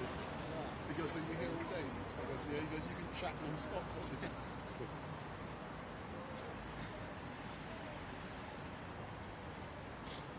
you're good at this. No, but you know when you get used to it, because at the end of the day, most people can't do what I do. They can only do a little clip and fuck off. To stand here all day, we've got to try and find something for people. I'm not talking shit, man. You know what? At least I'm entertaining them, isn't it? But they'll be back.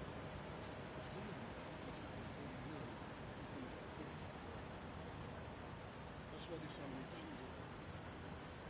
There's another one. There's another one, look, see? And there's another one. No, there's another one there as well. You can see them from the reflection in the glasses. There's fucking loads of them. There's a dog section. There's fucking loads of them. Is there something going on down there? Have a look down there for me.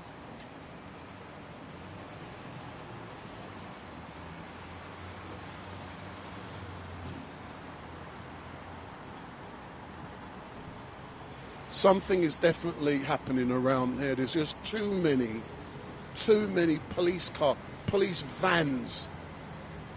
There are loads and loads and loads and loads and loads and loads of police vans.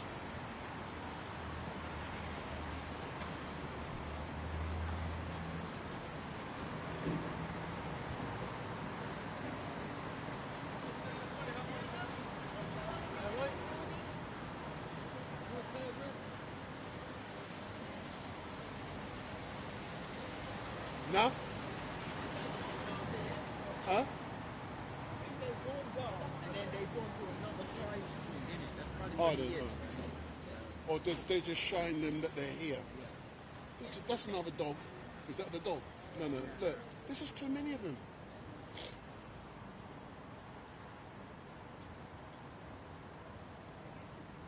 Maybe they think he's going to meet up with some people or something. So you see the significance of today? It's really hard. You see the significance? Oh, yeah. They go down there, we're going to have a walk down there. Yeah, go down there and have a look. But like, they'll be coming back soon, look, 2 o'clock. 20 minutes. they go straight, then I'm going to go down. Yeah. I'm going to go and sit down for 10 minutes, man. Boy, I'm bursting, man. I think there's a toilet in there.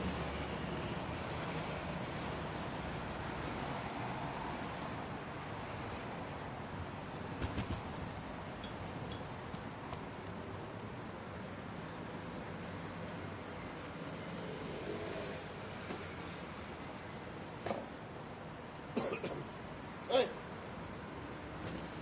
you see that? That's my chair now.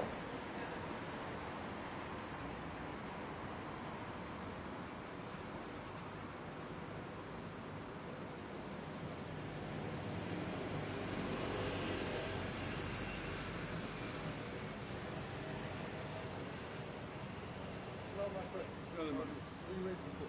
No one.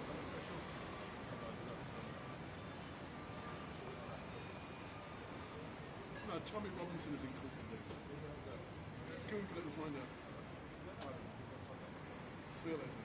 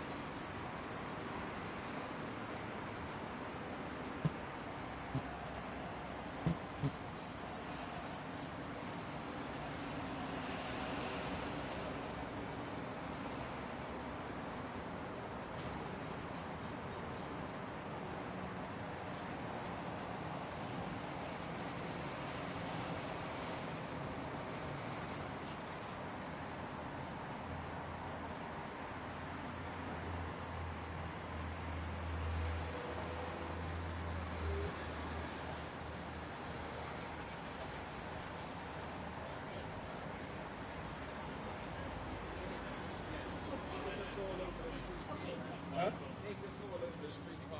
Yeah. They'll be back soon. Hey, you're looking forward to a good outcome today, isn't it? Yeah, looks good. You can see, Yeah. oh, there's too many police around here. As if they know that he's going to get acquitted today. Do you reckon they will get acquitted?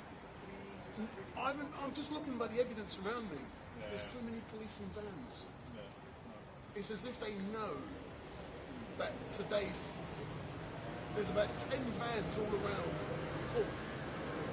No, because I've been watching them. And even the office. Yeah, and no, I can, because where they normally park is there, all down the streets. Yeah. And I've asked the questions, yeah, and they're expecting, because it's a high profile case, fuck off.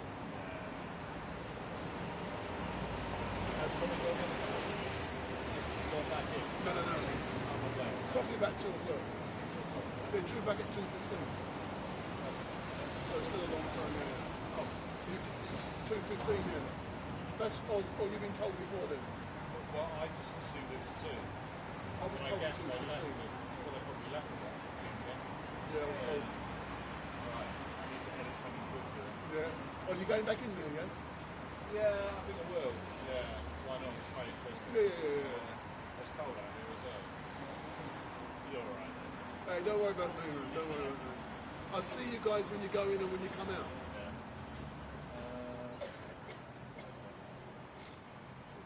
Grab myself a coffee and then head over there. Yeah. There's a coffee shop just around the corner. There's one, yeah, that's where they're all in apparently.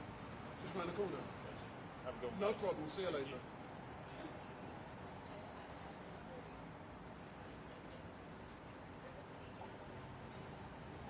I should do about 1,000 subscribers today.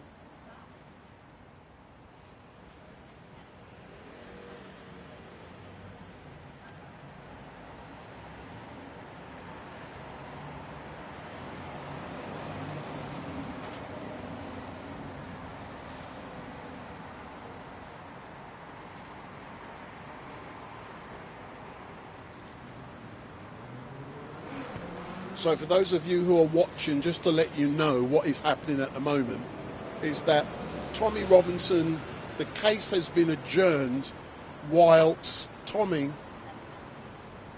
is having lunch. So they're due back in court, I believe, at 2:15, and I'm expecting Tommy and his team to come back from down that direction. But I've had the opportunity already to interview Tommy Robinson on 2 occasions when he come to the court and when he exited the court.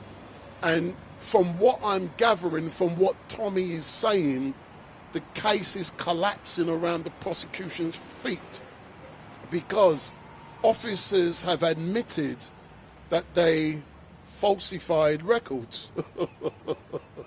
I've got to laugh. I can't believe what I'm hearing. And it seems as if the order giving Tommy the instruction to leave the area around the court on the 26th of November during that protest was unlawful. The issue then becomes, number one, was Tommy Robinson a journalist in execution of his duties as a journalist? So was that what he was doing? So if he's a journalist in execution of his duties, he's exempt from being instructed to leave an area. You cannot be asking a journalist to leave. So that's what's been argued today. And, you know, if you're an officer gathering evidence, you've got to do everything the right way. And it appears as if what happened was, what they did was wrong. What they did was false. So from based purely on what Tommy Robinson has said to me today, it looks like they fucked up. The prosecution fucked up. That's what it looks like. And as a direct result of that, Tommy Robinson could be a free man today, or he has to return here tomorrow for the case to conclude. But, this is a difficult one for me because I've got a funeral to live stream tomorrow, and what may or could happen is that I may have to get here just to live stream the arrival of Tommy Robinson to go into the court. Then I will have to leave, but I don't know if that's going to happen because it's unlikely I will be here tomorrow, but there is a possibility, a very slight chance I might be here tomorrow morning, but it's highly unlikely. So if the case continues tomorrow, it is unlikely that StreetMic will be here. So let me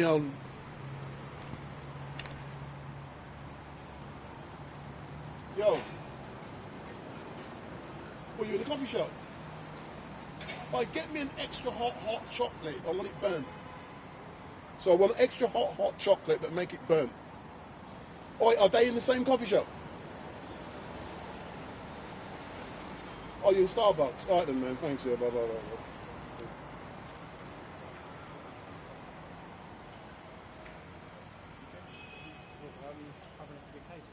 Say again? I'm Tommy Robinson. Oh, is that the year near? He's round the corner. He's round the corner. What's it for? Rubbish as normal.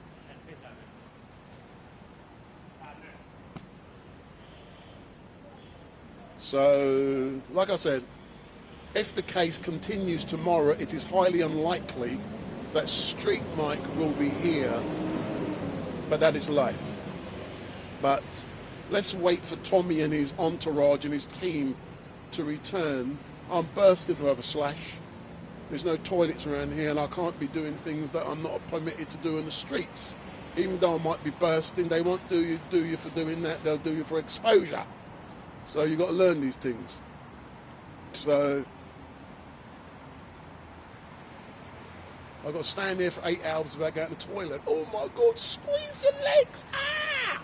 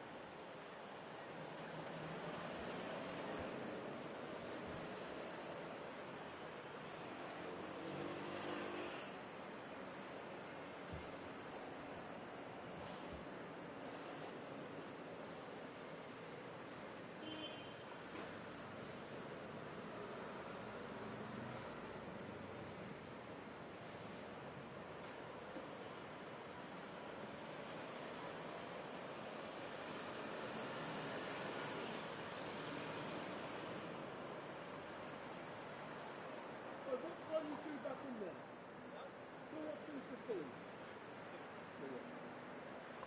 I'm going to do some because Yeah.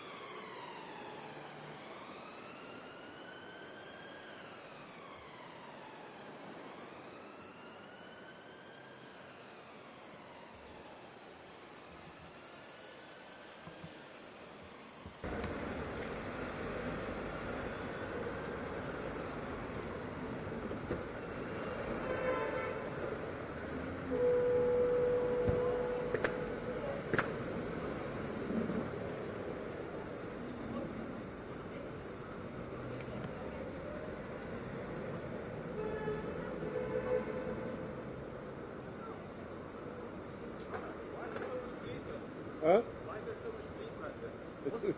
What's the occasion? What's happening? You heard of someone called Tommy Robinson? Oh, is it because of that? So why is he here? He's round the corner. Where? Round the corner. They were doing what? No, he's in court. Oh, he's in court. What? Don't worry, sir. Read the news tomorrow and you'll hear. Is he coming back up? Yeah. No, he's round the corner. He's due back in there at 2:15.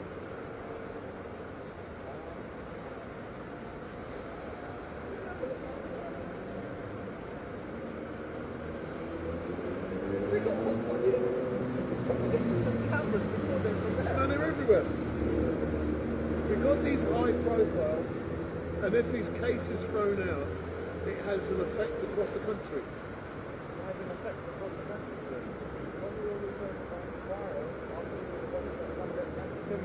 Oh, you got it, see?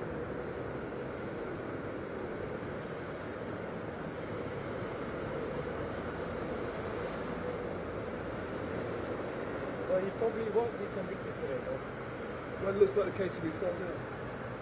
And if it's thrown out, it has wide implications across the country. What's going to happen if it gets dismissed? No idea. Wait and see. But it's police everywhere. Not just them. Everywhere? Everywhere. So and tomorrow there's a thing called St. George's Day. Yeah. And you know what St. George's Day is? It's when they celebrate about being English. Okay. And he represents what English people stand for. What do they stand for? Wait and see. You obviously don't know. No, I can't be, but I respect the country. I'm British. My parents are Pakistan. I get along with everyone. No, but there's a lot. There's a lot happening. What, racism? Huh? Nah. He used to be defined as a racist. What is it? Cheers, man. Okay, bro. See you later. Thank you. You think you're a trigger or no? No, I'm cool, man. Thanks, man. When he goes in, he doesn't find. You see that building there with the yellow windows? That's a London Transport building. When I finish, I'm going in there. When he goes in, I'm going down the piss. I'm bursting there. Huh? You got two of them. Oh, that's. Oh, I don't know.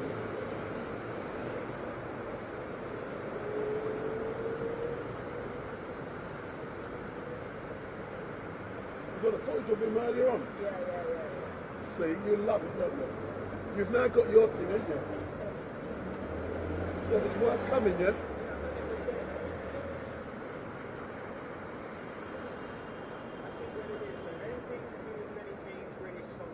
Of course. It's gonna get you traction. Especially this. Yeah. 100%. Because the thing about it, if I switch it off, and then all the counters and everything starts again, in regards to logarithms and all kind of fuckery, it starts from the beginning. So I just let it run. Even though nothing's happening. I've got my two reviews, not one, two. Me? Yeah. Boy, can I be honest? You get 1,000 followers now. Yeah. I'll do another event with Dying Abbott on Sunday. You lose 1,000. Yeah. It's weird, man. It's weird. I noticed that as well on my phone. Because straight away they think you're Tommy Robinson supporter. Technically you're supporting what he's doing. But then I'm supporting Dying Abbott. Hold on. So the thing is, a lot of people can't differentiate. You understand? As soon as they see a Dying Abbott, they will say, oh, yeah, he's pro-black, That's what some woman who's in there, some old bird, I know. Yeah. She goes, you're BLM, how can you be fuck off? Yeah.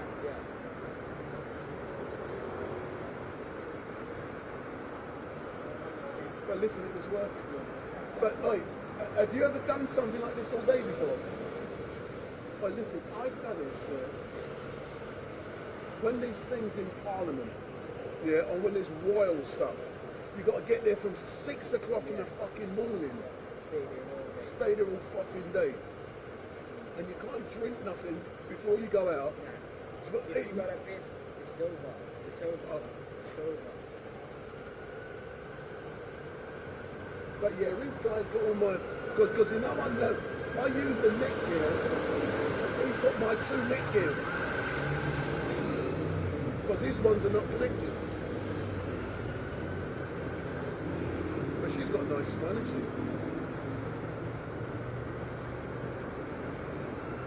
But you're going to fuck that copper in it. I think the short one. You like the short one? She'll be more fun.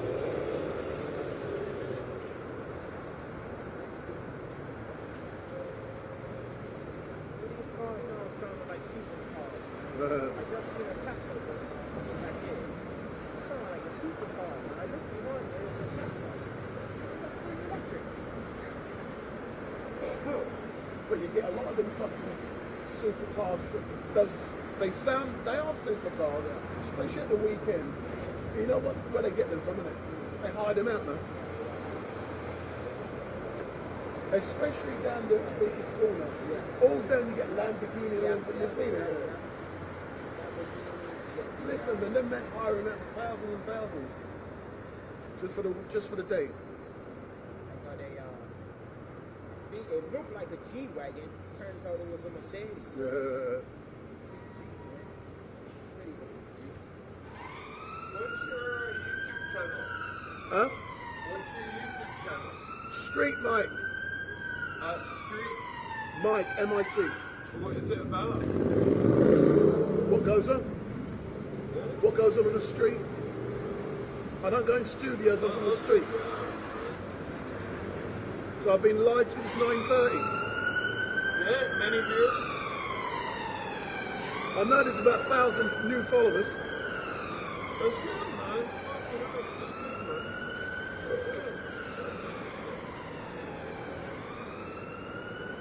What's happening here? Because I'm in court myself. Like, I see all these fucking cameras there. Like, You heard of Tommy Robinson? oh, he's that fucking racist cunt. That fucking... Oi, come here. Tommy, hold on. I'm just... Oh, good. You guys went, yeah. So, Tommy, I wasn't expecting you back there. I said to the man there, have you heard of Tommy Robinson? Yeah, and he comes up with some disrespectful language, and you come from... So, Tommy, you've... Okay,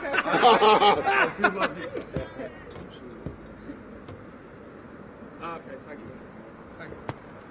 So Tommy, yep. You're now going back in court, yeah, for after lunch. What did you have for lunch? Something sweet? What did I have? I had chicken thighs in sweet chilli sauce. They were beautiful, man. And then I had beef rib, a bit of beef rib as well. And I had, I'm not joking about the cheeseburger as well.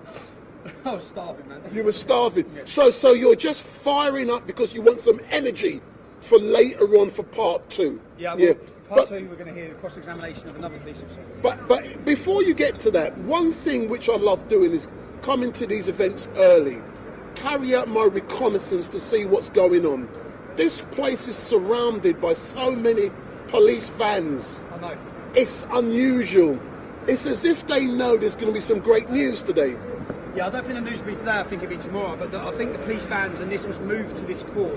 So in the last 48 hours, 9 Muslims have gone to 3 addresses. They've flown drones over them. They're 3 addresses that are linked to me. So counter-terrorism are currently investigating that.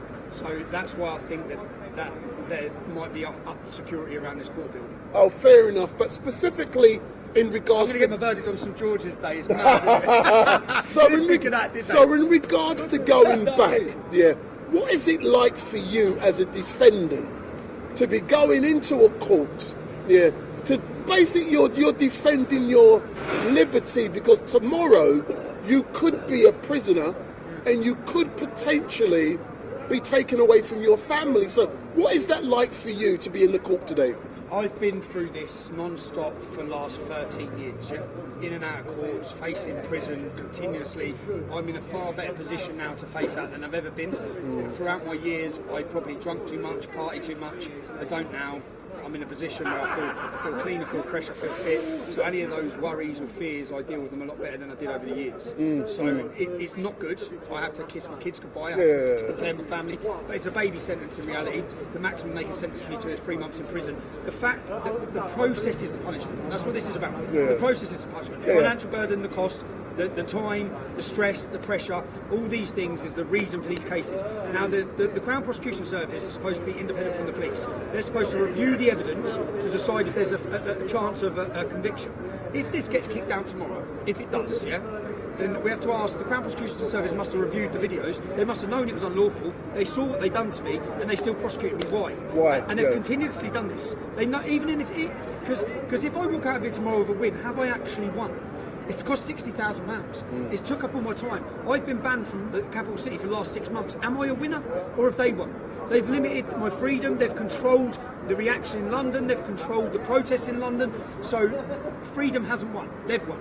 They still so potentially, if you are found not guilty tomorrow, can you sue the Metropolitan Police for something? I can and I will, straight away. I can and I will for unlawful arrest. Everything that happened from the point they arrested me then becomes unlawful. The arrest is unlawful, the pepper spraying me in the face is unlawful, detaining me on my daughter's birthday is unlawful.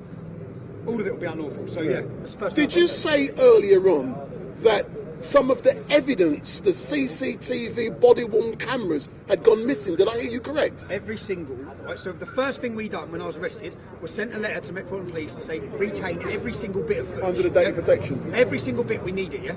Every single police officer, bar one, has lost their body-worn footage. Do you believe that? Come on. One of them said, oh, we think it's been deleted over. Some of us used cameras that weren't ours, so then we don't know where it's gone. But there's none on the system. And then they've turned up this morning and provided one person's body-worn footage, but it doesn't have anything past when we leave the cafe. So because they said throw him down the fucking stairs, because I remember him saying it. Anything they said would show that it would prove that I wasn't resisting arrest. And if they're saying I resisted arrest, they haven't prosecuted me for resisting arrest. Yeah, that's right. The whole thing's comical. But no, there is no way every single police officer had a body-worn camera on. The reason they've got rid of their footage is because it doesn't benefit their case. It actually proves their corruption. It proves that they're unlawful actions on that day. And there were about 30 officers nicking you, weren't there? Do you know why he says he pepper sprayed me? Go on. In his statement, in his evidence, he says I was about to escape lawful custody. Ow! I was handcuffed with 30 officers around me. Yeah. And look at me. I wasn't the biggest guy. I was just about to escape lawful custody. It's just a lie. Everything's a lie. And they'll be proven again now. We're going to sit. I'm actually enjoying it. I'm enjoying seeing them be proven as lies, proven as frauds, and proven as corrupt. So we'll go and enjoy another couple of hours. Yeah, excellent stuff. But as normal, Tommy, I look forward to engaging with you when you come out. I also look forward to find out what Sky News has put out in regards to earlier on this morning. I'd love to see you made her look stupid. I'd love to see what they put out. Excellent stuff. That's normal, sir. Right, big up. So that's Tommy Robinson. Let's on my wall. Yeah, no problem. Thanks a lot. Yeah, go on. But we can chat later on when you see this young lady behind you. Hold her. She doesn't answer my calls anymore. She's scared of me. Sort it out when you come back out, man. Sort it out when you come back out. Yeah, thanks a lot, man. Yeah. So that's Tommy Robinson just going back into court, and we've heard everything. So we're going to be here. He's back in there for 2:15, and we will hear everything that has transpired. So my name is Wendell Denner from StreetMic. Are you not going in yourself? Oh, wait. Can I interview? No. Let me do it off camera. So, can you introduce yourself or? Yeah, I'm Tommy's cameraman, editor. So, what is it like for you to be Tommy Robinson's cameraman? Well, my heart goes out to the guy because being, all the emotional, physical impact of having to be in and out of court all day, every day, it's just, obviously takes a toll on someone. It's hard seeing it from the outside looking in, and then obviously every day's it's a different day really. Yeah, but being outside, you got the camera, and you and I communicate regularly. Yeah. But to actually be surrounded by someone who is seen as so controversial, but you're following him with a camera, you're recording. If people like it or not, history. What is that like for a cameraman?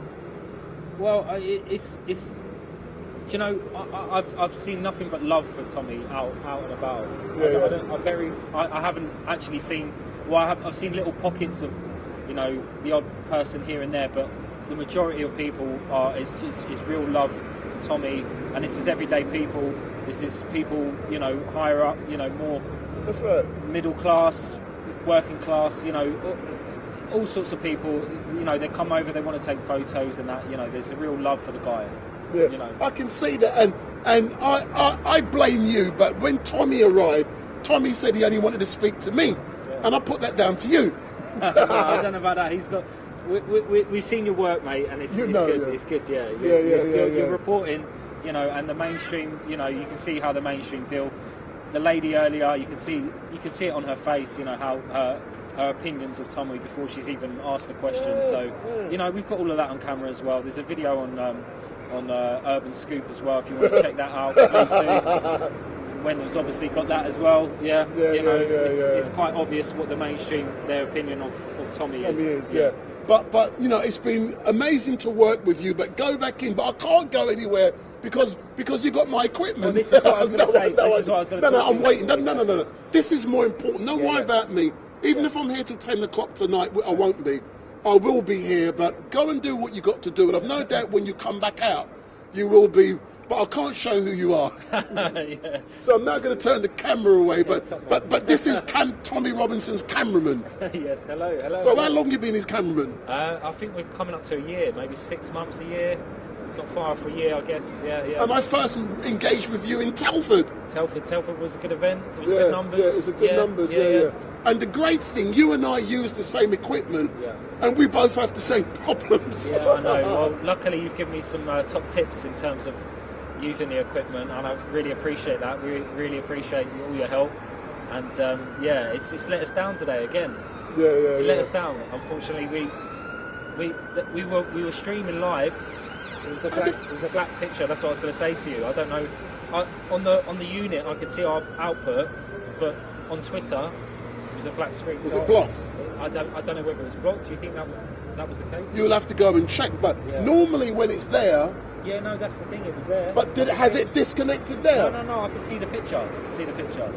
So no, something has happened. It's been blocked. I think so. Yeah. It's been. There's some dodgy stuff that goes on.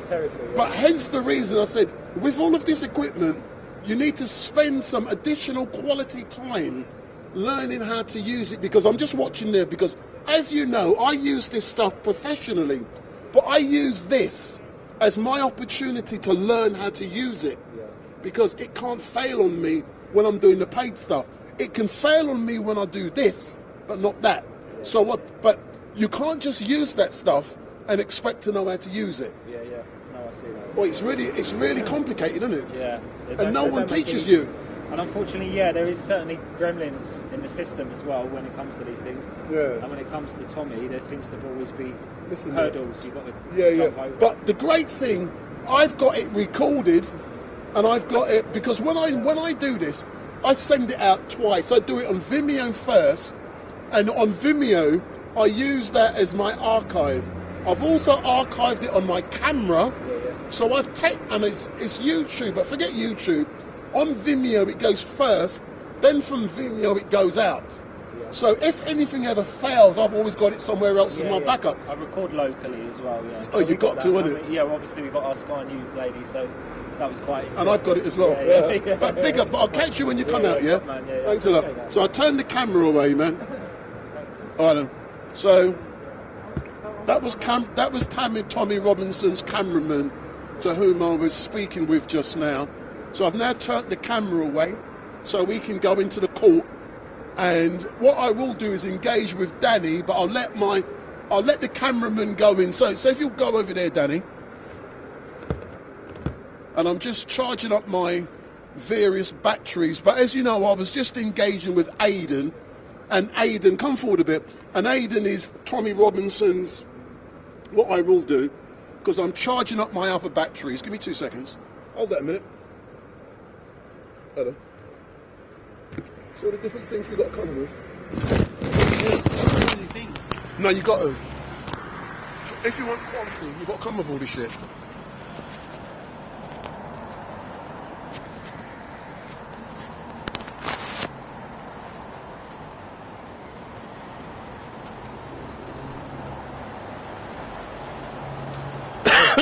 That's, I can hear you.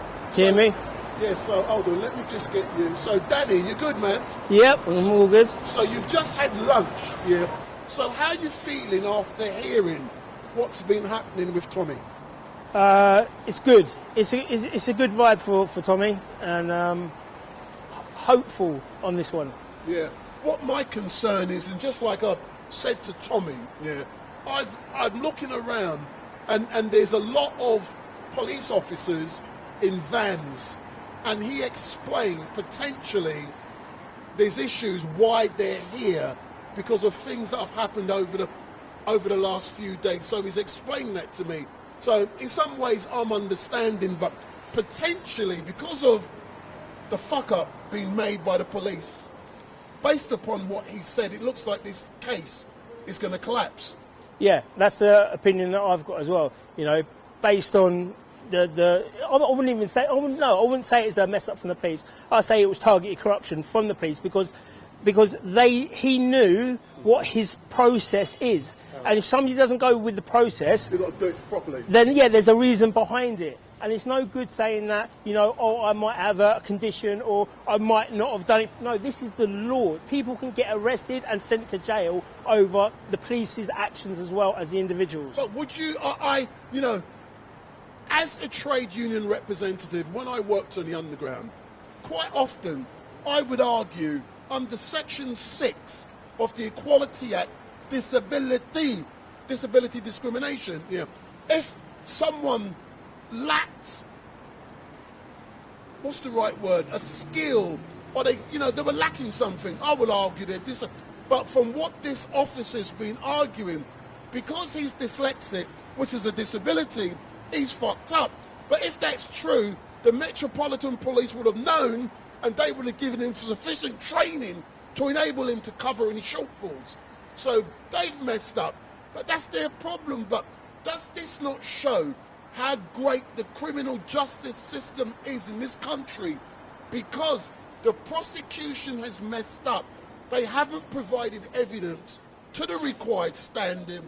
Therefore, yeah, no, on that premise, yeah, 100%. 100%, because, this isn't a banana court. This isn't something, we have rules to do. We have processes to go through. They have to follow them. So, yes, in this case, we can say that, now we're in court, that the process has been exposed. But my question back to you is, because of his dyslexic and because of what's happened, a man has not been able to go into London, okay, his capital city, as a journalist, as any, even as a normal person, enjoying life. His freedoms have been taken away. Has been curtailed. And he went to the football with his daughter and got arrested for breaking a bail condition that shouldn't be in place in the first place. Yeah, no, I hear what you're saying, Danny, but as a direct consequence, of what the police have done to him, it is likely, depending upon what happens in this case, he will then be able to he will then be able to sue the Metropolitan Police. But the case has to collapse first. Yeah, there's that route to go down, but again, we're lucky enough to win a court case without a jury, another trial without a jury. So if we was to go to sue the Metropolitan Police Service, that's just going to be more money. Is taken up with not a guarantee that would win it. So if we can't win something under fair laws, then I don't think Tommy would do it. What's the point of spending £60,000 to sue the police force when there'll be some kind of mess up or corruption to stop it from happening? No. I'll tell you what, I note the point you're making, yeah. However, once an officer, he swears an oath on the Bible that I falsified evidence, done. They've got the evidence to support whatever. He hasn't said that though. He said he made a mistake because of his disability, and we've gone through the Disability Act, how it's going to, in a woke Metropolitan Police Service, it's going to be just extra training. These knew his conditions beforehand. Why was it someone saying, you know what, let me just double check your work? No, he was put in a position where he could take away somebody's liberty for 5-6 months from the capital. It's not even the capital city, it was the M25. He can't come to Kent, he can't go to Sutton, he can't go to many places. He lives just outside the M25. I note the point you're making, but from what I've heard, there's two things. There's something about, and it's the Equality Act, Section 6, yeah. It was called a disability, but it's now the equality. No, don't worry about that. But the point I'm making from what Tommy has said, yeah, is that someone has admitted to falsifying. Falsifying and forgetting is two different things. When you falsify something, in your mind, you have an intention to knowingly do something that's wrong. Oh my God, I'm now showing my legal knowledge. Yeah, but there's a difference. He said he falsified. Not that he's forgotten to do something or he hadn't done something. Because, no, there's two different distinctions, but we will find out more when the court is ended. But if someone has falsified something, that is a different argument. I heard about this training. I've argued training if someone lacks knowledge. And that's a mitigating factor. And that helps me get people off cases. I agree with that. But on this occasion, they're arguing in a court of law where the evidence have got to be at a criminal standard. I don't give a shit about training. That's irrelevant. Yeah. Did you do it, yes or no? That's the question. Exactly. And on that premise alone is a sworn officer, sworn onto the Crown, in a court that's sworn to the Crown. Yeah. So we've got probably 18 police officers here. So this falsified evidence, okay, that would show a corruption. These should be arresting him now and taking him into the police station to have an interview under caution. Yeah. And the great thing about it, let's go back to well-known criminal cases. Once it's been shown an officer has falsified a record, all of the other cases is in the past and in the future, his credibility will then be tested. 100%, and it should be. And it should be, and it will be. That is the great thing about our criminal justice system. I think it's great. Yeah, it's great when it works in your favour, but let's be reminded as well. I wouldn't have had the affordability to do that. This is a KC. This is £60,000 plus to have this court case with the people that he's got. These are people that work in night and day to find these things that happen, to put the questions to the police officers. So the criminal justice is good, but how good is it when Joe Blogg's solicitor, the deputy solicitor that he'd normally get, would never have come up with this? No, the point is taken. If you don't have sufficient money, let's agree on that, to be able to get your defence, you're fucked. You ain't going to win. I'll give you a prime example.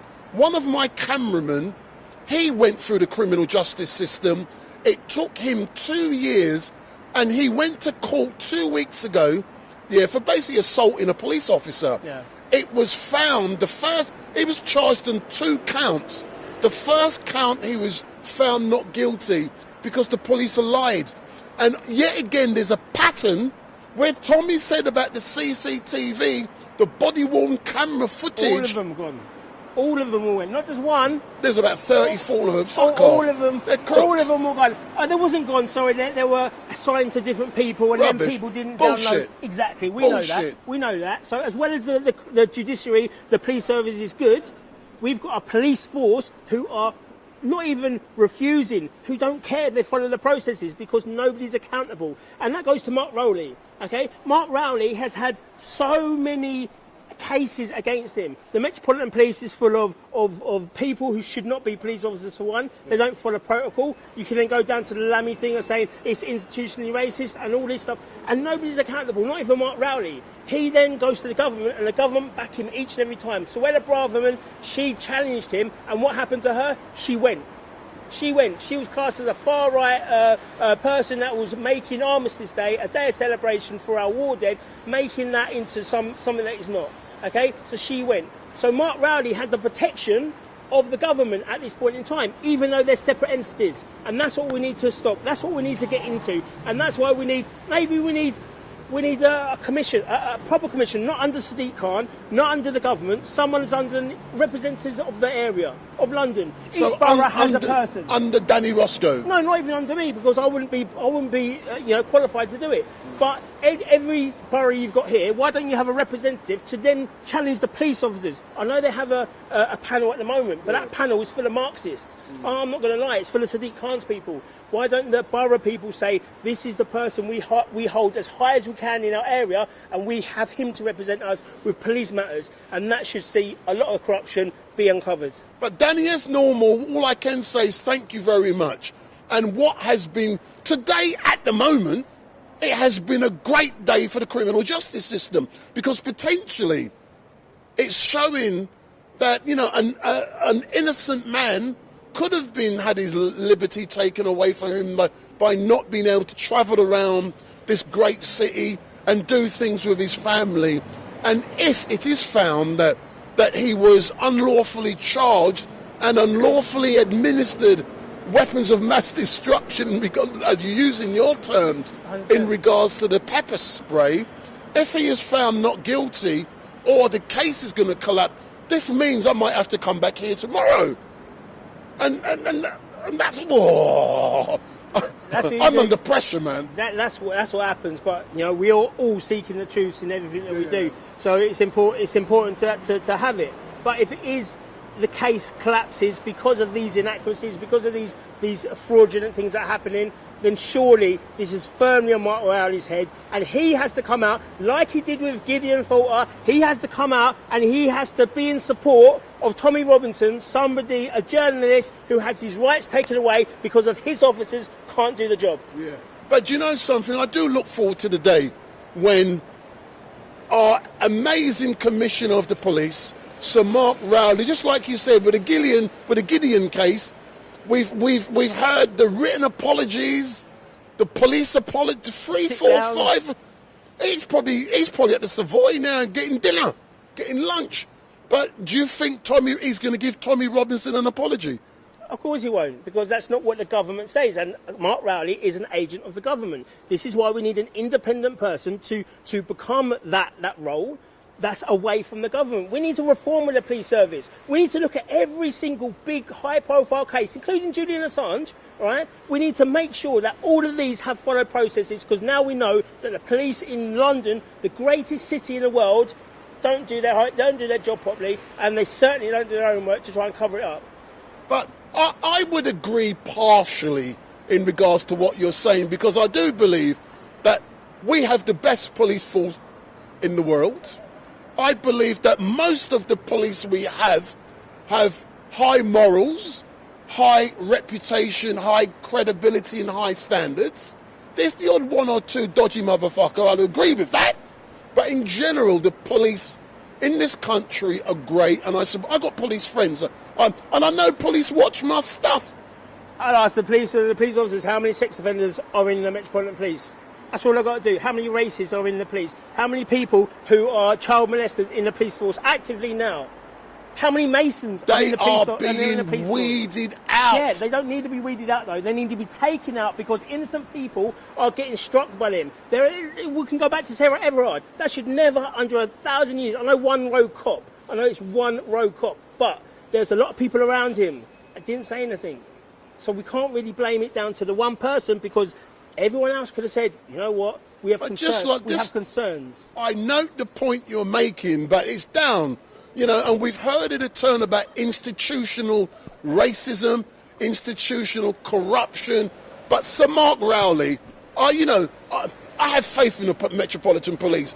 He is kicking backside. He is making sure that any dodgy officer is kicked out. Let's give him the opportunity to change the culture within the Met. And just like with the Gideon case, Gideon is now calling for Mark Rowley's head. I say he can call for it, but nothing's going to happen. Let's give him that opportunity. And Mark Rowley, this is to you. Your opportunity is there to come out and apologise to Tommy Robinson for your police behaviour, like you've done on many occasions. If you don't do that, then you're not one of these people for reform, for change, for changing the culture, because you're still knowing that your officers were in the wrong and you're not prepared to apologise because of the person, not of the person's persona, not the person itself. Hey, Danny, you're getting good, man, and I look forward to you coming down to Speaker's Corner to debate these issues with StreetMic. That's what it's going to be. I can't wait. I can't wait. Big up, big up, big up, big up, big up, big up. Let me take my microphone. Now I'm going to go and have a slash as I'm bursting. Cheers, man. Oh, your man's...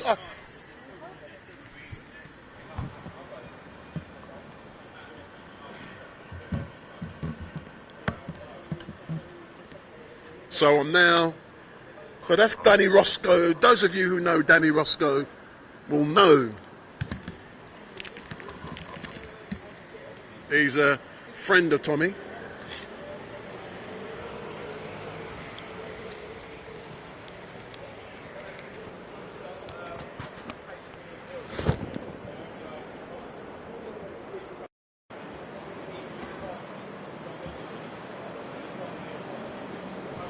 So I'm now going to go and have a slash. I'll be back in a minute.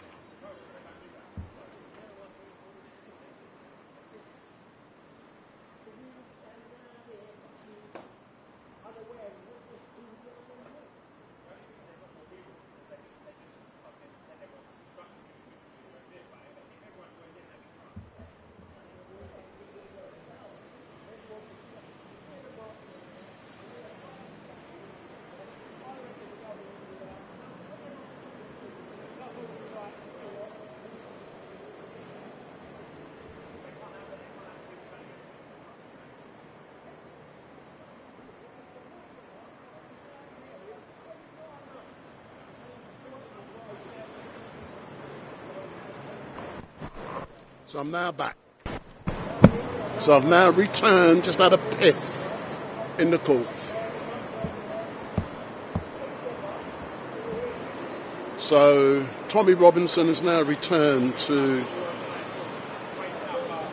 Let me put the other microphone on and I can chat.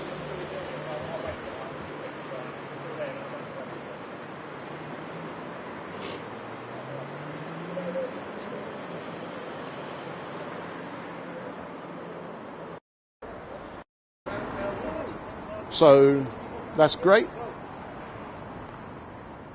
So let me give you a rundown of exactly what's happening. My name is Wendell Daniel from StreetMic LiveStream, and we are coming to you live and direct from the streets of London, and we're currently outside of Westminster Magistrates Court, where Tommy Robinson is appearing before magistrates charge under Section 35 of some crazy law, which says that on the 26th of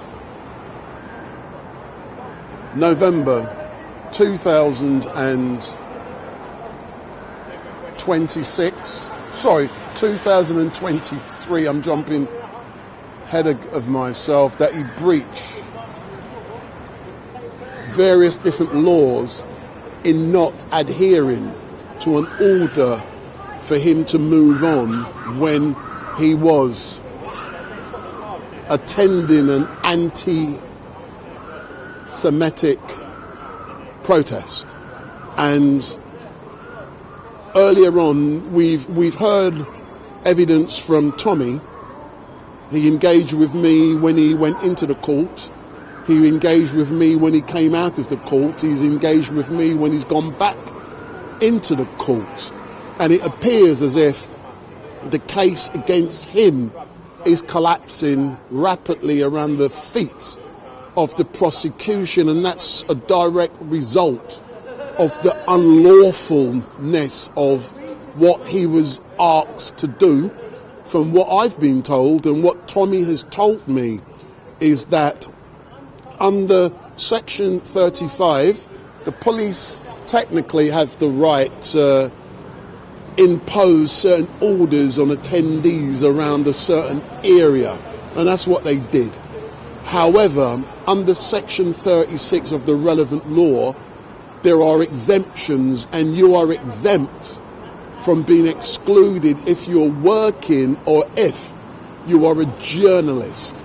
So the argument in this case is that Tommy is working as a journalist, therefore him being excluded or told him to move was unlawful. And also what Tommy has said was that the instruction or the order was falsified, and that has been admitted in a court of law today. So potentially what is going on at the moment, I just went up to the first floor myself because I was bursting. I've been here since 9:15, and it's now nearly 3:15, 6 hours later, and the case could continue until 5 o'clock today. So the prosecution I believe they've got one additional witness to give evidence in this case, and that's potentially another police officer. Then the defence can cross-examine that witness, and then we can take it from them. But based upon what Tommy is saying, it's looking very good. And then when the defence then puts their case, that's when the whole thing begins to fall. Well, it's fallen apart already. And tomorrow the case is scheduled to be heard, but I'm hoping that will not be the case. I'm actually hoping that today it will end. And the reason I'm hoping it's going to end today is because I cannot be here tomorrow. Most of you will be aware that I'm in the live streaming business, hence the reason I can stand out here for 9, 10, 12 hours and give you a live stream in 4K. That's because I do it professionally, and 90% of the stuff I do is within the funeral industry. I'm the biggest live funerals of funerals in London. I do 80% of the funerals that are live streamed, and the company I own does that. So that's what I do, but that's what I will be doing tomorrow. And unfortunately, you know, tomorrow I have to be there. So, you know, when I don't have to be there, I can get other people to do it for me. But on occasions, the funerals are so big and so important, I have to be there. And tomorrow is St. George's Day. It says, Jack the Biscuit, the court clerk was screaming when she saw StreetMic's... What? I missed that bit. So I can see all the debate. So go into the chat, you guys and girls, and tell me exactly what you are seeing, feeling and hearing. And the question is, do you want StreetMic to switch off now and come back when Tommy exits the court? Do you want me... So Millwall said people live streams funerals. Yes, they do. And what you need to consider is if you've got families living abroad, yeah, your family can't get here. So the cheapest way in which they can do it is to live stream it. And when you think about it, and sometimes I'm going to say something that sounds racist, but it's not. Sometimes people in this country, white English people, may seem it is strange that funerals are live streamed. If you are black, you are used to that because, number one, a funeral is a celebration of life. It's not a funeral. And quite often, the coffin, the casket will be opened up and you can actually see and touch the deceased person. Last Monday, I did a funeral for a 10-year-old child who had passed away. And Mum wanted the funeral service live stream, and I did it for her. I actually photographed also her son in the coffin, and he had passed away, because that is a beautiful, you know, even in the coffin there was little toys and all kind of stuff, and that is a beautiful memory for the family. But in general, something like that, within England, it's still a taboo subject. But from where we come from in the West Indies, in Africa, in America, it's not a taboo subject. So it's normal for us to be doing something like that. So for me, you know, I do quite well out of it. And it's a niche market. And you can only do something like that if you've got the reputation and credibility amongst your peers. And when I say I don't in general put it on social media, I'm doing one on Friday for a RAF veteran who passed away, and that person, it was highly likely that they were going to be placed into a pauper's grave, and the person was something like 92 years of age.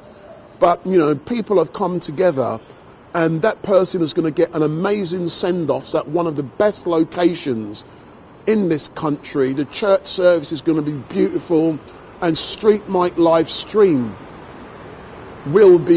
has been invited to live stream the celebration of life for the 92-year-old hero from years ago. So it's an RAF veteran, and I jumped to the invitation to do something like this, and I've agreed, and I've done it free of charge. I'm not charging for it. You know, to live stream an event, I basically charge 175 quid an hour. So for me to be out here in front of Westminster Magistrates Court, if I was charging a person, it would be 175 quid times the 6 hours I've been out here, and that's over £1,000. That just shows you what I can charge for doing this stuff. But I'm doing it for the great hero who will not be going to a pauper's grave. They will be buried somewhere quite great. But that's what's happening on Friday. But if you want to watch it, please tune in. It will be on StreetMic LiveStream on YouTube, StreetMic LiveStream on Facebook, and StreetMic Podcast on Facebook. And the stream is due at 1:45 on Friday.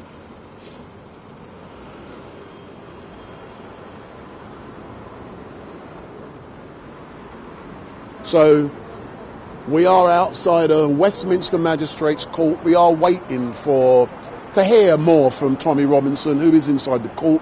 He went back in at about 2 p.m. and so someone has just messaged me on my private number, did they bang him up? And the answer to that question is no, Jace.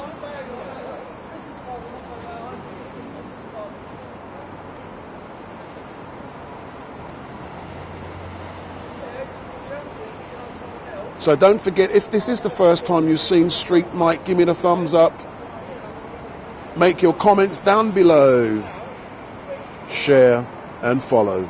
So if you like StreetMic, give me the thumbs up. Make your comments down below. Share and follow. If you dislike me, you can still do it. So, but make sure you hit that subscribe button. And if you are waiting, don't forget that I interviewed Tommy Robinson on 3 occasions today, which has been great. And if you go to when this live stream starts, roughly about 9:15, the first couple of minutes, that's when Tommy Robinson arrived. I just hit the live stream and I engaged with him then. And there was a Sky News reporter who was there. And Tommy made her look so stupid. It's really unbelievable. And Leah Loop said, interesting knowledge regarding the taboo subject. Yes, it is great. And there's a few more police officers arriving. I think they've been for lunch and then arriving. But what Tommy has said was that some dodgy stuff has been occurring with drones flying over people's houses. So Tony, holy StreetMic better than Sky. Listen, man, I just come out here and do what I got to do, man. You get what I'm saying? It doesn't matter about all of those views where some people are interested in. It's about engaging and giving you a feel and understanding of what really happens in the real world. And I'm hoping that within the next I'm going to be out here and I'm just checking all my equipment. Everything is working good and everything is firing up. So you're getting this all in 4K free of charge, man. If you pay Sky, you've got to give them a little subscription every month. Just imagine you guys watching online. Give me a little £10 a month, man, to be able to watch StreetMic.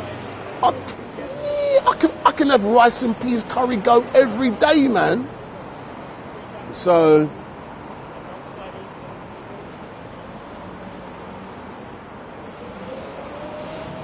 don't forget, hit that subscribe button.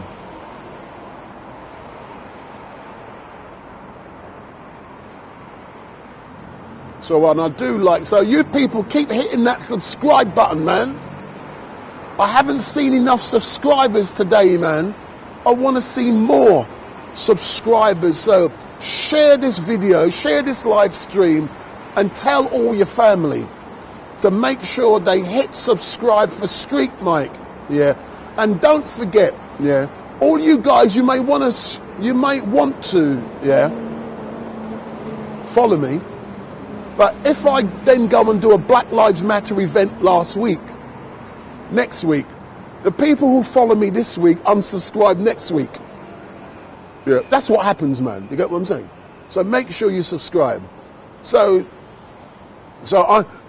I've got a well-known gentleman here. He's right in front of the camera now, called Danny Roscoe. Danny, come and tell people about what you're planning for the future, man.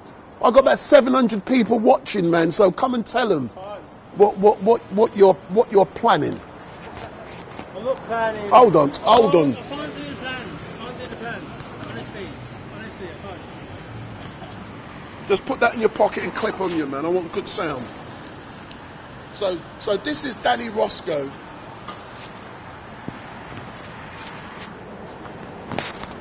So put it in your pocket. Put it in your pocket. So this guy here in front. So this guy here in front of me, his name is Danny Roscoe. Yeah, he's dodgy. Yeah, and he's the biggest coconut in London. Yeah, and he's a green coconut, man. People call me a coconut. They can call me whatever they want. I don't give a shit because it doesn't matter. So Danny, you're right, man. Yeah, man. All good. So today's a very important day in regards to justice. Let's talk on that level now. We're going to be professional now. Yeah. So tell me, what is your understanding of what is happening in this trial today with Tommy Robinson? Well, the trial is about him breaching an order to leave a restricted zone by the Metropolitan Police. But the fact of the matter is, he was only there to be reporting for Urban Scoop what was going on, and this is at a time last year when we had a lot of the pro-Palestine people coming out, so the Jewish community came out to do their protest, and he wanted to... So November the 26th, outside the Royal Courts of Justice in the Strand. Let's put facts to it. Right. Yeah, carry on. That's what you're here for. You're there for facts. Right? So he was there, and the owner, the promoter of the event, didn't want him to be there. Okay, so why do you think that person you're referring to, the organizer, didn't want Tommy Robinson? Is that because Tommy was likely to overshadow what they were doing? Why do you think they didn't want him there? Generally, I believe that he's connected to the Anti-Defamation League, and this group of Jewish people are promoting in certain ways anti-Semitism, and they don't like Tommy because he shows the truth that comes out. They want him to be the villain, but there's a lot of Jewish people that gravitate towards him, that understands what he's doing, his fight, and they like him.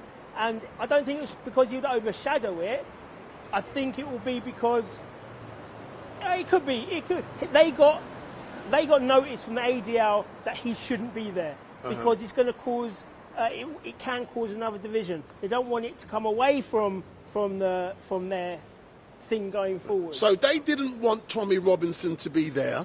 Tommy was there. He was sitting eating breakfast with his brethren, his friends. So tell me what happened, because it's in the media. We've all seen the videos, and what you've said to me is that the Metropolitan Police used a weapon of mass destruction. I've never heard that word before, against Tommy Robinson, in the fact that they sprayed pepper spray in his eyes. So tell me what happened prior to them using your words, using that weapon of mass destruction. Well, they told him he has to leave because he was not wanted there, and he said that I'm a journalist and all I'm doing is reporting what the facts of the day. They said that your being here would promote, cause alarm and distress, and we're going to put this section onto you. Section 35. Section 35 onto you. He refused to go because he believes that the journalism that he was going to do was going to contribute to the whole scenario that was going on. So he shouldn't have to go anywhere. Okay? But he was eating his breakfast. He even said to the police officer there, I've paid for my breakfast, let me eat this. And they were saying, no, you can't even do that inside a building. So they've taken him outside the building. They took him one way. They messed up the first time because that was not the way that they wanted him to go. They wanted him to go this way. And in the melee of them changing his direction of travel, a police officer decided to use the weapon of mass destruction, pulled out, and it's not just a pepper spray. This is a spray of chemicals that we're not allowed to have because they're so potent. So it stops you in your tracks. It's designed to do that. But let's step back slowly and then we can move forward. So what you're saying is that he was in a restaurant, I believe, or a cafeteria. Yeah, he was there. His intention was to report as a journalist factually in regards to what was going on. But the question I want to ask you, as a journalist, does he have the right to be at any location in this country, any reasonable, let's use reasonable, any reasonable location to report what's going on? Does the law says he's permitted to do that? Yes, he's permitted to do that, and that's exactly what he does. And it's not about whether or not people want him there. It's about he's there to report on what's going on. You've organised a protest, and there's a lot of protests that we organise, and we don't want people there. We don't want a Daily Mail there to start reporting on individual people in the crowd, calling them all sorts of names. But they're there because that's what they do. But if I go back a little step, this was Tommy Robinson, okay? Also that was there was Rebel News. Ezra Levant was there, a Jewish reporter, owner of Rebel News. They didn't say anything about him, but in Canada, in America, they regard Rebel News the same as Urban Scoop, as an alternative media platform. So it was all right for Ezra to be there, but just not Tommy. So this was targeted towards him as the person rather than him reporting. So Tommy was there reporting, and from what you were saying, the group organising the event didn't want him to be there. The police approached him, asked him to leave. He refused to do so because he was there in his capacity. See this language I can use, man. Exactly. So he was there in his capacity as a journalist, and then when he refused, they decided to use that to arrest him and use that weapon of mass destruction on him. Is that a good analysis of how we ended up here? It is a good analysis of that, but it's not even as far as he's refusing because he just wants to be awkward or he wants to do this. This is his right as a journalist, and if he walked away then the police would have the power, or they'll feel empowered to do that to somebody else, and then somebody else, and then somebody else. And if everyone just starts going along with their own legislation of the Met Police have just made up, then nobody will be reporting the truths that are there. But let me be devil's advocate. We got Tommy Robinson. I'm being devil's advocate now and making that clear. But I'm going to tickle your toes now. Tommy Robinson is well known. So a perception follows him. We're outside of Westminster Magistrates Court at the moment, and we're surrounded by police officers in vans. And I haven't seen the blue riot vans yet, but they're hidden away. So with certain people, there's a perception. And with certain people, what will happen is that the police may treat you differently because you have a reputation of trouble. Does that reputation not follow Tommy? Yes or no? Yes, it does follow him. As a direct result of that reputation following Tommy, I'm being devil's advocate here, do the police not have a duty to try and reduce the likelihood of public order issues by moving him on? Yes or no? No. All right, then justify why you say no. I will justify it quite simply, is you cannot, as a police officer, perceive a crime before it's taken place. So if you perceive that Tommy Robinson is going to be rabble-rousing, he's going to be doing X, Y and Z, then you can put officers onto him. You can monitor what he's doing, what he's saying, how he's interaction, until he reaches a threshold where legitimately you can say he has caused an offence. We can't start talking around saying you might cause an offence so you can't be here. You might have caused an offence, you might break the law so you've got to go. We can't be doing that in this country. Let's use the example that is currently in the news that happened at the recent protests with Gideon. Can you not draw a distinction between how Tommy was treated in regards to how Gideon was treated? Is there any difference? There's no real difference apart from the Metropolitan Police have come out and they've done apology after apology, and they're willing to sit. Mark Rowley is willing to sit down with Gideon to have dinner. To have dinner, probably a nice one on the taxpayer of London, to sort this out. Okay, to sort it out. But at the same time, it's now down to Gideon to, as well as Mark Rowley, to come out to Tommy and say, I understand what I did. It was wrong because it's happened to me. So let's together try and make something so this can't happen again. But it's not going to be. It's going to be specifically towards Gideon, and then Tommy's one is going to be specifically against him. So next time he comes out, the same thing's going to happen. So what you're saying, is that it's likely to happen again. Nothing's going to change. But isn't there a danger in what we're seeing unfold in front of us today? Yet again, I'm saying I'm being devil's advocate, If Tommy walks away from here today, does he not set a precedent, that potentially, it's going to be a field day for all pretend journalists? No, the precedence there is going to be that citizen journalism is journalism. Now, you've got bad journalists in the mainstream media, right? You've got bad journalists in the BBC, ITV, Sky News, all these people, they're bad journalists to a degree because they're not bringing out the truth. But at least this is going to give it's going to empower us to say, we have the right to do this. We have the right to film you. If the police are arresting someone, we have the right to film that arrest to make sure every protocol is being done. If we want to, if something's going down, there's a... someone's getting evicted. We need to make sure that the people are getting the justice, the protocols. And this is what we can do. So it's going to embolden us that we can't be scared of a police officer saying, well, you're not a journalist because you don't work for the BBC. But on the flip side of that, we're going to get the government are going to go straight back to the chambers to put on a law to stop citizen journalism because it will be classed as domestic terrorism or something like that. And you can actually see there is a potential for that to happen, and I am going to predict if Tommy Robinson walks from this court as a free man today or tomorrow, the laws will be changed or new regulations will come in which will change what is the meaning of a journalist. It will be, and I do my prediction on StreetMic Live today. Big up. Will be that it will be the National Union of Journalists, which they all like to say is the gatekeepers. They will be a government department, and they will be the ones who will be giving out official press passes to go closer to protest than the normal people. That's what I would say. And again, that suppresses our rights as individuals. Let's talk about tomorrow and move on from Tommy Robinson, because as you know, tomorrow is St. George's Day. And I believe, Tommy Robinson is not permitted, to...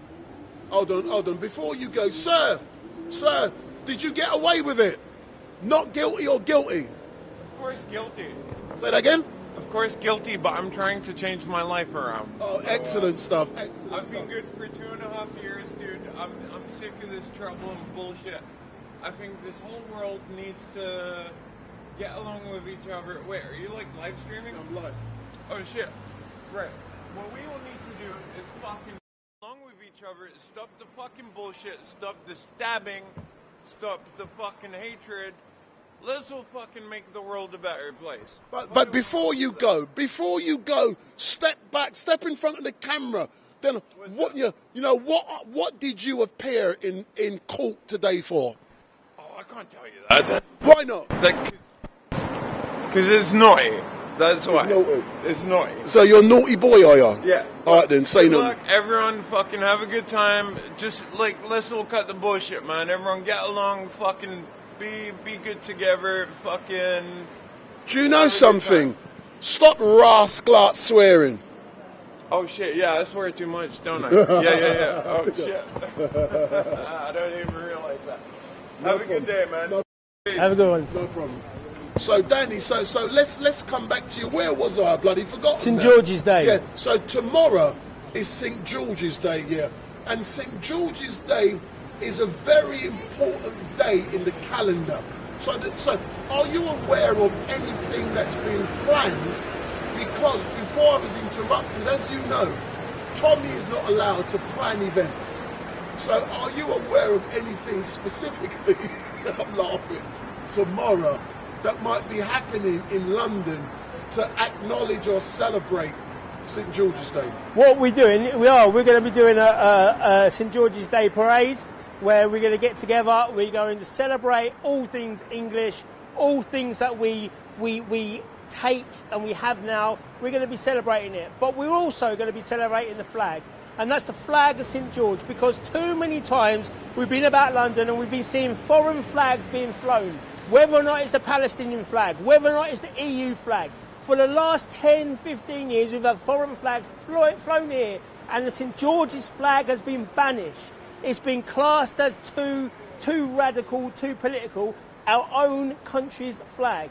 So tomorrow is going to be a time where we can reset all of this and say, no, we are proud to be English, we are allowed to be proud to be English, and we're going to wave our St George's flag as high and as wide as we can to celebrate today. So, Danny, why must you demonstrate how proud you are to be British by wrapping yourself in that? You know, why should you be allowed to do that? Because potentially, I'm being devil's advocate, potentially you're inciting people.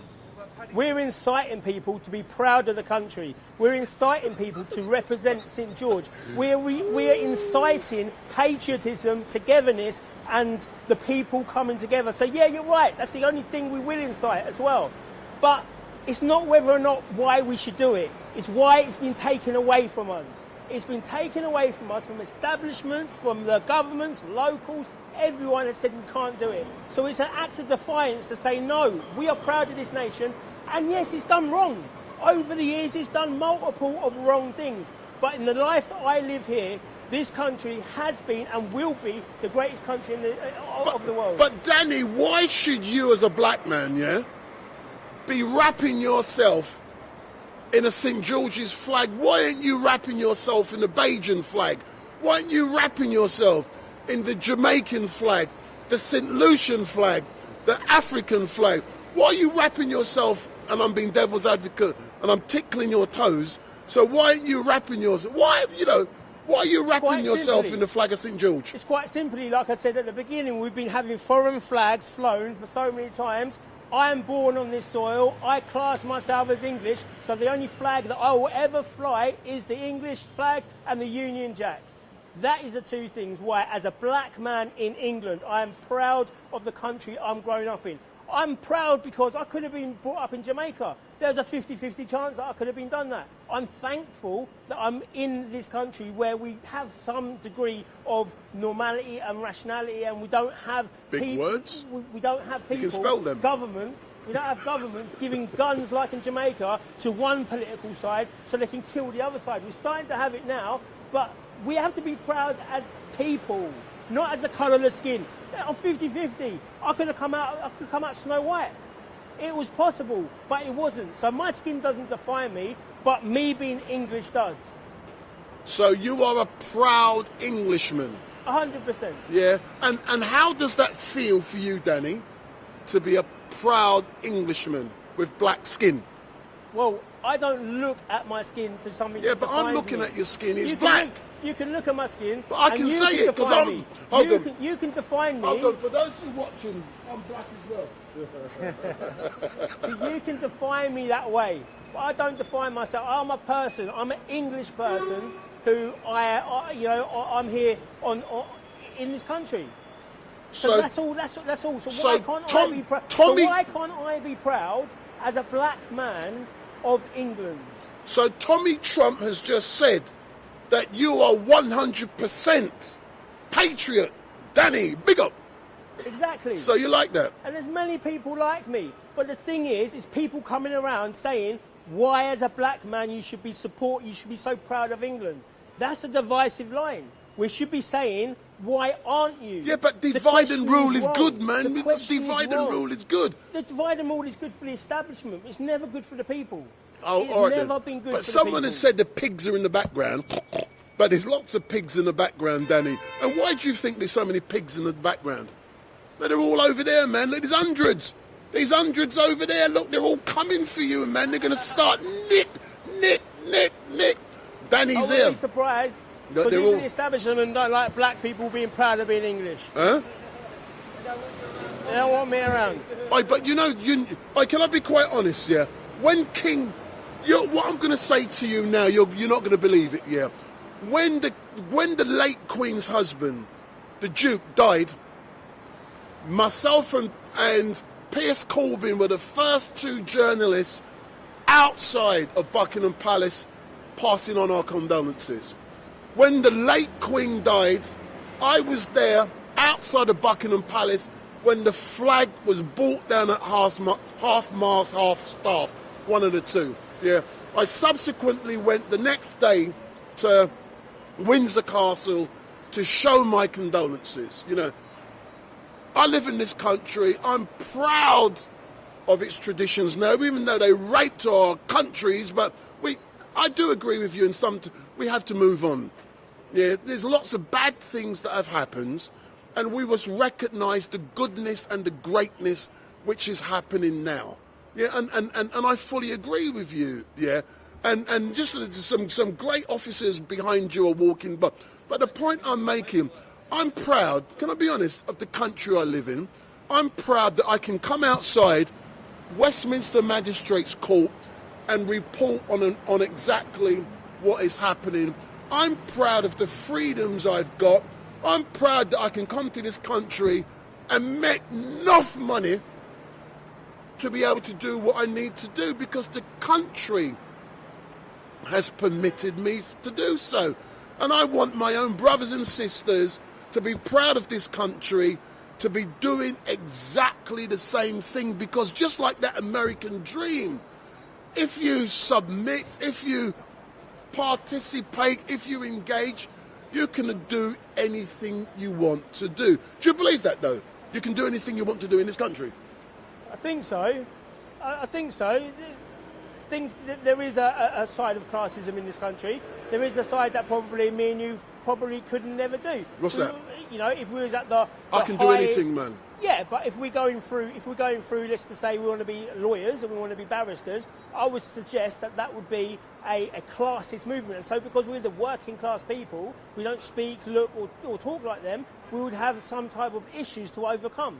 No, okay? I that would be through classism. So whilst I say technically we can be anything, well, actually, no, we can't, because not me and you cannot be a prime minister without being in the party a certain amount of years, doing what they want you to do, to then being voted by the MPs in that party put you as the prime minister. We got a Hindu who's currently being installed. But I think the point I'm making is that you can be, if you plan it out right, you can be, you can write. I believe you can go to whatever level. It can't just happen overnight, because, for example, if you want to be in the legal profession, if you've got a criminal record, there's certain exclusions. Yeah. So if you plan things correctly and the old bill is just coming behind you to arrest you, yeah. So if you plan it out right, good afternoon, officers. Yo. So I've got a little wave there. So if you plan it out right, I believe you can do anything. And, you know, I want my children and my grandchildren to rise to the highest levels in this country. And I'm teaching them certain things you've got to do to play the rascal-like game. And when we teach our youngsters to play the games, they can do whatever they want to do. But as normal, Danny, all I can say is thank you. But before you go, tell me more, or for the people just joining, tell me more about your channel. Because I know Danny Roscoe, he's a rabble rouser. He claims he's going to be going to Speaker's Corner more often, but he's scared of StreetMic.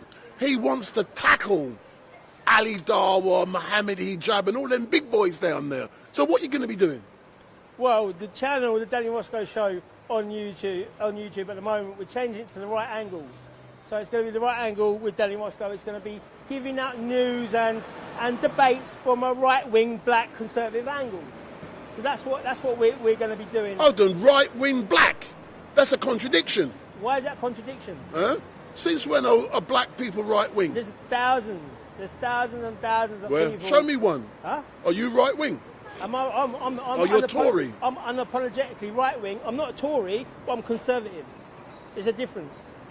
What's the difference? The difference is the Tories in power now are socialist Tories. So they're on the social side of it. So I'm you on support the side Boris? Of You support I'll Boris? be more Boris. Oh my God. Braverman. Oh my God.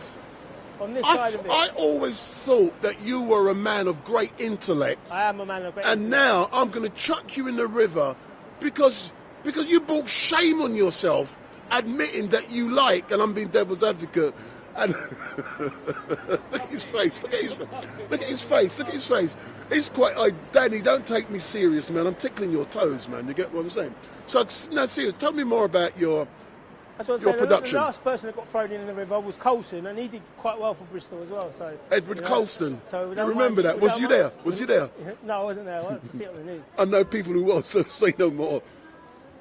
For some reasons, people know me, and when they're doing things, they send me things and send me invites. So that's where you know what's going on, man. You get what I'm saying? That's it. But Danny, as normal, thank you very much, and we are looking forward to hopefully Tommy Robinson coming out of the court within the next 45 minutes or so, because it's now 3:15. When Tommy comes out, we will get a rundown on exactly what has occurred in the court, and hopefully when he does come out, hopefully things will be, we're going to hear that the case has been thrown out. But I don't think that's going to be happening that way. But, let's hope that's the great news Tommy Robinson is going to be bringing to StreetMic LiveStream this afternoon. Hopefully. But you haven't told us what time tomorrow the event will be taking place. Tomorrow, we need to be going around Trafalgar Square, Whitehall side at about 1 o'clock. Sorry, I've got this totally wrong. You're on drugs. It's Waterloo. You're on drugs. It's Waterloo for the football lads meet up at 12 o'clock, and they'll be leaving there at 1 o'clock going towards Whitehall, where we'll be having a sound system there. You'll be able to see where we are, and that will be from 2 o'clock onwards. So are you telling StreetMic, you're declaring on StreetMic Livestream that the Football Lads Alliance... I'm standing for the Football Lads. Football Lads, 12 o'clock, Waterloo Station. Oh, then I'm going to come to you in a minute, but is that what you're telling me? The Football Lads Alliance, yeah. And look over there, this is my chauffeur. This is my chauffeur in the Beamer. Oh, yeah, I'm here, man. Come back in 10 minutes, yeah. So the Football Lads Alliance tomorrow, yeah. And how comes you're engaging with the Football Lads Alliance? Because I always thought they were prescribed as a terrorist organisation. I don't know who's done that. I don't know how they've done that. I associate myself with people who are patriotic to the country, and there's no more patriotic than the Football Lads. They've had their bad press. They've done this, but to my eyes, right, we've got. When they last came in the huge numbers they did come, okay, we had... Do you remember that? We'll talk about that in a minute. We had teams up and down the country all coming together. The press was saying it's going to kick off, it's going to do this. But it's the testament to the leadership of the Football Lads Alliance, who I speak to a few of them, and the leadership that they direct to the people underneath them is next to, we don't get that on any other protest. So to be able to be in their... to be able to walk with them is always an honour, because it's always going to be on point no matter what the mainstream media. But Danny, let's talk about tomorrow, yeah. And can I be quite honest? Yeah. Unfortunately, I cannot be there. I believe it will be a great event, yeah. But if you go back to when the Football Lads Alliance, all of them were last here, to my recollection is about 3 years ago in their masses.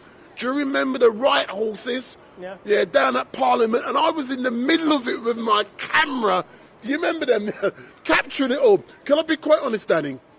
Yeah, I was shitting my brick, man. As a black man, I was shitting my pants. Yeah, I needed Pampers. I'm in the middle of it, bottles are flying.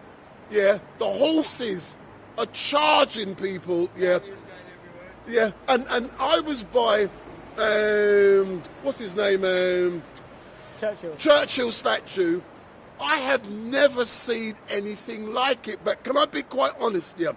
To be in the middle of that with a camera You know when you talk, you know some people get off on drugs or sex. Listen, man, it was such a buzz. There was balls flying every fucking place. And it was amazing to be in the middle of it.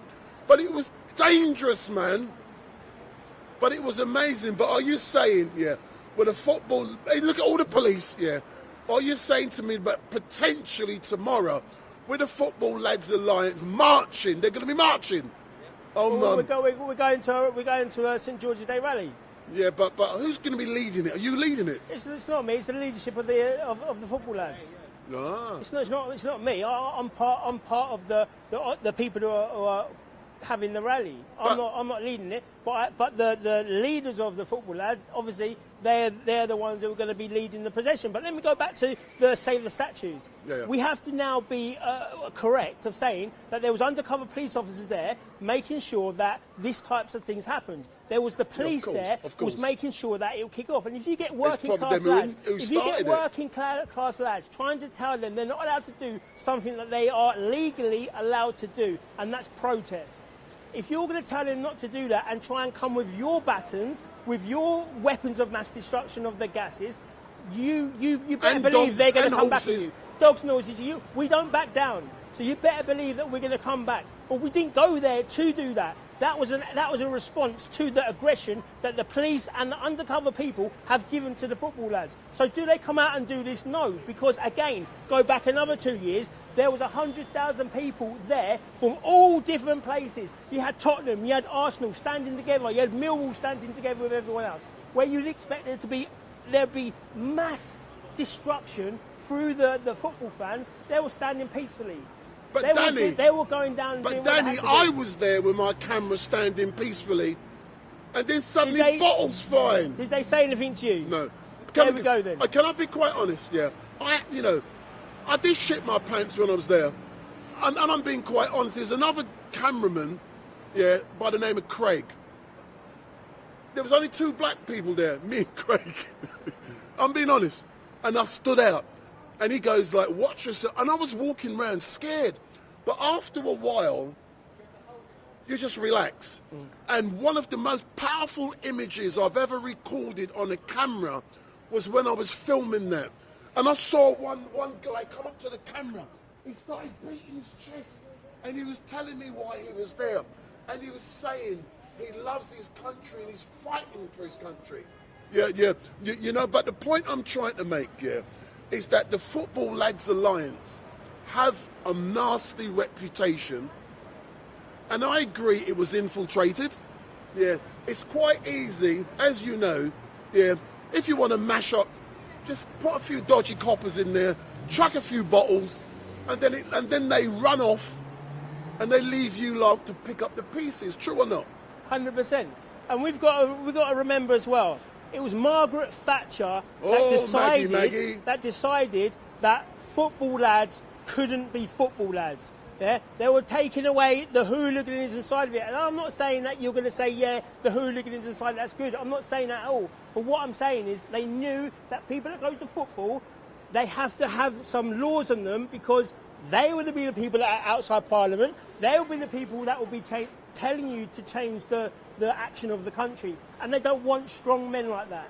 So when Margaret Thatcher, she got rid of everything like that, they thought that it was over for football. The lads at football would just be peaceful and whatever, and they have been. Because that's what they are, okay? That's what they are. But when push comes to shove, StreetMic, you've got to remember these people are patriotic people of this country, and we need people to say no, to stand there and say no. We're not going to go back. If you want to come to us, you have to come through us. And that's what the police do But hold on. What do you mean? What do you mean by come through us? What do you mean by such a provocative statement, Danny? Well, when they're standing there doing their legal right and the police say you have to go because they don't want you to stand there, okay? So if you want to move them, you're going to have to physically move them because they're not doing anything wrong. But if you go to a left-wing people, you tell them to leave, they probably would go. But no, when they come out for a reason, and that is because there needs to be strong men, and then the voice needs to be loud. But and if I draw a distinction... Look at Armistice Day. Look at Armistice Day, okay? I'm there. Right? There was the police made the fight, not even fighting, the disturbance down by the Ministry of Defence. Yeah, yeah. That was the police doing I was there. Yeah. I saw so it. as soon as we was at the cenotaph, we were quiet. Yeah, yeah. Okay? And respectful. And respectful. That's not hooligans. I was there. That's not thugs. That's people paying respect to the war dead. But that was on that occasion at that time. But prior to that, we saw the bad behaviour that was going on. But let me draw a distinction with Extinction Rebellion. And one group I take my hat off to is Extinction Rebellion. Yeah, especially when they first started, when they dropped the pink boat in Oxford Street and they were there for 3-4 years. Look at that dodgy person. Oh, you dodgy geezer, come here.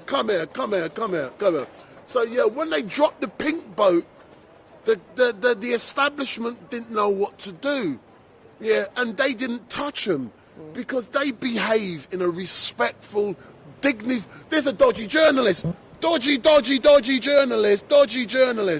So you know, hey, I can chat with you in a minute. So why can't the Football Lads Alliance behave like the... And I'm tickling your toes. Would you say, StreetMic, that you're a product of your environment? Yes. Would you say that people who go to watch football week in, week out, year in, year out, would be the working class rather than the middle class? Would you say, as a general rule? No, I'm not. I can't stand football, but I'm now arguing. No. Let me finish my argument.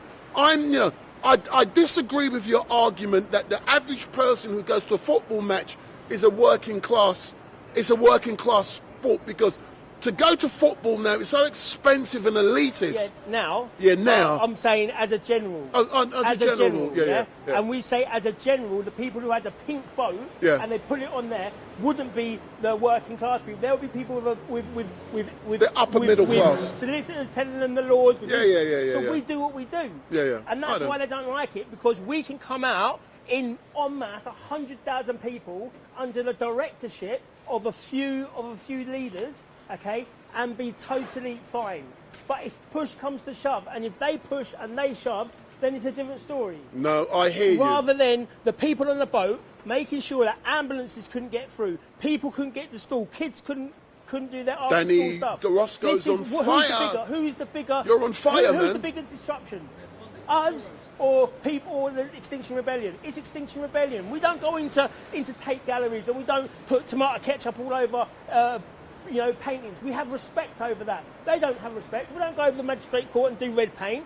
We don't. We stand where we need to stand. We stand as one, and we make sure our voices are heard.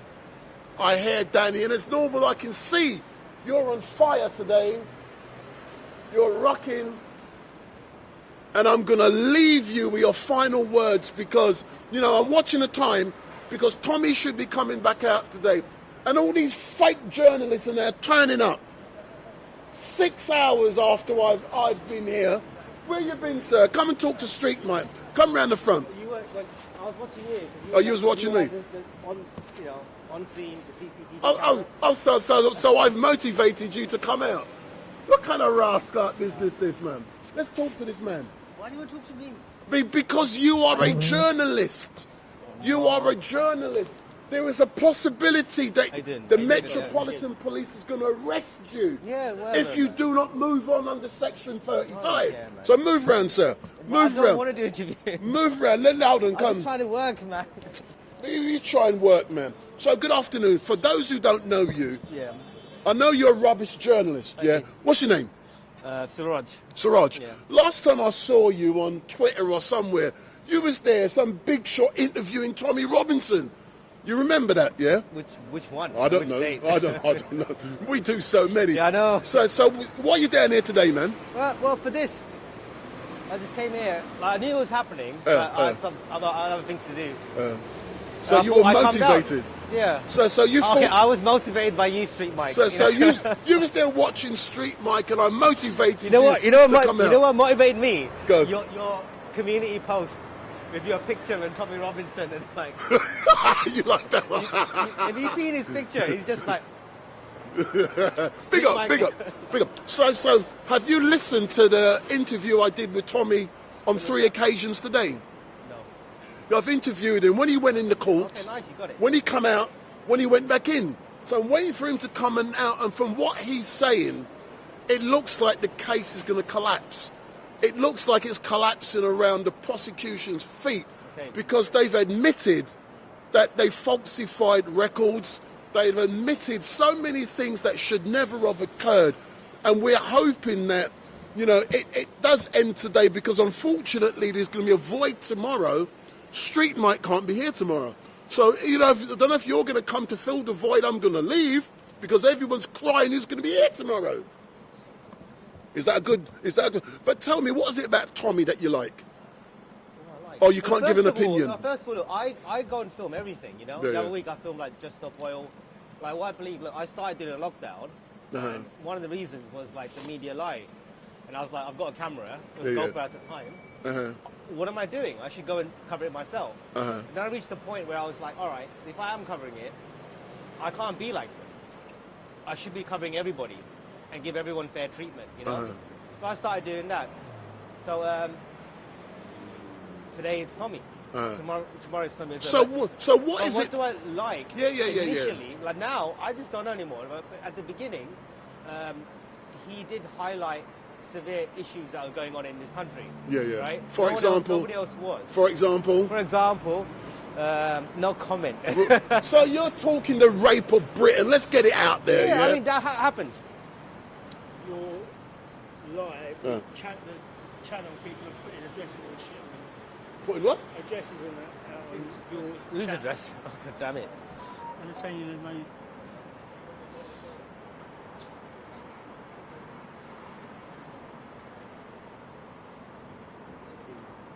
no. Anyway, carry on. I can't stop people from doing what they do. No, but anyway, that kind of stuff, the grooming, it exists. It's not like just native to this country. It's always happened. It happens all over the world, right? So even other communities, Asian communities who grew up here, we just know that kind of thing can happen. So that's why a lot of people stay away from each other. But this was happening. It was suppressed, which is disgusting. A crime is a crime, And it turned out to be Tommy Robinson at that time who successfully brought it out. And if that saved anybody, then that's worth his efforts. Yeah. But honestly, now it's just I don't know anymore. There's so many things going on in the world. Is it all connected? I just don't know. It's been 4 years since I've been doing this. Yeah. I don't know who's who. But it's not going to stop me from trying to do actual journalism. But since you've started coming onto the streets just like me, how has your perception of the news and how it's put out, how's everything changed in your eyes? I mean, I understand it from the ground onwards. I see what happens. I see what they do. I mean, I put things on agencies, I see what gets moved around, I see distribution, I see it. So now, I just know how it works. I kind of know what's going to happen. So I just do my best as one person to just try and do the job that the media are meant to do, Yeah, but would you agree the people who are watching the news at home, they're not getting the truth nowhere near, because what they see on a little TV screen for 10, 20, 30 seconds and what happens in reality is two different fucking things. But I don't think there's an excuse for that anymore. Everyone's got phones, everyone's got computers, they can find anything. Back in the day, there's an excuse for that kind of ignorance, because you're working, you've got things going on, you come home, you watch the news, that's what's happened, off you go. Right? Now there's no excuse. Like, if there's mass grooming and rape going on in the country and you don't know about it, that's your problem. Why don't you? And then if you're demonizing people, I'm not saying just Tommy, lots of people, anyone who does it, you're demonizing them, you're the problem. Why don't you go and listen to what they say and go and check it? That's what I do. No, of course, I film so many people. I listen to them, and I go and check. I check Verify myself. for yourself. If you can't do that, if you're willing to demonize people, call people racist and all these things, and call the police, and be happy that their lives are ruined and censored and everything, if you're happy with that and you haven't even checked, you're the bad person here. I hear you. You're the one allowing the crimes to continue. I hear you. Do you not care about these girls? I was with my girlfriend, and in my area. You know, there's got migration, but they're all gangs. There's all mafia. I see them all day. There's sex trafficking. For God's sake, that's happening in my area. And like, if you talk against it, it's just, oh, you're a racist. Why don't you look into it? Why don't you look at what people... Because when you're not doing that, the police aren't doing it, the media are not going to do it. If you don't do it, these innocent women from like Europe are being just sex trafficked here and getting raped every day. They're promised work. It's like, come here, they work in a cafe. Here's the cafe that exists. They come over here, they end up in the brothel. Right? So it's... After doing this for 4 years, I'm like, I'm not pointing the finger at the state or the police. If you have a look there, that's that. Hey, come. Oh, no. That's my man. That's Tommy's man, isn't it? All right. So they must be coming out. Sorry. Right. Go. So there's Aiden. Oh. So Aiden, what's happening? Nothing new, man. Just, Hold on. Let me put this on. No. I need to set. Sorry, I thought it was coming out. No, I need to test because obviously it didn't work earlier. So. Yeah. All right. Yeah. No, I assumed he was coming out because I saw you. Yeah, no. I thought, fucking hell, man. I think the 4th or 5th police officers now giving evidence. And come forward. Just give us a little quick 30 seconds. 30 seconds. So we're now going to get a report on what's happened since Tommy's gone back in after lunch. So yeah, they're now speaking to the it's either the 4th or the 5th police officer regarding their conduct on the day. They've been questioned on certain aspects of the day where Tommy is saying he's where are you taking me, which shows he's compliant with the police. He's also Tommy's defence has made a point. You know, a number of times he's said he's a journalist. Therefore, the grounds on which the police have made the arrest is the defence is doing a really good job at picking holes at the police and their duty that day. You know, in their lawful duty. It's not necessarily sticking to the book. And the police have been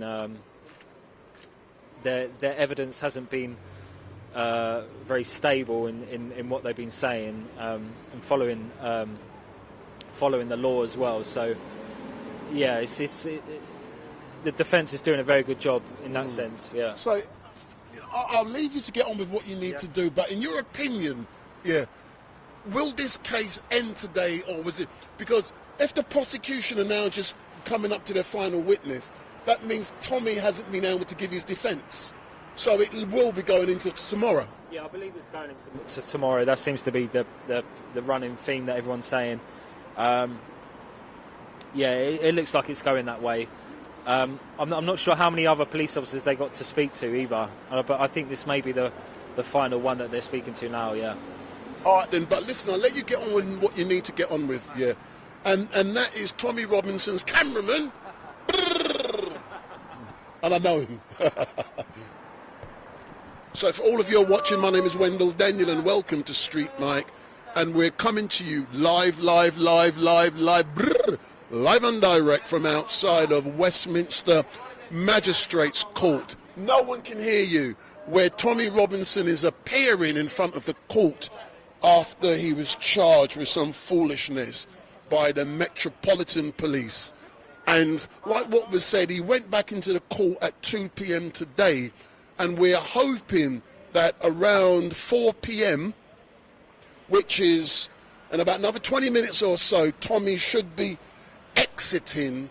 And from what I'm hearing is that the prosecution are now putting up their final witness, which means Tommy has not had the opportunity to put his defence against the charges. So which means it is highly likely that tomorrow the case will continue, but I will not be here tomorrow. Like I've explained already, I have other things to do, and unfortunately. So all I can do is report factually what's going on today, and I'll chuck into the pot my opinions as well.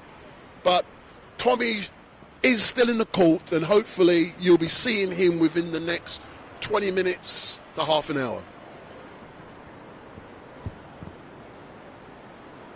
So what I'm going to do in a minute, I'm going to change my battery for the second time in the camera to make sure that when Tommy comes out, my batteries are full.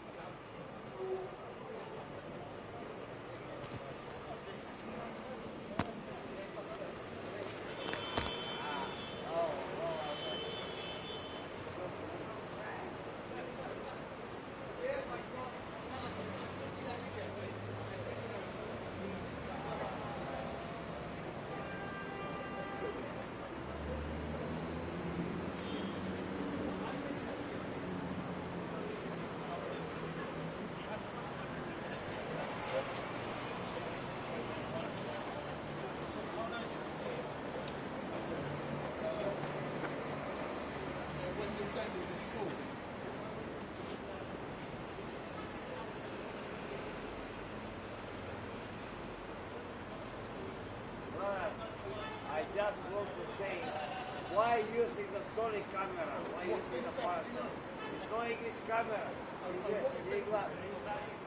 No, Panasonic is the Matsushita. And Sony is the case. Just Sony. It's a Sony. Just take it's a Sony. Yeah, and I'll have to ring you after 6 p.m. National, Panasonic. Where do you live? Next, three companies. Japanese companies. Alright, but I'll ring you later on this evening. Bye-bye. Bye. Yeah, that's no problem, but I'm currently live streaming now, so when I get calls, I always chase up here.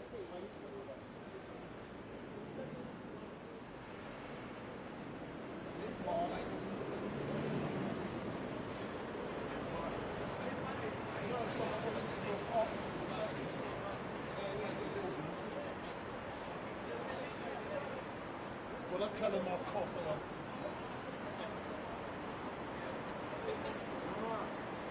My brother is photographer, professional photographer.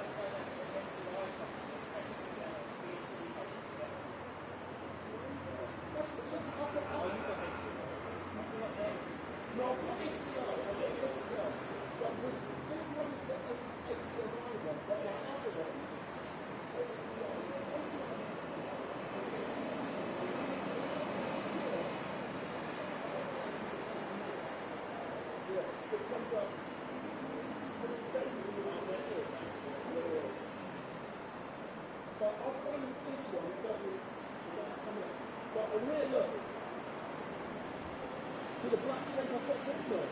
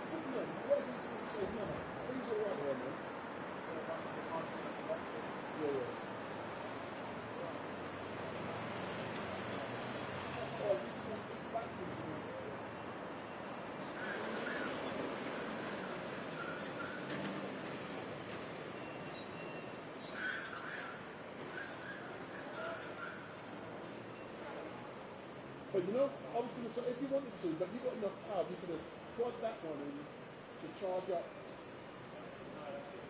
You shouldn't know. You got about an hour and a half in there, haven't you? Yeah. Hold on.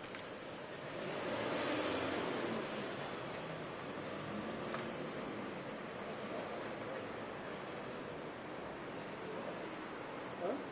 Yeah, I just switched off since 9:30.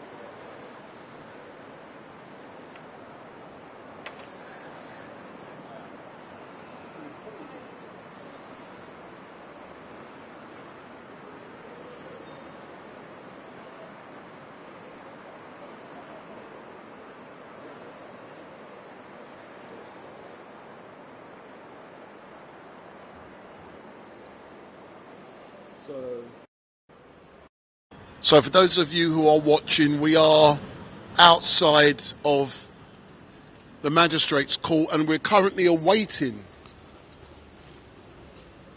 Tommy Robinson to exit, and we're told that the prosecution are currently giving their final submissions, so the final witness is being called, and then Tommy's defence will have the right to cross-examine that person, and then what will happen, an adjournment will be called. Let me get in front of the camera, you can see my ugly back face. So, good afternoon all, my name is Wendell Daniel and it's too dark, let me do the brrr. Welcome to StreetMic. So what is happening is that Tommy Robinson is currently in that building and he is on the first floor, I believe it's Court 1. And he went in there initially this morning around, he arrived here at 9:30, so 9:15. At 9:30 he went inside of the court, and before he went in there, I actually interviewed him outside where he gave us a lot of information in regards to why he was here and what was going on. And roughly around 1:15, he exited for lunch. So Tommy and his entourage went down there for lunch. They had coffee, and then they returned. And when they left, they said that an officer has admitted falsifying the records in regards to what happens. So, you know, Tommy was talking about the possibility of the case collapsing. That hasn't happened yet. It is still ongoing now. And what is now happening is that we've been told by Tommy's cameraman, who's now exited to capture the final bits. So Tommy is going to be coming out of here very soon. I'm assuming within the next half an hour, and it's highly likely that trial will continue tomorrow. But I'm sad to say I won't be here tomorrow because I've got other things to do tomorrow. So on any live stream, if you want to come down, if you're free tomorrow, come out on the streets. Come out with your cameras and live stream. But tomorrow, it's an important day. Tomorrow is St. George's Day. And I'm told by Danny Roscoe that a big celebration is planned by the Football Lads Alliance. And it's going to be starting at Waterloo Bridge at 2 o'clock. At 12 o'clock, Waterloo Bridge tomorrow, the Football Lads Alliance, and they're going to be going through London, and it's going to be a big razzmatazz, and it's going to end up down by Downing Street. So Richie Sunak and crew, they're going to get some reggae music, some all kind of different things happening down there. So that's all tomorrow. And it's going to be celebrating St. George's Day. So if you're English, if you're proud, come out on the streets tomorrow. Unfortunately, I'm not going to be there because I have other things to do. But what I am going to disclose to you guys, on Friday, watch StreetMic LiveStream at 1:45 on Friday, because I've got the privilege to live stream a celebration of life for an RAF veteran who was going to be buried in a pauper's grave, but people have come together to make sure that this war hero will get a great celebration, and that will be happening on Friday at 1:45, and it will be live on StreetMic LiveStream on YouTube, Facebook twice. So we're going to be live on StreetMic LiveStream on YouTube, StreetMic LiveStream on Facebook, and StreetMic Podcast on Facebook. And that is a celebration of life for a RAF hero who died recently, and because the person died potless, many people have come together to make sure the hero gets the send-off he deserves. So that will be happening. But we are down here, and all around us we see cops, and more cops. And what they are doing, because there is a possibility of public disturbance, there is a high number of police in the locality. There are enough police vans. Everywhere you look, there's a police van at every corner, and there's police all over the joint. And it's because it's Tommy Robinson. And he, in my opinion, is a Englishman who obviously loves his country, and he's fighting for his country. Metaphorically speaking, he's standing up for his country, for what he believes in. And I honestly believe that so many people are out there, they support him, but they're scared to put their head above the parapet and say, go on, Tommy Robinson. I've had the chance to engage and interview Tommy on 3 occasions today. If you haven't seen my initial interview with Tommy Robinson, go on this live stream when I first started on YouTube, about 9:15 this morning when he turned up. I engaged with him outside of the court, And he also engaged with a Sky News reporter, female, and I'm looking around because I'm looking to see when he's coming out. And it was embarrassing what we saw because he made the Sky News reporter, female, look so stupid.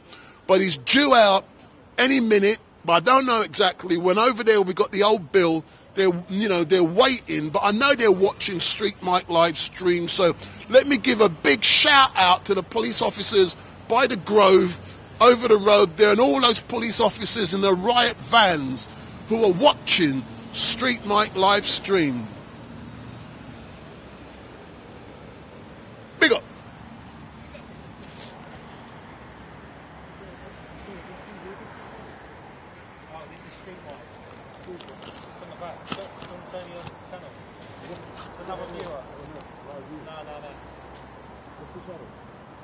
And me?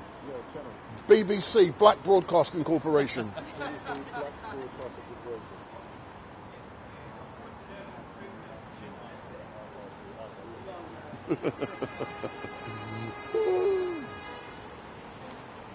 you doing for views? Huh? Nearly 1,000, nice. That was on about 16 not long ago. You know they come and zzz. Yeah, yeah. I've had about 1,200 new subscribers today. There you go. But as soon as I do a Black Lives Matter event, you lose them 1,200. Really? Yeah. The people who subscribe, hold on, let me turn this off. Say I do this, you get thousands.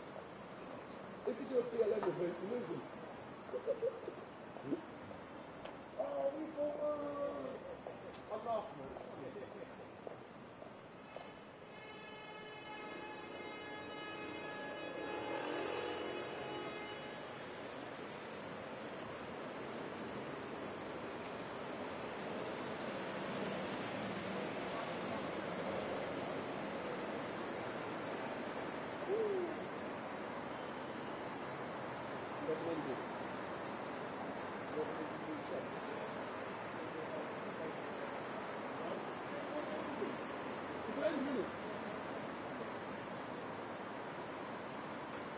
As I said, that's got 4 already connected to it.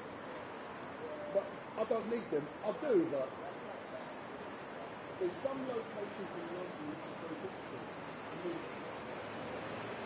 But out here, I know I've been here before, so I can do one. Huh?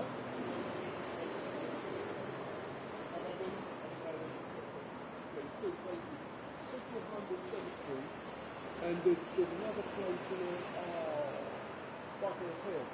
Well, when I go in, I cannot live stream, even in 6. And I have to warn the clients I can't live stream it. Yeah. Buckham's, yeah, it's a Buckingham Hill. Sorry, also, I can't film them. You know when they do the smoke thing in Saturday? It's a physical death stop. There's no reach.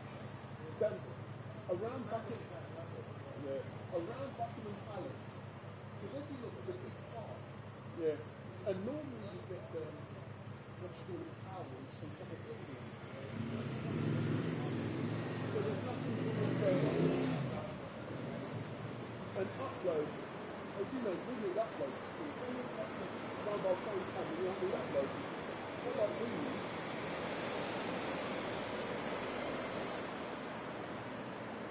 But in general, London is quite different.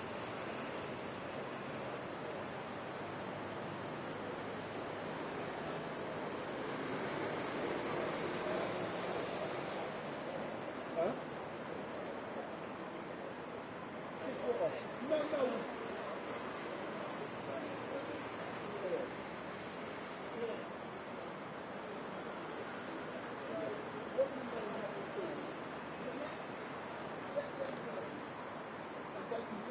Because sometimes also, because when I first,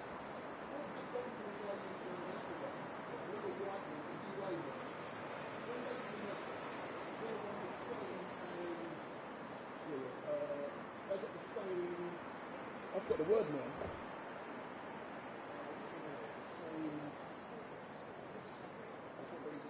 they're in the same frequency.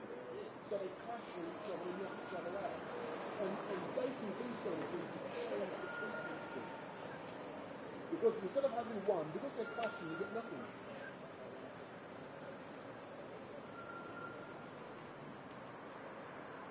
But the only thing is that tomorrow, because I'm not going to be here tomorrow, how can I get it back?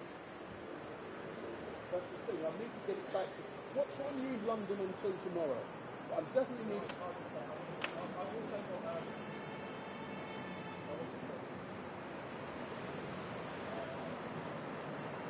Because I've got an event tomorrow that I can use, but I need that.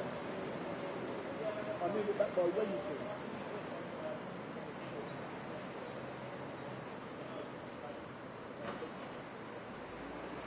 It's something in it.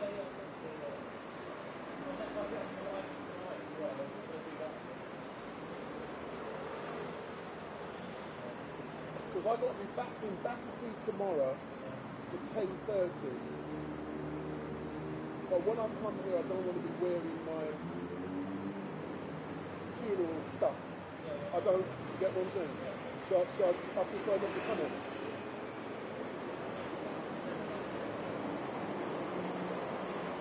But tomorrow's going to be a good day, don't it?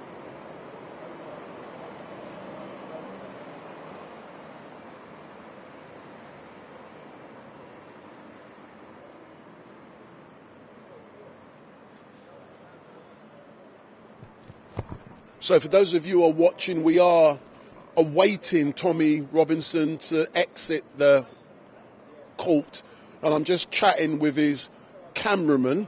So everything is working perfectly well here for me, and I'm actually quite happy that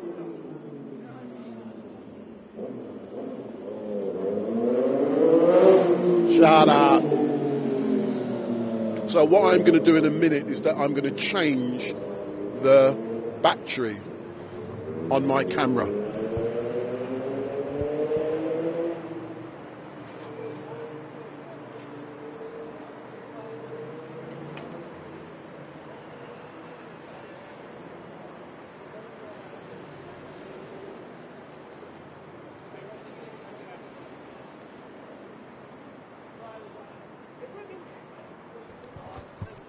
So what's going to happen now is that the live stream is going to go off for a few seconds as I change my battery. So the live stream is going to go off for a few seconds as I change my battery. So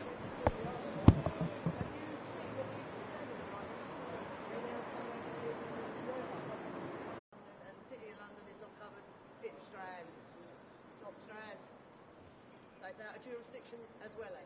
The times is different. First we're hearing 10 o'clock, then we're hearing 11. It just doesn't make sense.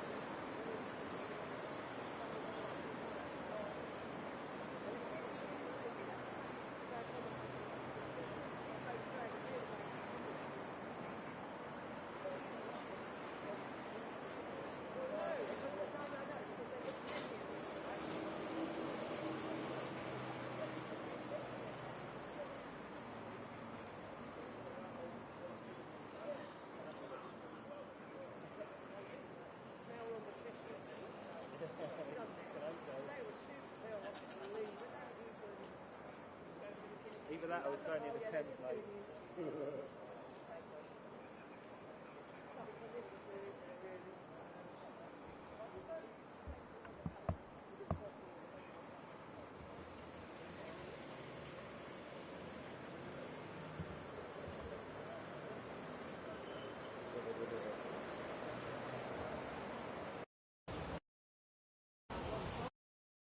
Da-da-da-da-da-da-da-da.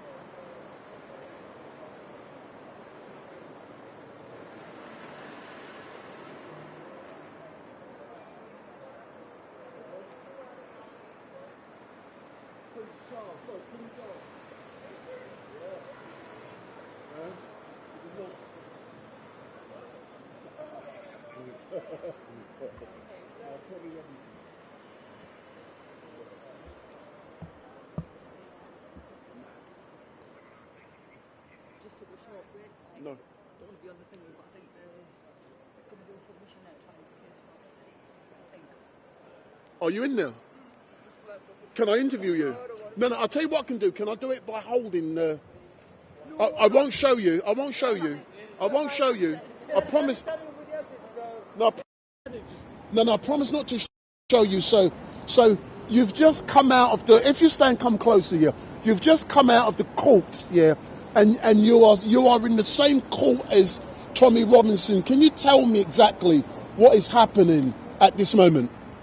The police have just given all of their evidence, and then they've taken a short break because it looks like they're going to try and get a submission to get the whole case cancelled. So that would be the defence getting the. I think Tommy's solicitor was going to advise it, but it looks like the defence might agree with it as well.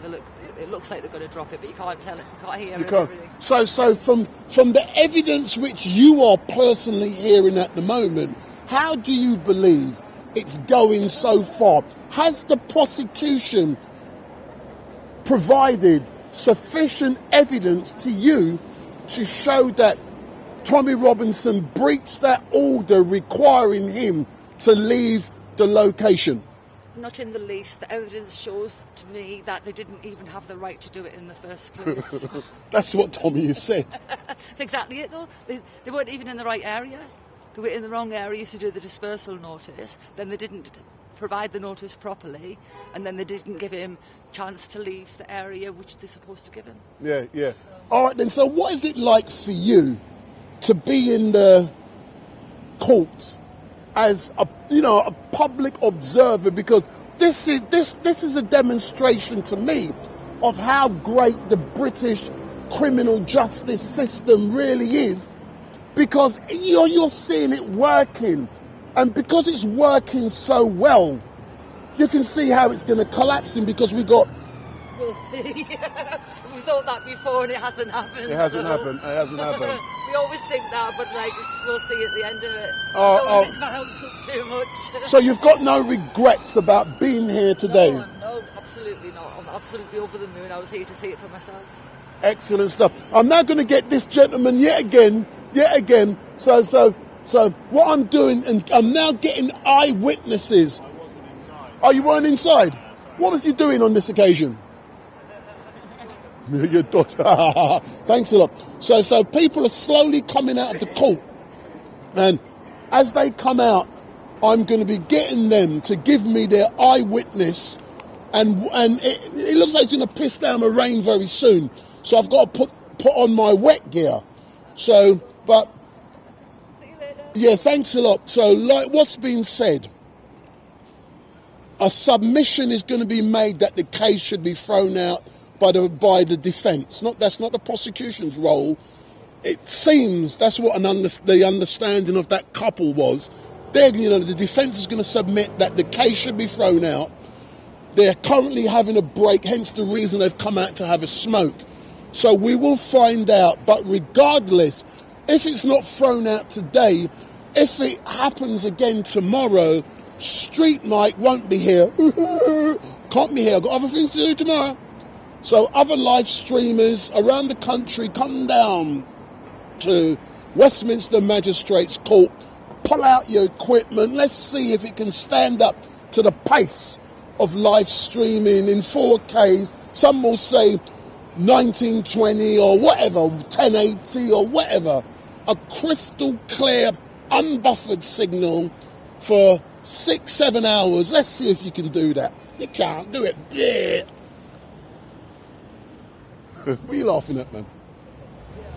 Oh, here's another bro. Hey, bro, come, man. Give me some feedback. Come. Do it from over there.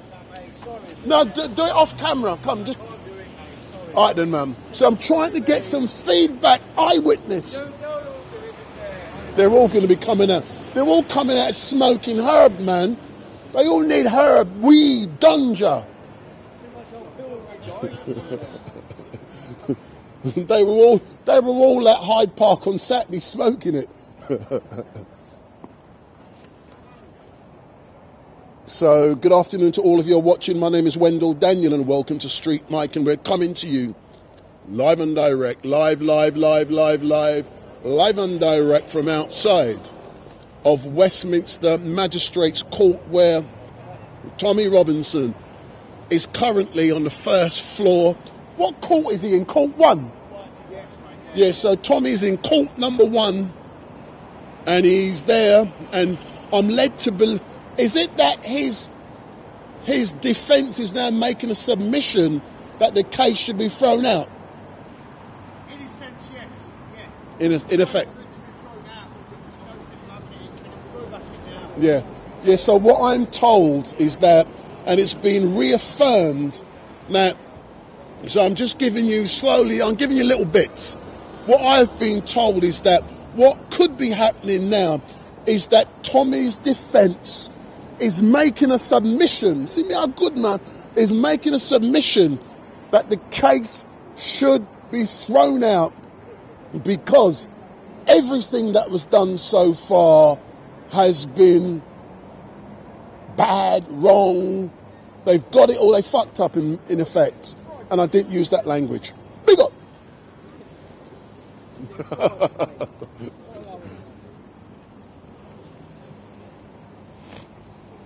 DHL. Yes, sir. I'll take it. Okay. What do you want to take? What's inside? I love it. It looks like a prison bear, mate. What's that? Some prison food.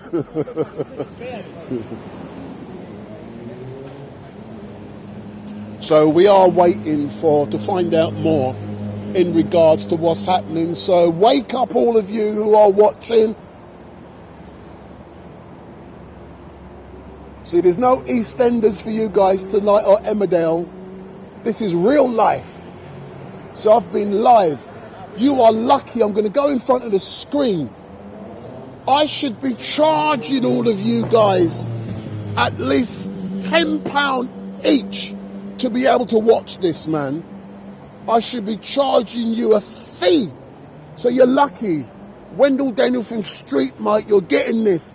BBC quality, BBC standard, and you're getting it free of charge. And you don't even say thank you by giving me a little thumbs up or a little subscribe. Don't know how tight-fisted people you are.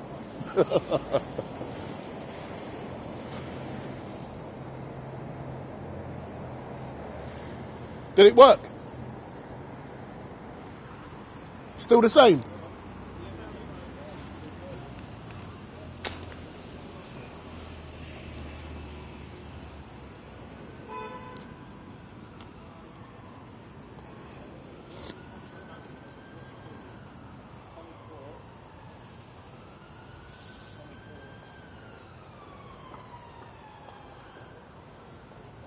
So don't forget, if this is the first time you're seeing StreetMic, give me a thumbs up, make your comments down below, share and follow. If you like what you're seeing, give me the thumbs up. If you dislike what you're seeing, give me the thumbs up. But make sure you hit that subscribe button. Also, make sure you switch on your notification bell. And every time StreetMic goes live, you will be informed.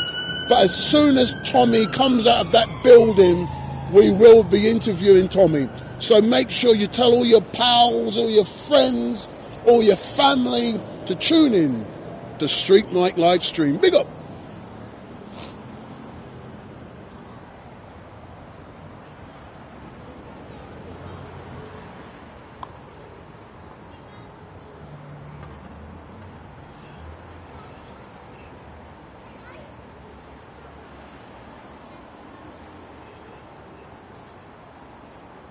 Oh, that hot chocolate was needed, man. So you have subscribed today, brother? Big up, big up, Yes, big yes. up, big up, big up, big up.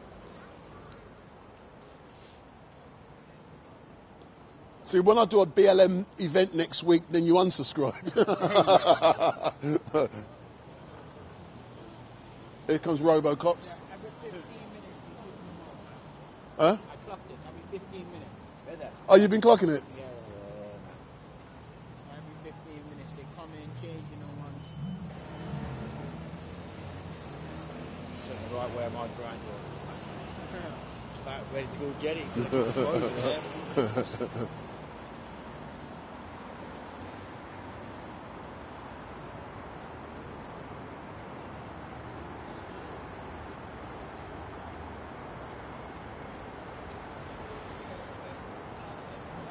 Isn't it? I noticed that.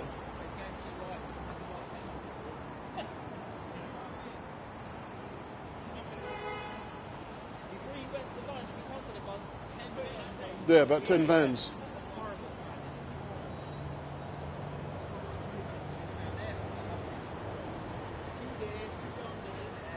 Oh, that's just the ones you can see.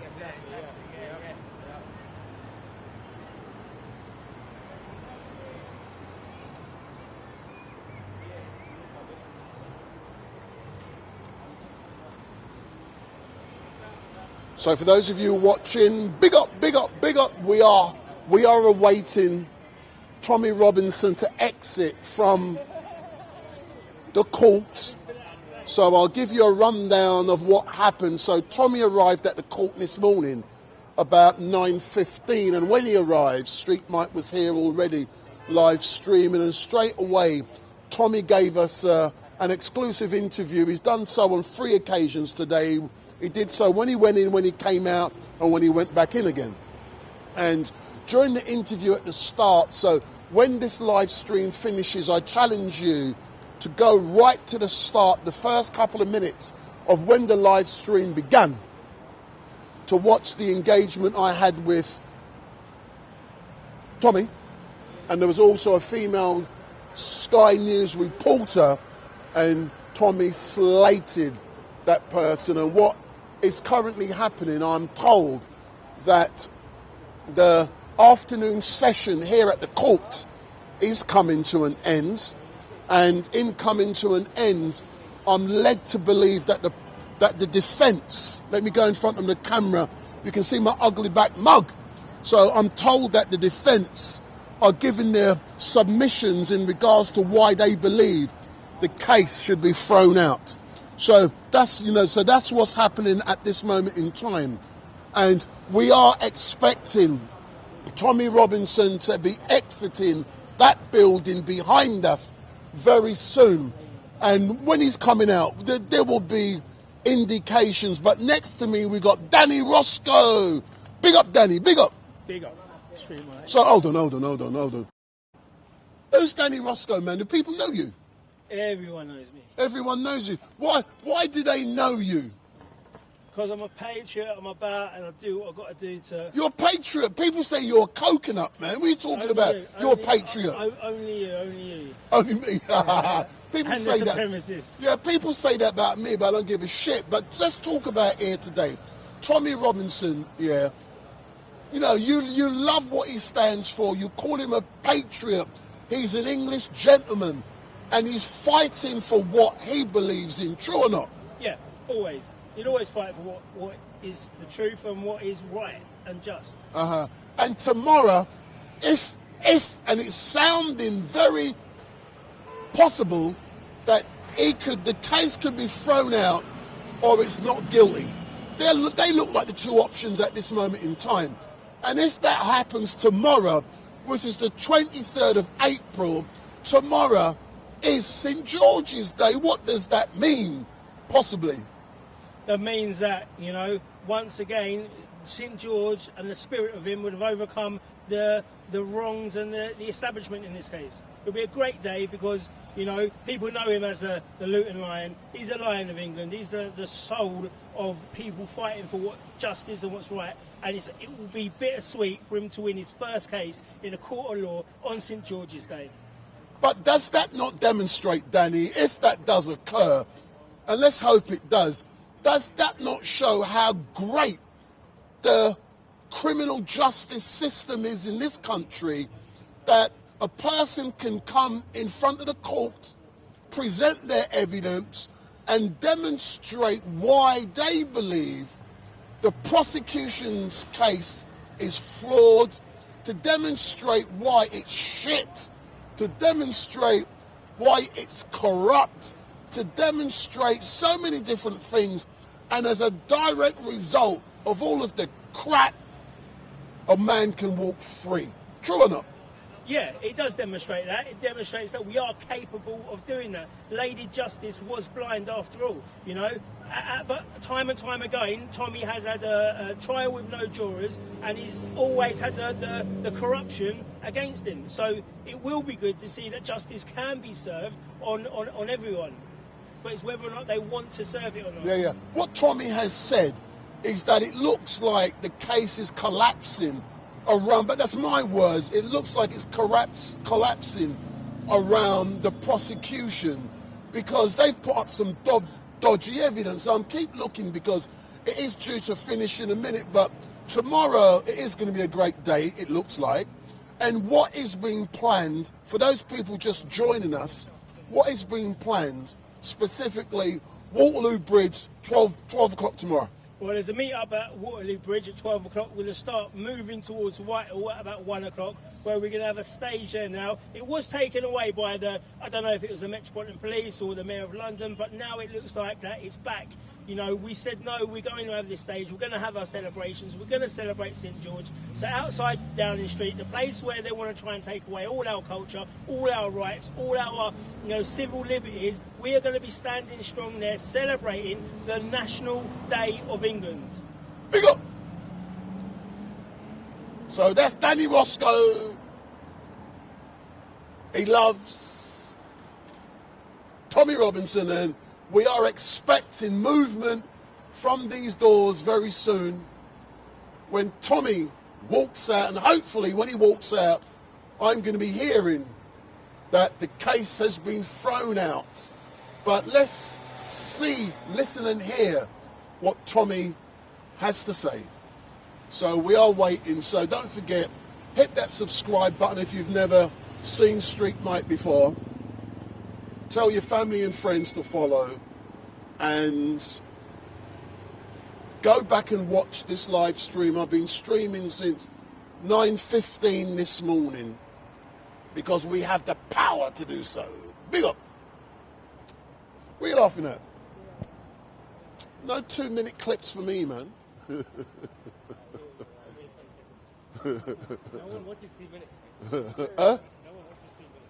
My analytics, man, it was about 27 seconds. Yeah, that's it. Halfway, that's it. God, like these people.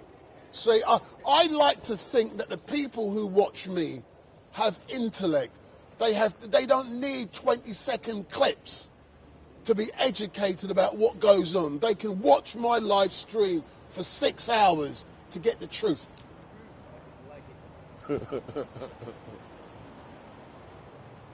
What are them coppers doing down there, man? What are they doing there? They are, aren't they?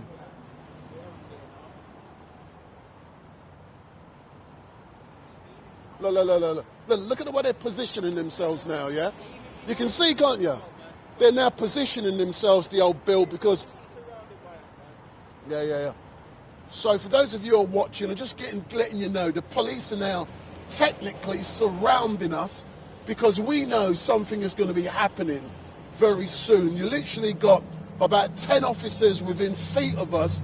In the background, there must be about another 10 bully vans because very soon, very soon, Robinson will be exiting this building, and hopefully he has done it on 3 occasions. straight to StreetMic LiveStream and we can get an interview. I want to know his assessment on what has happened so far this afternoon and what is going to be happening today. But if you guys are going to be looking out for me tomorrow, I'm not going to be here tomorrow, unfortunately. So you have to look at other live streamers, like one is next to me now. Maybe he's going to come down here tomorrow and he's going to entertain you because I'm not going to be here. You're going to come down tomorrow, sir? Can I be as entertaining as you? That's the question. No, but it doesn't matter. But are you going to be here tomorrow? I'll try to be. So if people want to watch your live stream tomorrow, what time you're going to be here? And what's the name of your channel? The name of my channel is Actual Coverage. I'm not sure if I'm going to be here. Oh my God, I thought you was going to come. But you got to come down. Tommy's going to be here. Why aren't you coming down? It's a 2-day trial. So why aren't you on day 2? Huh? Well, you're not going to be here tomorrow. No, I'm not here tomorrow. It's my birthday.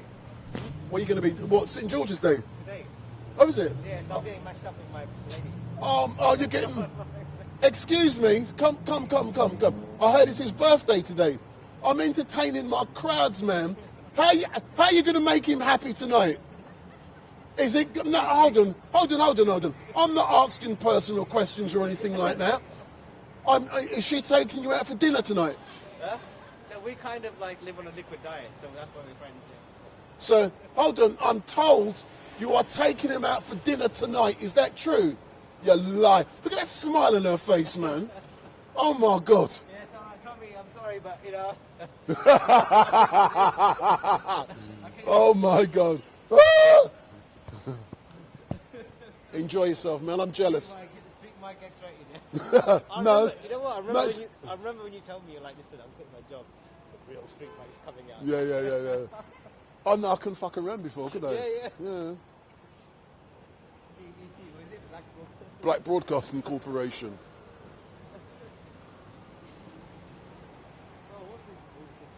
Oh, listen, man, it's going to rain.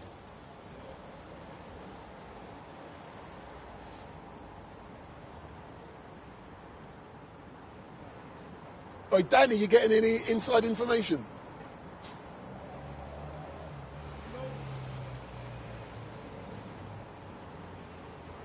So we are waiting for Tommy Robinson to exit Westminster Magistrates Court. So if you want to come down here tomorrow, you get on a tube, come to Edgware Road, 5-minute walk round the corner, and you are at Westminster Magistrates Court. But in a few moments, I know some of you say I chat too much, but when you do this kind of thing, man, I can't give you silent TV like they did in the black and white days with, them black and, them man there. I can't do that kind of thing. I got to chat. So I give you a permanent chat, even though I chat foolishness. Let she's been locked in. Oh, look, Tommy's been locked in. He ain't coming out, man. Oh my God. Oh. Or maybe he's going to come out in them vans, them Serco vans. So there's only one exit out. The entrance has been closed. Is it 4:30 now?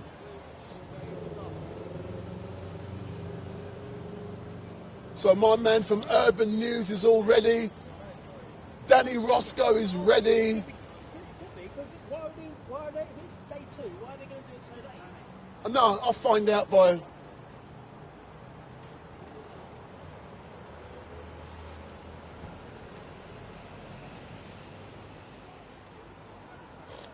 Huh?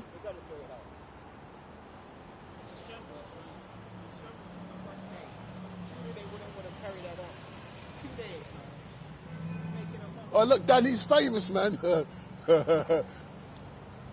But Danny Roscoe's now being interviewed by Urban News.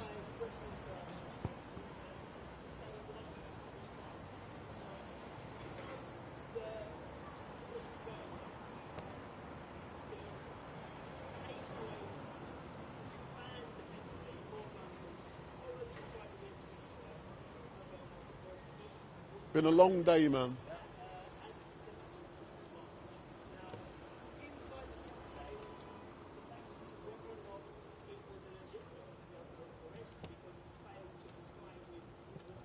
So that's giving you a little feel of exactly what's happening down here at Westminster Magistrates Court. We got the guy there. So Danny Roscoe's now been interviewed. So he's given a rundown for those watching on Tommy Robinson's Twitter page. So he's given a rundown of what's going on. You know, where we are. See, that's the first floor, and that's where Tommy Robinson is. He's in court number 1 on the first floor, and very soon it should be coming to an end. So let's wait and see what Tommy Robinson has to say when he exits the building.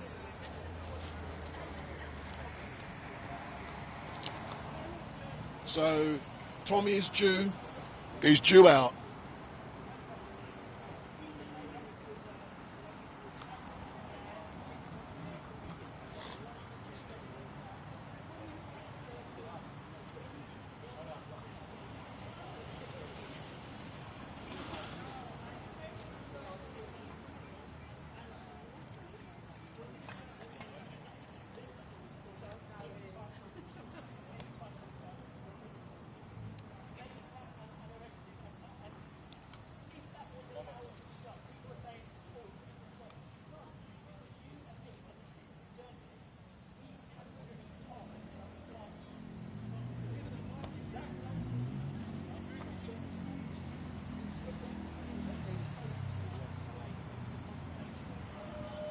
So don't go nowhere. If you leave us, you're going to miss it when Tommy exits, but we are expecting him to exit any minute.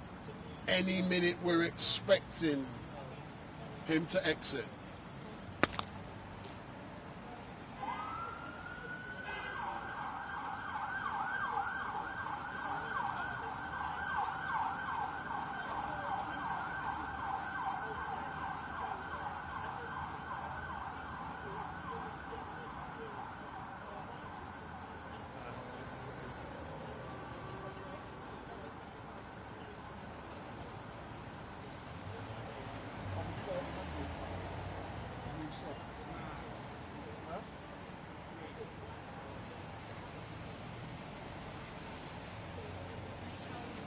Good afternoon, Wendell Daniel, you called. Yeah, can I speak to you this evening because I'm currently live? But what are you looking for? How many locations? So you know what I charge?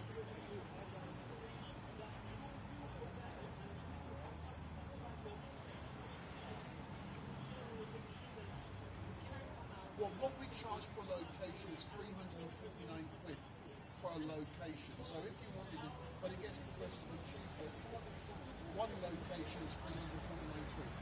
If you want 2 locations, it then drops to 600. If you want 3 locations, it then drops to 800.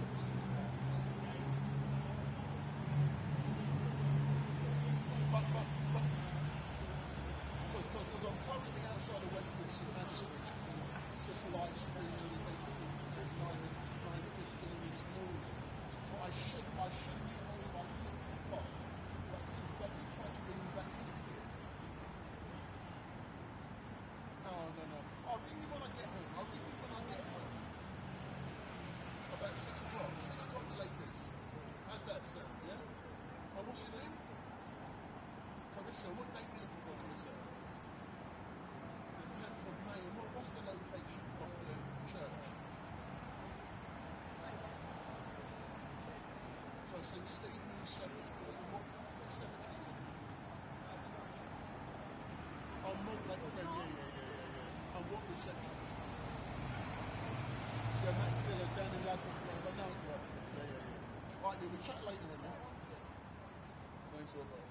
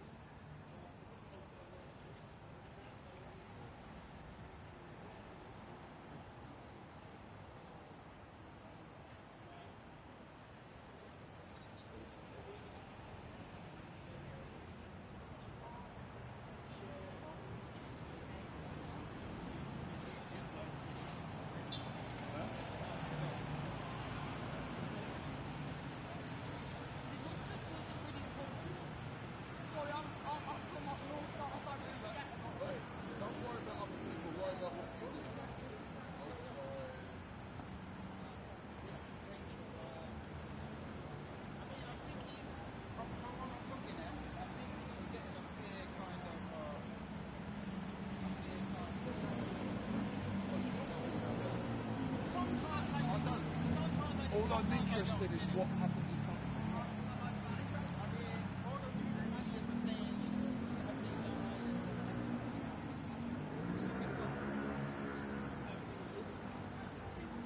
Where is he? He's due out there. Come on. Oi, Danny, get out of the way, you.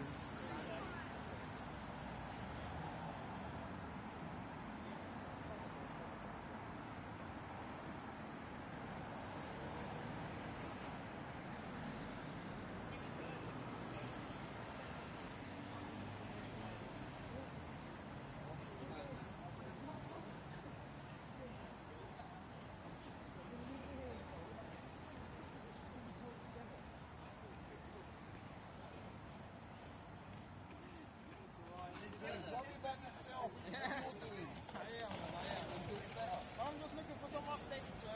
What do you want updates for? What? I see someone in there saying he's got off. Listen to what people said. What's important is what Tommy said. Someone else said.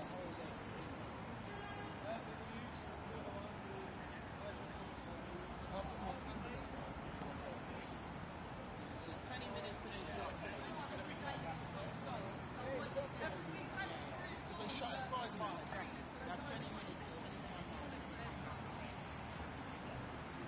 So for those of you who are watching, we are awaiting to find out what's going on. So Tommy is due out. The court closes at 5 o'clock. So we are expecting him to exit within the next 21 minutes. So any time within the next 21 minutes, we're expecting Tommy. And I want to get out because I'm dying for a piss.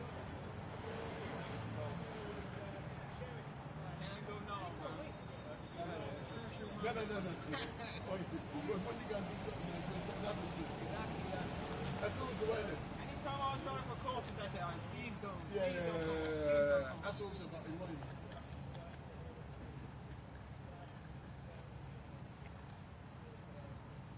Come on, before it starts pouring, man. What time is your train? One an hour or something? Yeah. An hour? Or? Hour 45 minutes.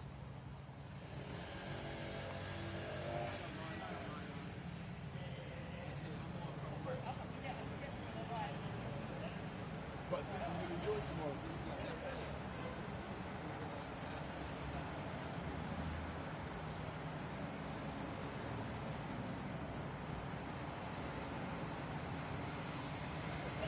So we are waiting for Tommy to exit, and when he exits, we are going to find out the truth behind what's going on. So don't forget, if this is the first time you've seen Street Mic, hit that subscribe button, so hit it now, and then that will make sure that anytime I go live, you will be informed. So hit that button now, smash it, break it to pieces.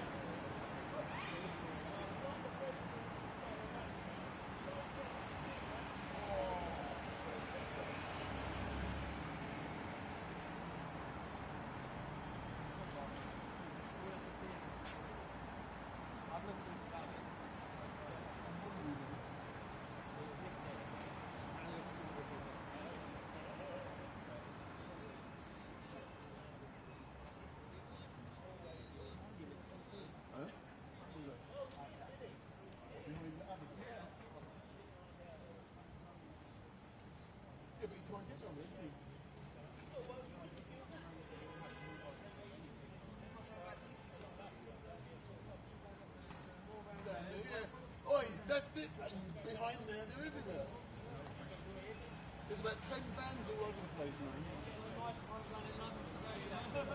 It's all happening there. You're here. You're a suspicious black male in a hoodie. Wearing all black. Indian 99, where's Indian 99? It's overhead. Is he coming out? He's coming out, he's coming out. So I'm led to believe that Tommy... Huh?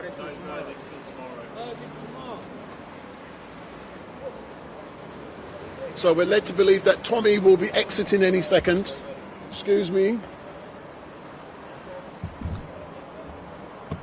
So start sharing this with your family and friends and ask them to come and find out what's going on. But we're told, let's get a rundown from Tommy Robinson to find out exactly what has happened.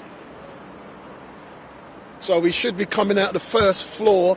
So let's look up there to see what's going on first. So we haven't seen him unless he's coming down in the lift. So we're now waiting for Tommy to exit. So we're waiting for Tommy. Oh, Tommy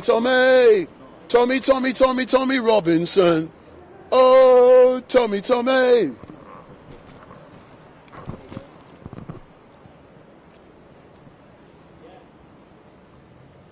So people are now exiting.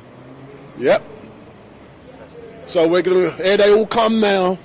So in a few moments, Tommy Robinson should be exiting. So make sure. So I've got my. Oh shit! I pulled my headphones out.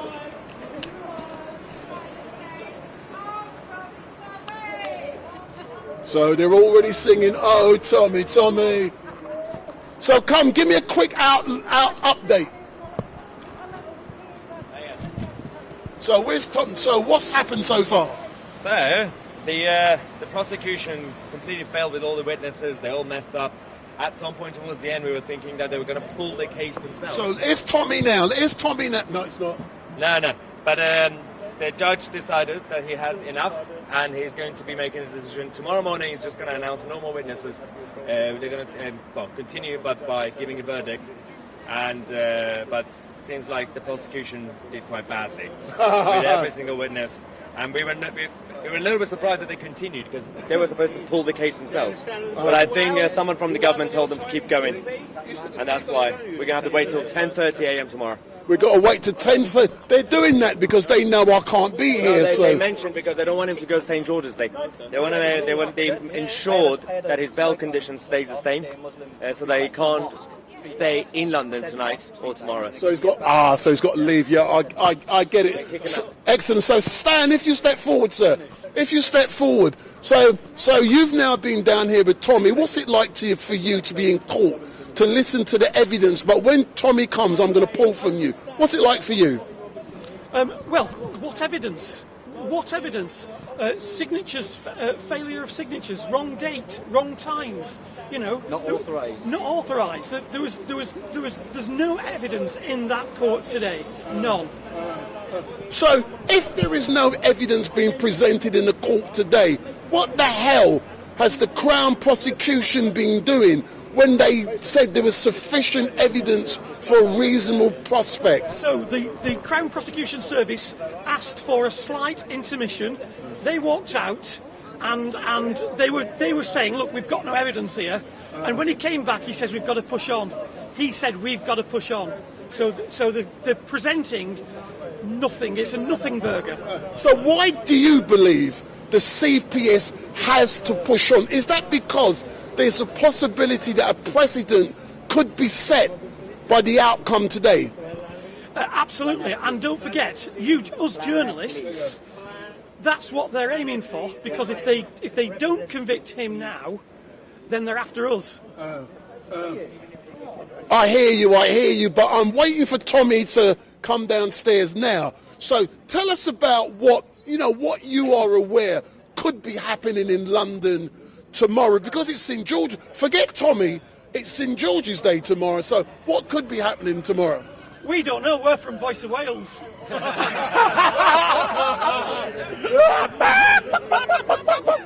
I hear you. Who's this geezer next to you? Your sidekick? Yeah, I'm Jack.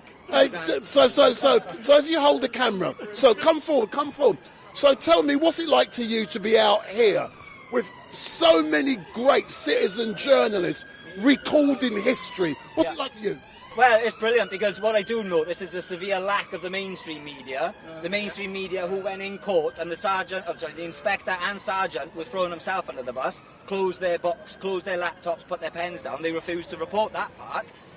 But, it's interesting seeing everybody here who are citizen journalists, and they are the ones who tend to care. about what's going on. Because remember, what restrictions he's going to try and put on him here is going to affect every single person here who does class himself as a citizen journalist. So this is going to set a good precedent in law for all citizen journalists, I'd say. Would you? Absolutely correct. Absolutely. What is currently happening? Because I was assuming Tommy would be coming down with you. So is he having a private discussion with his...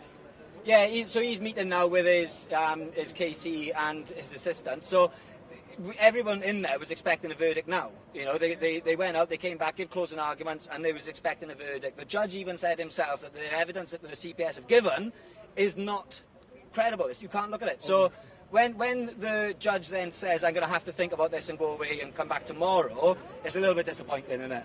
Yeah, I'd have thought that he'd have thrown it under the bus. There was nothing there. Like I say, it was a nothing burger. Yeah.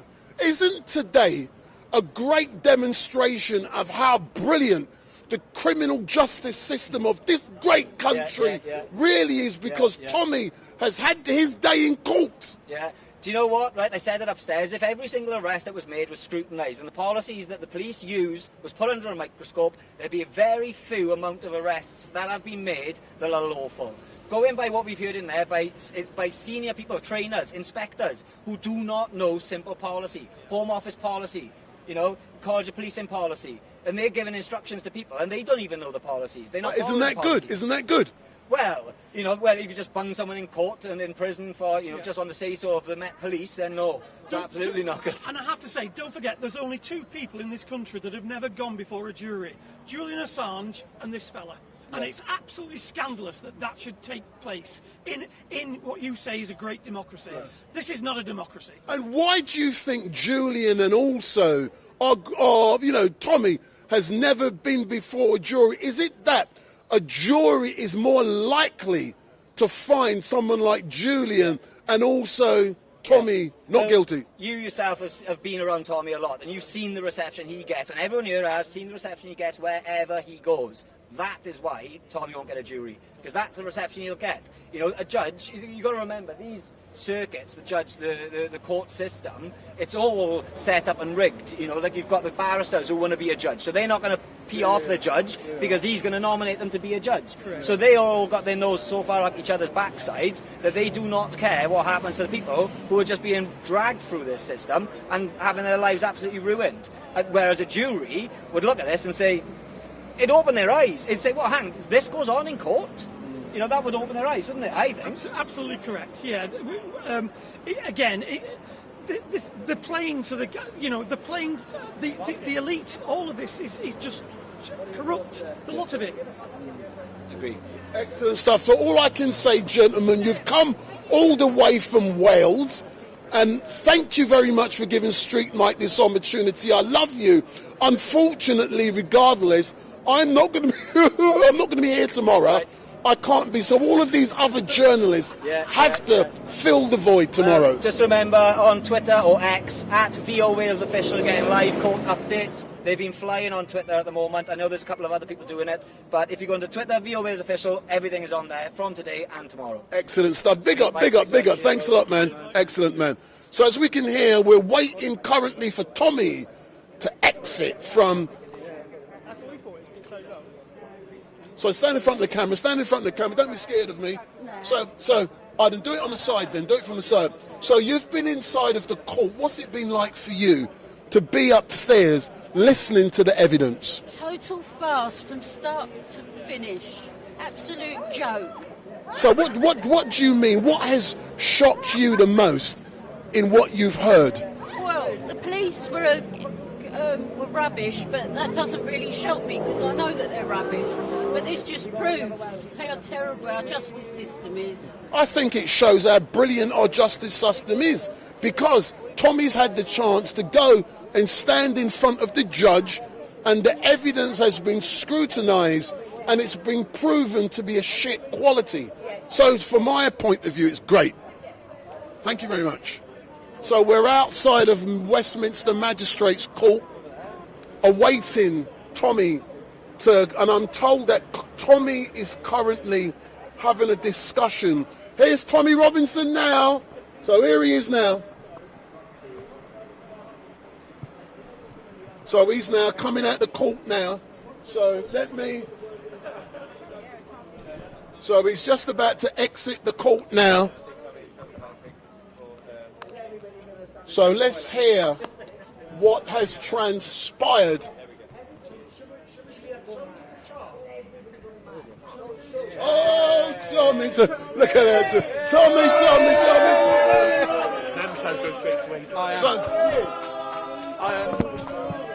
Victoria Bird, Sky News reporter, you left your bottle here. Yeah? If you want, I'm happy to meet you and give you it.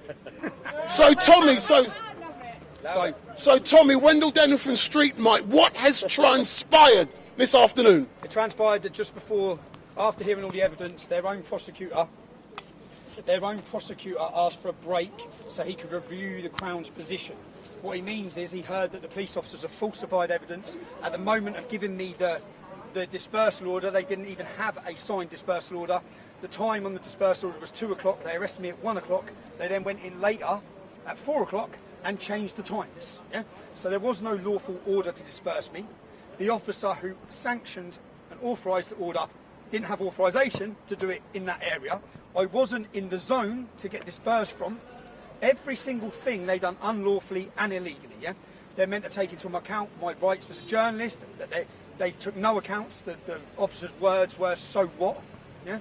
When I mentioned it, they are meant to give you legal time to leave. From the time of me apparently receiving the order, which they didn't even read out properly, they're meant to say that you have a right to challenge the order if you believe you have a reason why you shouldn't have to leave. Yeah?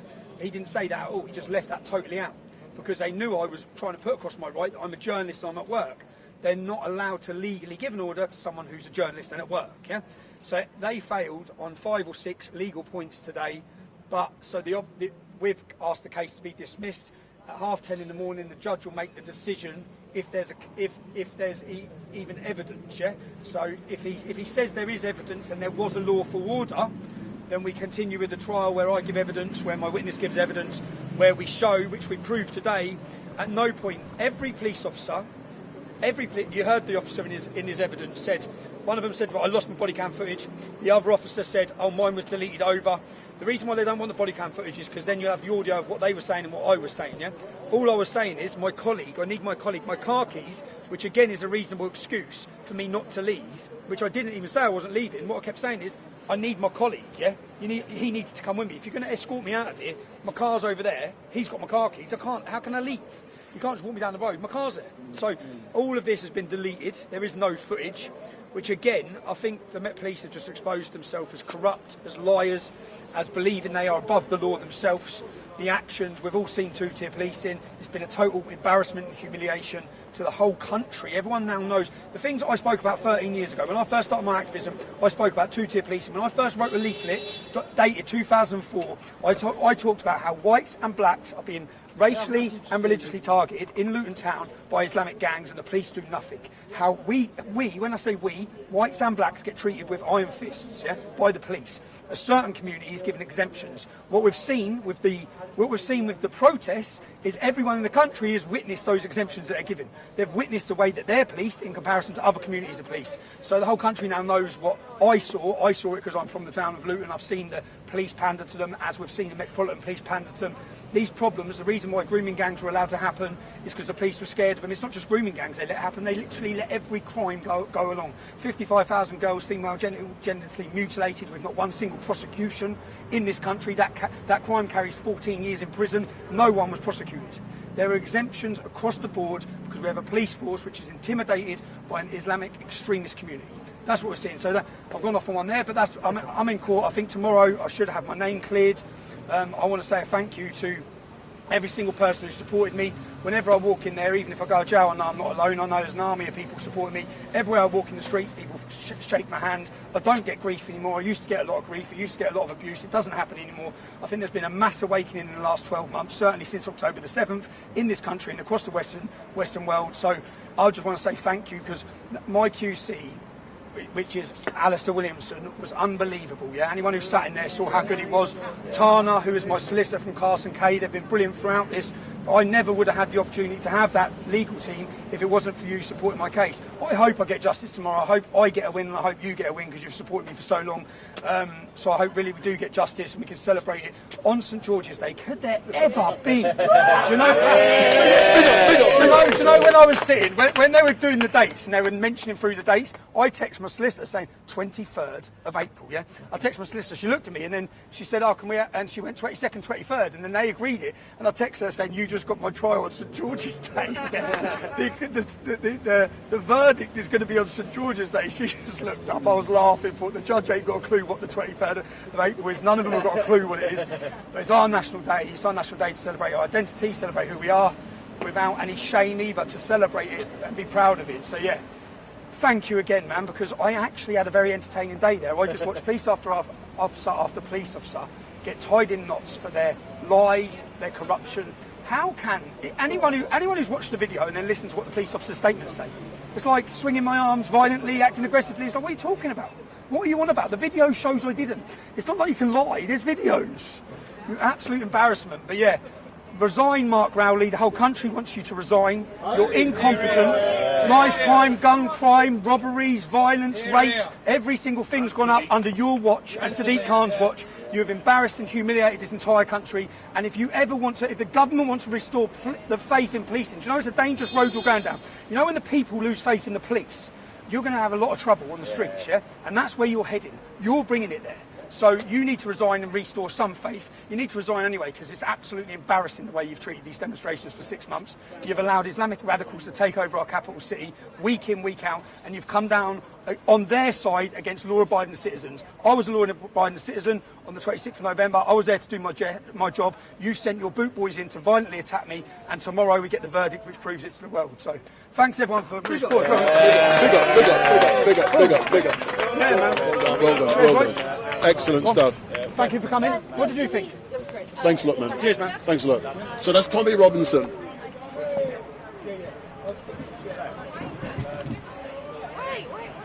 Sorry, my darling. That's an accident. Yeah. My apologies. So, Derek. No, you were the accident. Hold on. So, Derek, look into the camera. So, let me put this on you.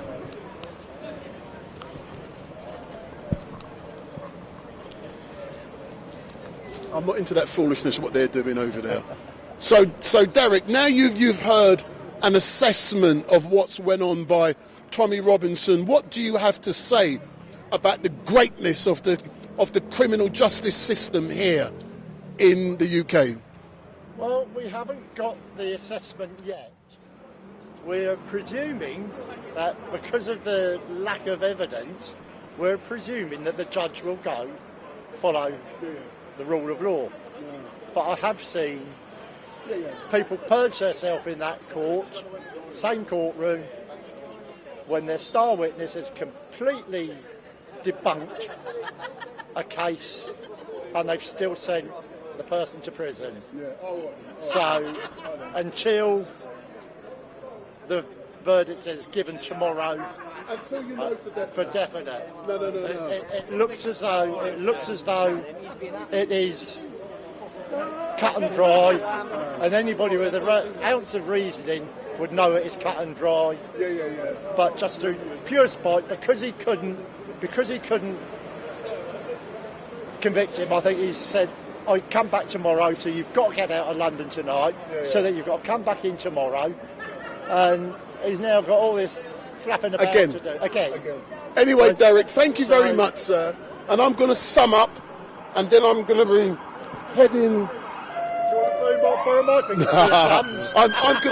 going to be heading home for my rice and peas, as I've turned it up too loud. So for those of you who are watching, my name is Wendell Daniel from StreetMic, and all I can say is that thank you very much for watching. It has been great to actually be out here, to actually bring you all of this. And as you can hear from Tommy Robinson, tomorrow is going to be a crucial day. I'm just going to let you see what's going on behind me.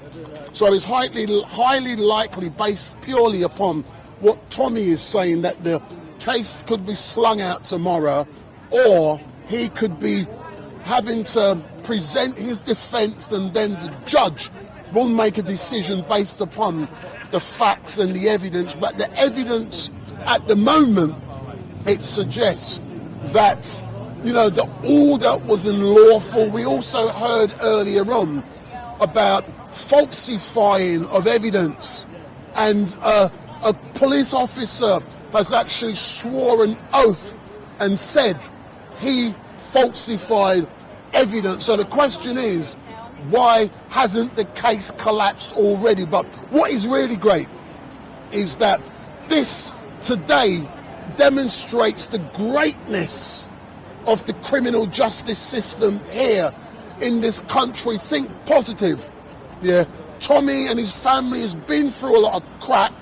I accept that, but he's had the chance so far to go in front of this court to present his evidence by a case here, King's Counsel, and also through, you know, and it sounds like what he's telling us is that he's been able to do an amazing job, but that is a clear demonstration that the criminal justice system works. And if the case is thrown out tomorrow, or if he is found not guilty tomorrow, that clearly shows it works. They did not present the evidence as required to the correct standard.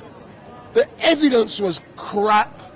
The prosecution did a poor job. It seems like the CPS, the Crown Prosecution Service, only went ahead with this case because it was Tommy Robinson. And those are the facts so far. But unfortunately, I cannot do this case tomorrow. Do you see that look? Unfortunately, I cannot. I'm not here tomorrow. Ring me. Unfortunately, I cannot be here tomorrow because I have a funeral, unfortunately. So you will have to focus, see who else is down here live streaming tomorrow. But I've done as much as I can do. I've been here live streaming since 9:15 this morning. I've been giving you it all. It's now nearly 5:15. 9 to 5. Oh my word. I've been here for too long. I want to go to sleep.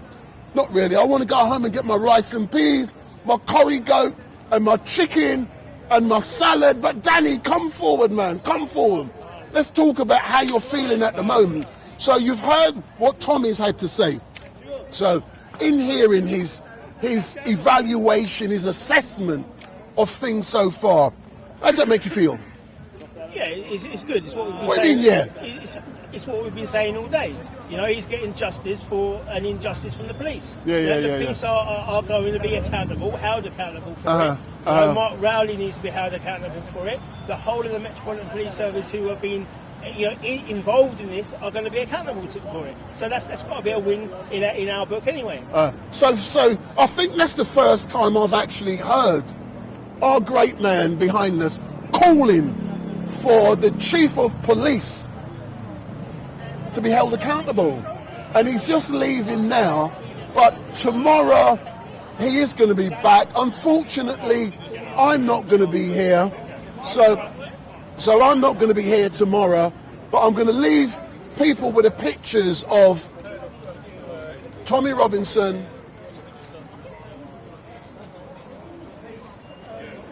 so he's now setting off.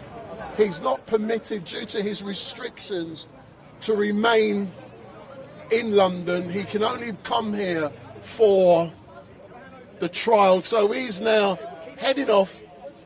So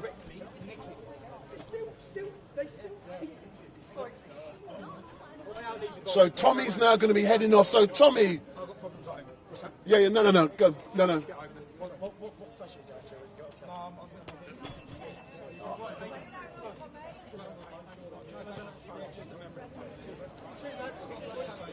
So Tommy's now heading off, and he's back tomorrow. So So all we can say is thank you very much for watching StreetMic Livestream. It has been great to keep you informed. Oi. Oi, did you hear what he said? Something's going on. He said something's going on at home. Huh? He says he's got problems at home.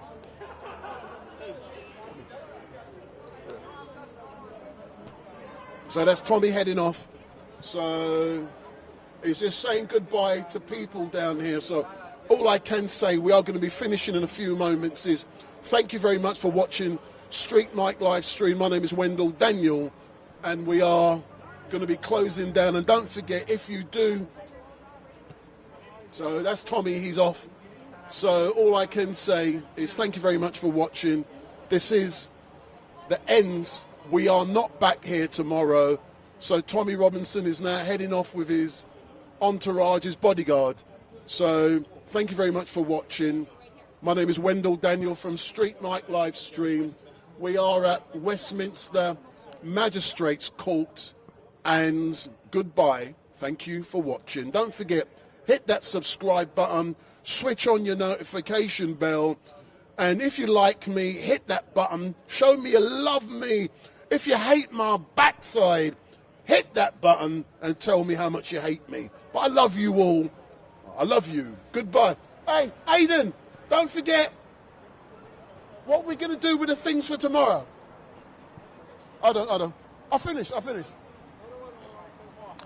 You're gone, yeah?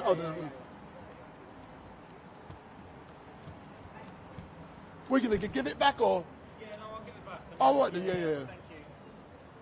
But you got everything you need, yeah? Yeah, mate, you're a star. No. Listen, we help each other out, man. Yeah,